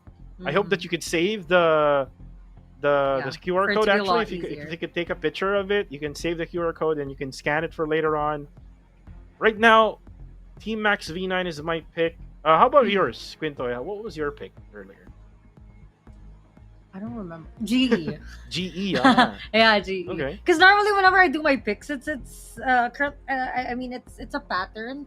So I pick the first four, and then I go back to the first pick that I have. Right. So that's why earlier it was Austria, now it's GE. So GE was able to take home a winner chicken dinner in Erangel. So let us see if they will be able to take another one here in Miramar this time. So far, did anyone get it earlier? I think it was it Cambodia that got It was the GOAT prediction? Or yeah, it Myanmar? was Myanmar. Myanmar voted there for we GOAT go. Esports. Both BlingX and Sammy voted for GOAT Esports. I mean, GOAT Esports has been playing so well. They had like one moment wherein they got, if I'm not mistaken, 10 or 12 elimination points. Right. It was like one of the Erangel matches. But again, we're moving into the final match of the day. Just turn it up, guys, in the live comment section right now. Put those W's in the chats if you love this day, which is we saw Queen Toyo in the English broadcast. She will be back though. in the in the grand Tagalog finals broadcast. next week. So you can just mark your calendars. September 27 to 29. You will also see me here, still in the English broadcast, now with the flight path for match number Hey. 6. So, not quite sure as to what the flight path earlier was. Oh, it started in La Cabrera earlier. So, this time around, it's somewhere in the middle, ending in Puerto Paraiso. Earlier, if I remember correctly, it also ended in Puerto Paraiso. So, I guess the flight path might be a little bit similar to what we had in the first match. But of course, we have to wait for everyone to drop and for the plane to be done with the flight path before we get to identify where the initial play zone is going to be. But so far, we can already see some of the teams going for the first drop, some of them going for the long drop. We don't really see that much that has already gone to their specific dropping points. I think one thing that we have to wait for right now is if we will have another set of early engagements wherein we had two teams stay in the same spot. But looks like Flash Vision is in here for a rematch as SD was able to take them all out earlier. Looks like Flash Vision would like to turn things around and make things even between them and SD. It looks like it's going to be a different story. Oh, it's actually the same now as Lucy was able to eliminate one player of Flash Vision, but a whole different story because if you look at the dropping of Flash Vision, 3 of their players drop at the big warehouse, which is right over there, which is the enclosed one. Lucy was in the open warehouse. He does have an M249 now, so he can defend himself against Master Rix. Now Getslow will have to get closer to his teammate while Vin Carey on the kill feed drops Jibna, and again the struggle continues for Dread Esports in Miramar. So I guess it's the same thing as earlier. I mean, even for the others, since I mentioned that the plane path is relatively similar to what we had before, looks like it's the same old story we're in. It's the same teams battling it out in the same dropping points because I think it's the same ones between Dread and God 7 earlier, and then here between STE and FVE. So we already have one casualty on the side of FVE being Master Toki, but Master Rix, as you can see, hey, he was so excited to take out Lucy. But as you can see, Lucy was still able to avoid his bullets. But I think he was surprised that what Lucy was holding isn't what is this? M249, and as you can see, with all the bullets that the M249 has, he was taken out. Though it was kind of difficult for him to actually confirm the kill. Good thing his teammate has a VSS, and so that's another confirmation on the side of STE. So we are left with the last 2 members once again of Flash Vision Esports, but this time they don't have a bicycle for them to escape the wrath of STE. There's no more Korean drama for Flash Vision No Esports. more endless love. Yeah, no more endless love storyline. But for now, Oreki, he does have an SLR and a Scar L, so he can still manage to defend himself. NC2 does have a VSS, so this is not the usual thing that you see in close encounter battle. VSS is used for like mid to long range. Right. As for Haas, I'm not really sure what loadout he has. As you can see now, frag grenade will be popped out. Ooh, he actually went for the frag grenade onto the outside, but the rest of STE is already inside the enclosed warehouse. Haas does have a UMP on hand right now. Ooh, and NC2 actually spotted him already. Ooh, what a And VSS Oreki play. didn't have any much of an action there. Was able to throw a nade and then eventually got taken down, and now the last guy, Haas, will be spotted outside, and they eliminate Flash Vision Esports one more time. Aw, that's too bad. I mean, I thought that Flash Vision Esports was gonna get at least one from STE because again, this is basically like a rematch because it's the same dropping points. Same dropping points, same teams. But unfortunately, it's 2-0 for STE versus Flash Vision Esports. It's an early elimination for Flash Vision Esports. It's going to be an early good night for them since this is already the last match of the night. But on this side, just like what we have mentioned, it's still Dread versus God 7. We're in. Dread is really struggling as looks like we only have one player left on the side of Dread because the other one is already knocked out. So Demius is the only one left, just waiting for his fate, waiting for the rest of the squad of God 7 to show. But looks like he is low on utilities, and the only thing that he has right now is this shotgun or it's this Oh, look at this! Look at DBS. this! But Look at what are Barney! you guys doing? They picked Barney up. What? Oh! They And- dropped him. Yeah, they dropped him from the top of the building. Oh my goodness! Kind of like John Cena. Oh no! With the I mean, added- it's Barney that usually does that in the Philippines. Now Yeah, he gets exactly. to have a taste of how it is once you're The on troll the gets receiving trolled. end. The Oh troll- my gosh! He's the troll of the PH content creator Yeah. universe. I mean, in he was the very PUBGM. first one to Yeah, create those types of content. yeah, the troll But- contents. Now he gets trolled. The troll gets trolled by God 7. Now, Uh-huh. for Demios, he will have to defend himself. He does have the guns to do this, but will he have enough? He has gas cans lined up. Look, Oh, look at that! The gas IQ cans are- play, IQ play right there. if if God 7 pushes in, my favorite guy, Labubu, go for the push, Labubu. We want to see an explosion. We want to see an explosion. Okay. They saw it Oh! already. Ooh! Oh, and it Unfortunately, actually it was exploded too already. But then again, there's early. going to be another push coming from the other side. They tried to go for that hunting knife kill. And then the spray on towards the death crate.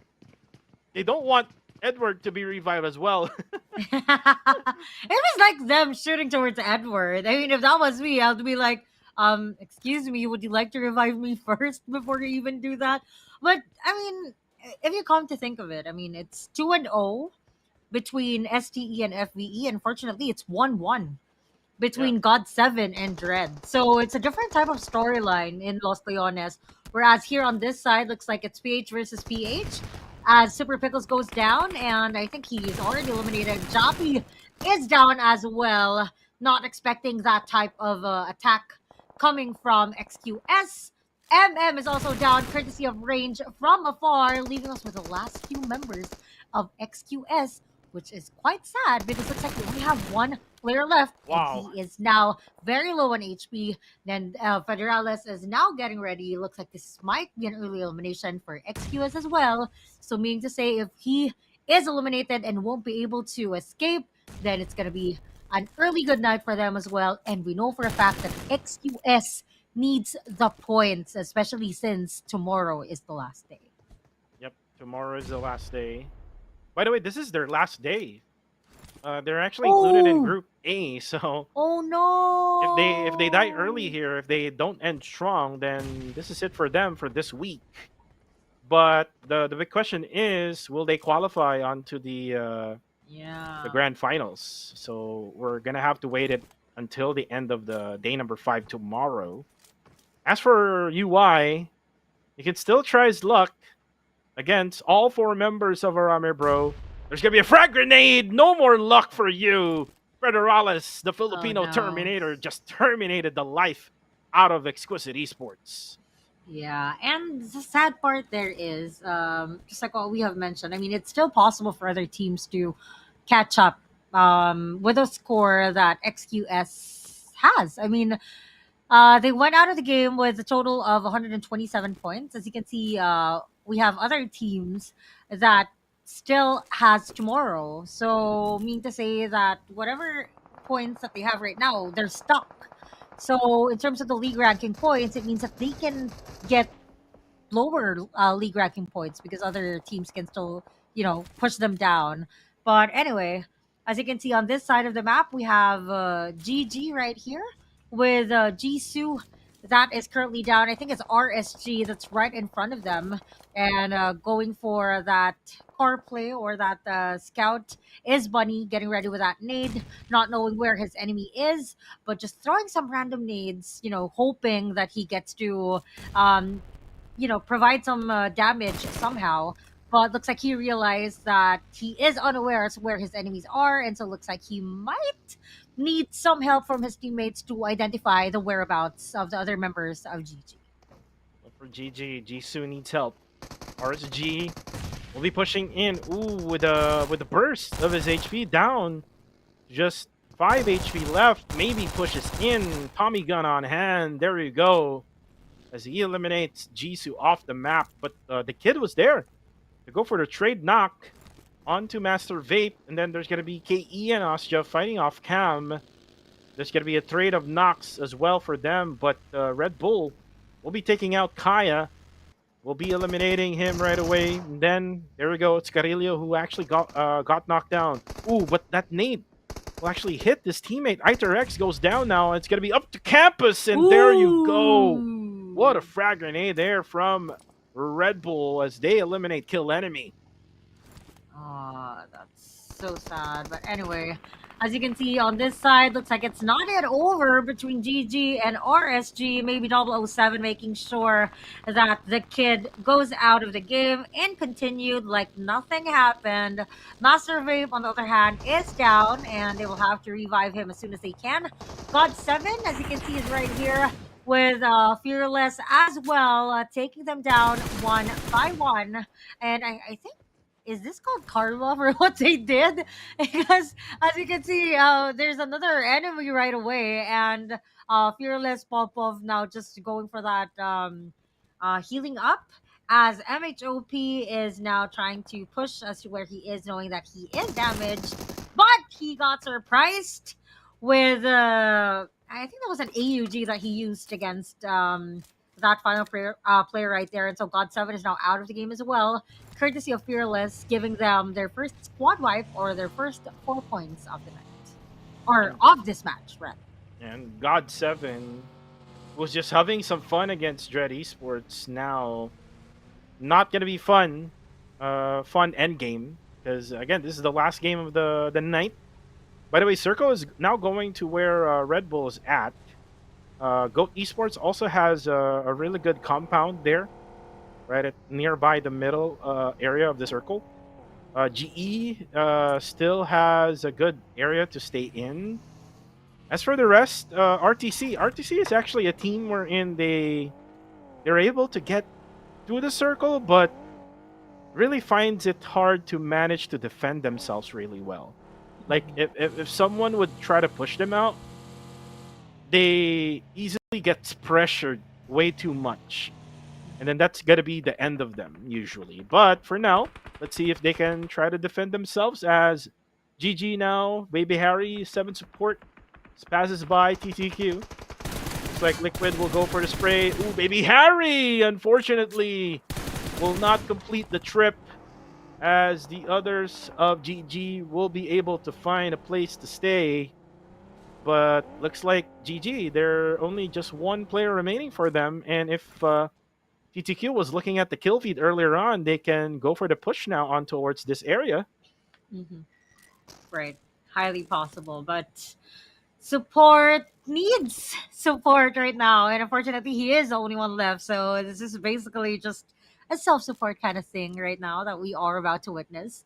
RSG is right around the corner, and they might push as to where he is right now, since this is the most ideal location that they can get around the area.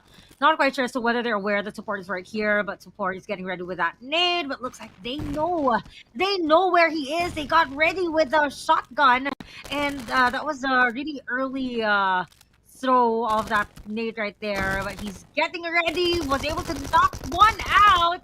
Looks like he will try to get this one guy right here, but he wasn't able to do so. Oh, he was able to do so. Bunny's out of the game, and he already accepted his fate. And instead of RSG getting that kill, it was actually Time to Quick that got him.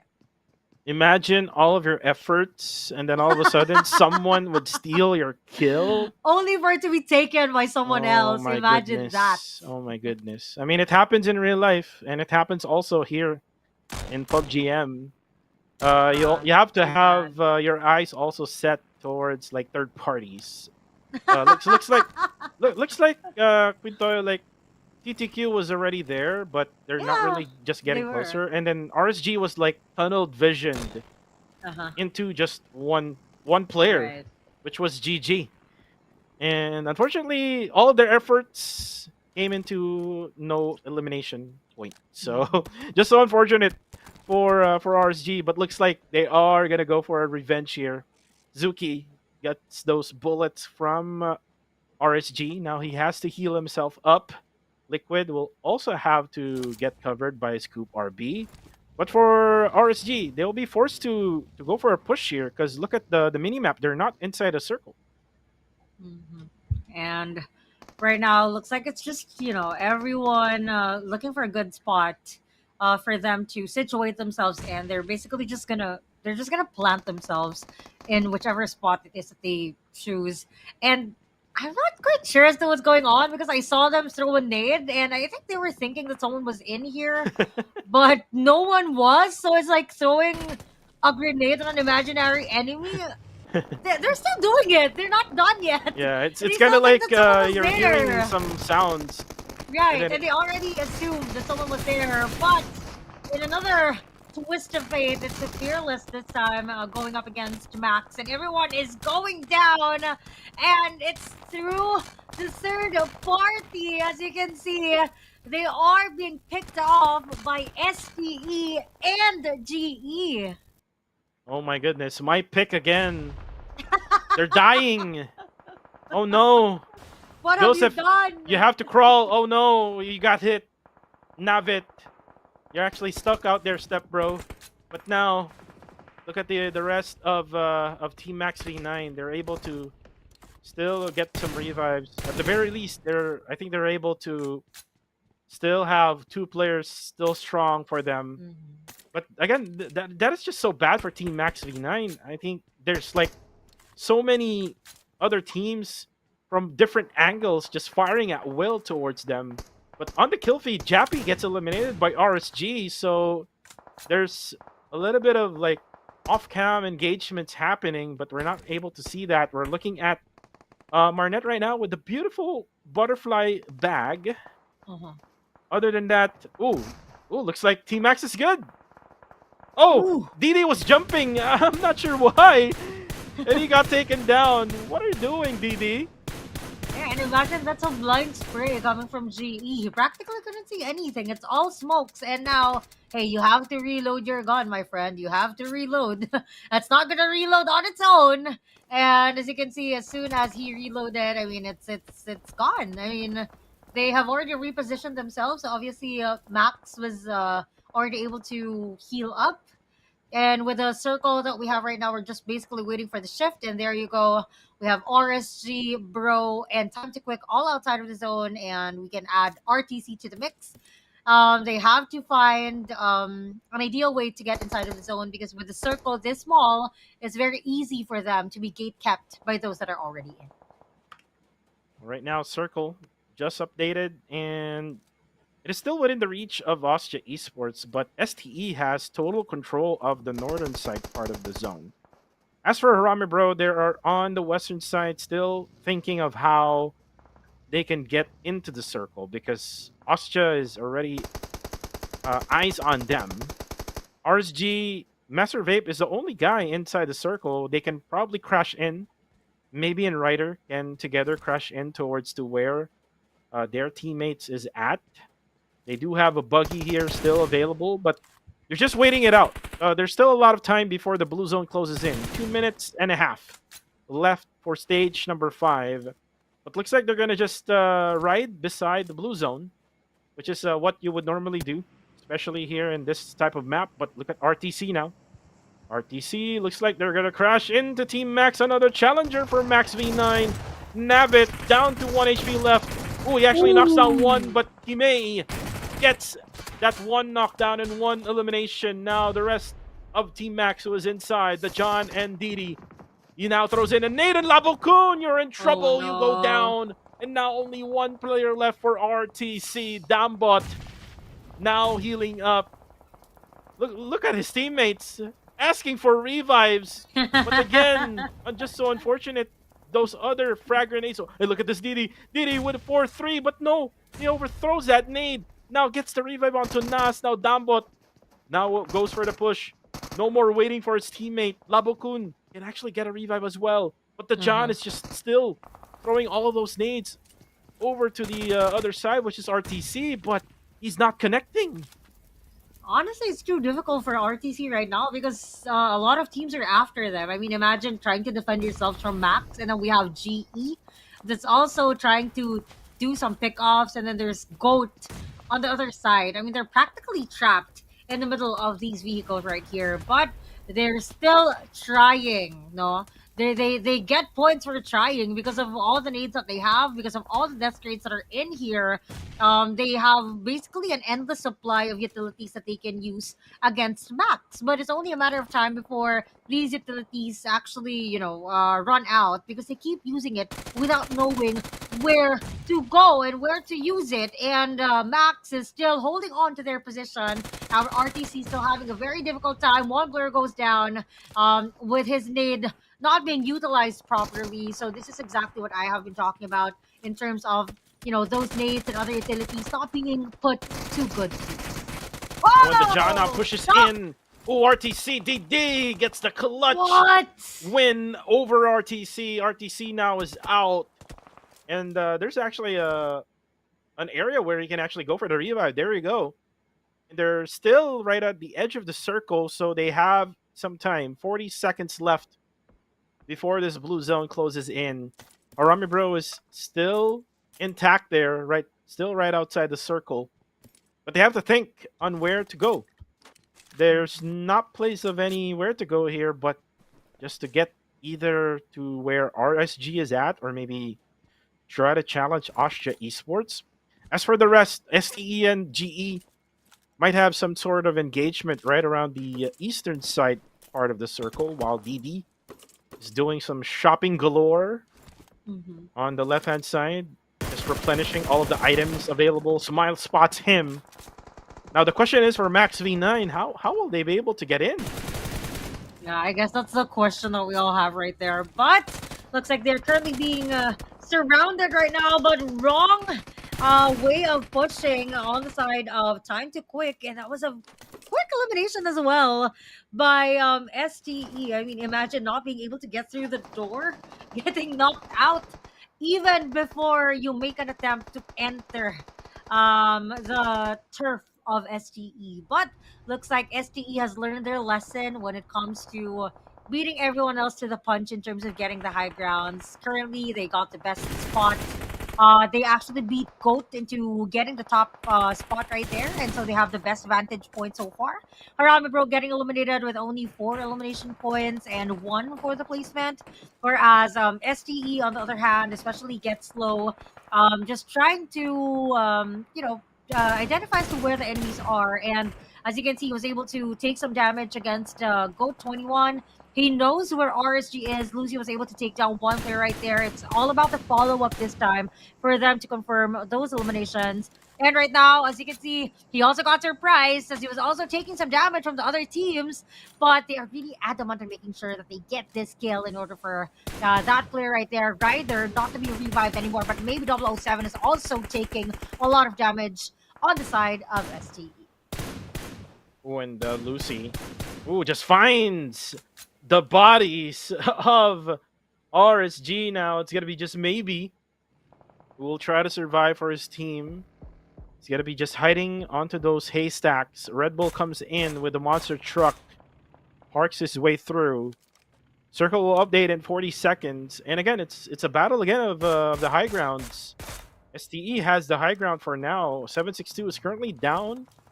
Will be most likely revived by his teammate NC2. As for Martin, just looking towards RSG. 20 more seconds to go. Where will the circle go? And it's actually Get Slow who will go for that revive onto 762. Now the circle will update in just a few seconds. Team Max V9 is still alive, so they're able to find a way to survive this circle. By the way, Goat does have really good precision here with a 1-2 split. Ooh, and nobody else got the circle except for Get Slow. That's a good start, I guess, for STE. I mean, so long as you already have one that's able to secure the spot, then a good follow up is only what's needed. And as you can see, they were already able to get inside of the zone. 760 was able to get in as well. But G is already inside of the zone as well. One player has already secured a spot inside. The rest are getting ready with their vehicles. But Get Slow wants to make sure that that does not happen. And so he is really making sure that Goat won't be able to move anymore. But the thing Ooh. is, looks like it's Max that is reaping whatever it is that our STE has started and now going for the push. So we only have one player left. They cannot find Unknown. And as you can see, it's a trade knock between GE and STE. Oh, and that's it for RSG. They got spotted already. 5 teams remaining. Martin, right at the open area, just hiding behind the haystacks. Team Max. Oh, they're actually spotted right through that small piece of window. And they need to get those revives up. But for now, for STE, Lucy is currently down. They need to also get their teammates up.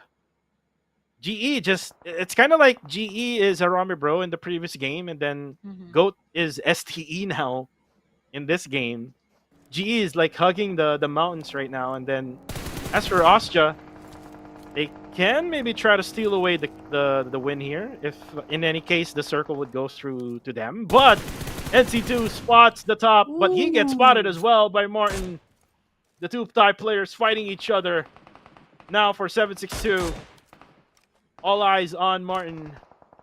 Nobody else will be able to maybe spot 762, but Martin, or maybe Didi from the left-hand side, but you can now see Martin trying to reposition himself. Smile gets the John down. Ooh, as for Team Max, Didi will be spotted right through the smoke as Smile eliminates them. Now we're down to 4. I feel like it's like deja vu for what happened with Goat earlier, wherein they were already able to secure the top spot. But the thing is, ST is not as fortunate as them since they now have to get off their high horse, or in this case, this high mountain, since it's no longer part of the circle. And Red Bull being the only one left on the side of Ostra, he's just right there waiting for them to actually attack him. I mean, I don't think he's going to do anything since he's the only one left and he's currently being surrounded. But it's only a matter of time before he gets spotted. But based on where he is right now, looks like the angle is very difficult for the others to spot. So it might be just a denial of points. But as of this very moment, since he's still inside of the circle, then I think that's the least of his worries right now. But Getslow knows that he is right there somewhere, and so he is trying out different angles and making sure that he just look at secures this. a spot there on top. 14 bullets left for Get Slow. That's why he's not firing his gun anymore. He doesn't have any bullets left, but I mean, for the rest of STE, they still do have enough bullets left, like more than enough for them to be able to fight against GE or the rest. Ooh, a nice frag grenade there. Coming from Smile, gets 762 down, and now Get Slow. Now that he doesn't have any more frag grenades, look at Marnet confirming that knockdown. GE still able to manage to add those additional points right at the end. 4 eliminations now just for Smile.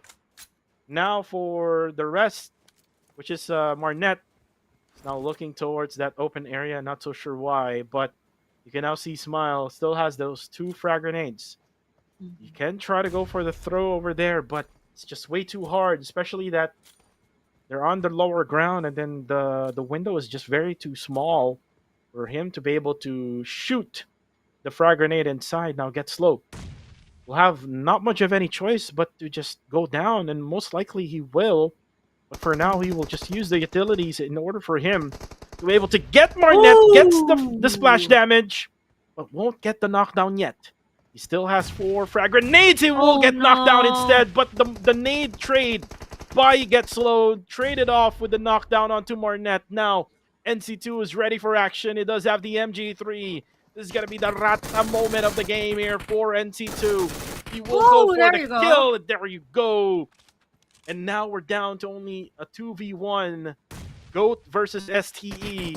Now Goat will try to go out in the open. Yatka just throws out his frag grenade over to where STE is at. Lucy.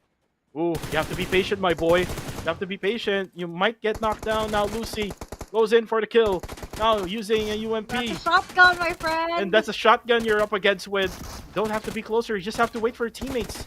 Lucy, you have to be patient, my boy. You can now see down on low Ooh, HP very is low Yatka, HP. and There that is you it. go. NC2 with the MG3 finish gets the winner chicken dinner for match number 6. And I guess we are back to the streak, as this is another PH team that was able to get a winner chicken dinner. SGE takes that win. I thought that there was a possibility for Go to go for that back-to-back winner chicken dinner, but I guess just like what I said, it was a deja vu for STE. Based on the perspective of GOAT, because they were able to hold on to that mountain or that rock formation for a very, very long time. So I think that's where it all started. And then the battle between GE and STE, I was at the edge of my seat, not knowing who was going to win that battle, because it's all about the grenades. It just so happened that they were also able to get, I think that was a Martinet boy that they were able to get, and so they were able to turn things around. But nonetheless, good game well played to all the teams that made it to the final circle. But of course, kudos to Strangers Esports, as they were able to bag 18 total eliminations and 28 total points, because they had an additional 10 points for the winner chicken dinner. And this is the highest elimination count for today. If you remember, Harami Bro got 17 in one of the Erangel maps. So highest for eliminations when it comes to Miramar now for Strangers Esports. And this is when PTQ got that steal. And then this area where Max V9 was at, it was just bloodbath. After every knockdowns, after every eliminations that happened here, even with the third parties that came in from Genesis Esports. And it's good that DD was able to get that final elimination. And then it was all about Strangers Esports positioning, wherein they got the high ground advantage. And if not for Get Slow, if we weren't able to get that knockdown with a frag grenade, then they will have a much difficult time for them to be able to defend against Genesis Esports. And then though Yatka might as well would have third party. And here comes the MVP of this matchup. It's gonna be Lucy of Strangers Esports with 4 total eliminations. Right. I definitely agree with what you said, because it might have been a different story if Get Slow was not able to take out that one player right there, because they were already struggling as it is with the exchange of the nades that they have. But anyway, I think Lucy, through his patience as well, really showed that he is MVP material with 4 eliminations, 4 total knockouts, 1,141 total damage, 3 total assists, 292 heals, and a survival time of 28 minutes and 53 seconds. So what a way to end the night for STE, as they were able to bag the winner chicken dinner. And not just that, I mean, so far for today, I think they had the most number of eliminations on record. Wow. For today, at least. Yeah, for at least. I'm not so sure if there were days where we got like more than that, but I believe the most would be 21, if I'm not mistaken. So for now, we can see how well Strangers Esports did in match number 6 with total of 18. And look at that damage count, 3,975 damage for Strangers Esports. Looks like whatever Kai told me, if you remember, Kai was my special guest in Inside the Zone podcast. He said that things will get better in week number 3, and looks like this is the result, is what we're looking at right now for Strangers Esports. And you know what? They tried a different type of flavor this time around. If you could notice, it's not anymore NC2 together with Get Slow. It's now a mix of Lucy together with NC2, and then Get Slow together with 762. That's a different story now for Strangers Esports. So it looks like the communication is doing pretty well between these four players. And as you can see, with the overall stats, well, 62 total eliminations, 68 total knockouts, total heals of 9,139, 22 revives. I would say that there was a lot. And I think this happened in the gasoline station area earlier for RSG, if you guys remember. I mean, there were a lot of times that they had to heal one another. Same goes for Max as well. 210 throwables used, still a lot less than what we had earlier. Wherein we had, I think, 278, if I'm not mistaken. 283 kilometers of drive distance, 402 meters of longest elimination distance, 10 total headshots, a survival time of 28 minutes and 53 seconds, and there was only one airdrop that was looted, and I think it was SVE that got it because one of them was using an MG. Yeah, an MG3, very lethal with that burst damage. If you put it on that mode wherein it will be faster rate of speed or rate of fire, it'll be just, pretty quick work, like what he did to Marnet and Smile right at the end. But for now, here comes the match standings. 28 total points for Stranger Esports, but for the rest, Ostja gets 13. So this means that Ostja will not get 200 points for this week because they needed 15. So just right around the corner of 200, 198 total, if my math is right. There. GE is 10 points. So GE will have really good ending. They will still manage to beat Harame Bro when it comes to scores for today. So Harame Bro will not be able to get over Genesis Esports. So this means that for the others who will not be playing for tomorrow for Group A, this is gonna be it for them. We have Ostja. We also have Exquisite Esports, who is not going to be playing for tomorrow. And then the rest also for Group A, which is Team Max V9 and God7.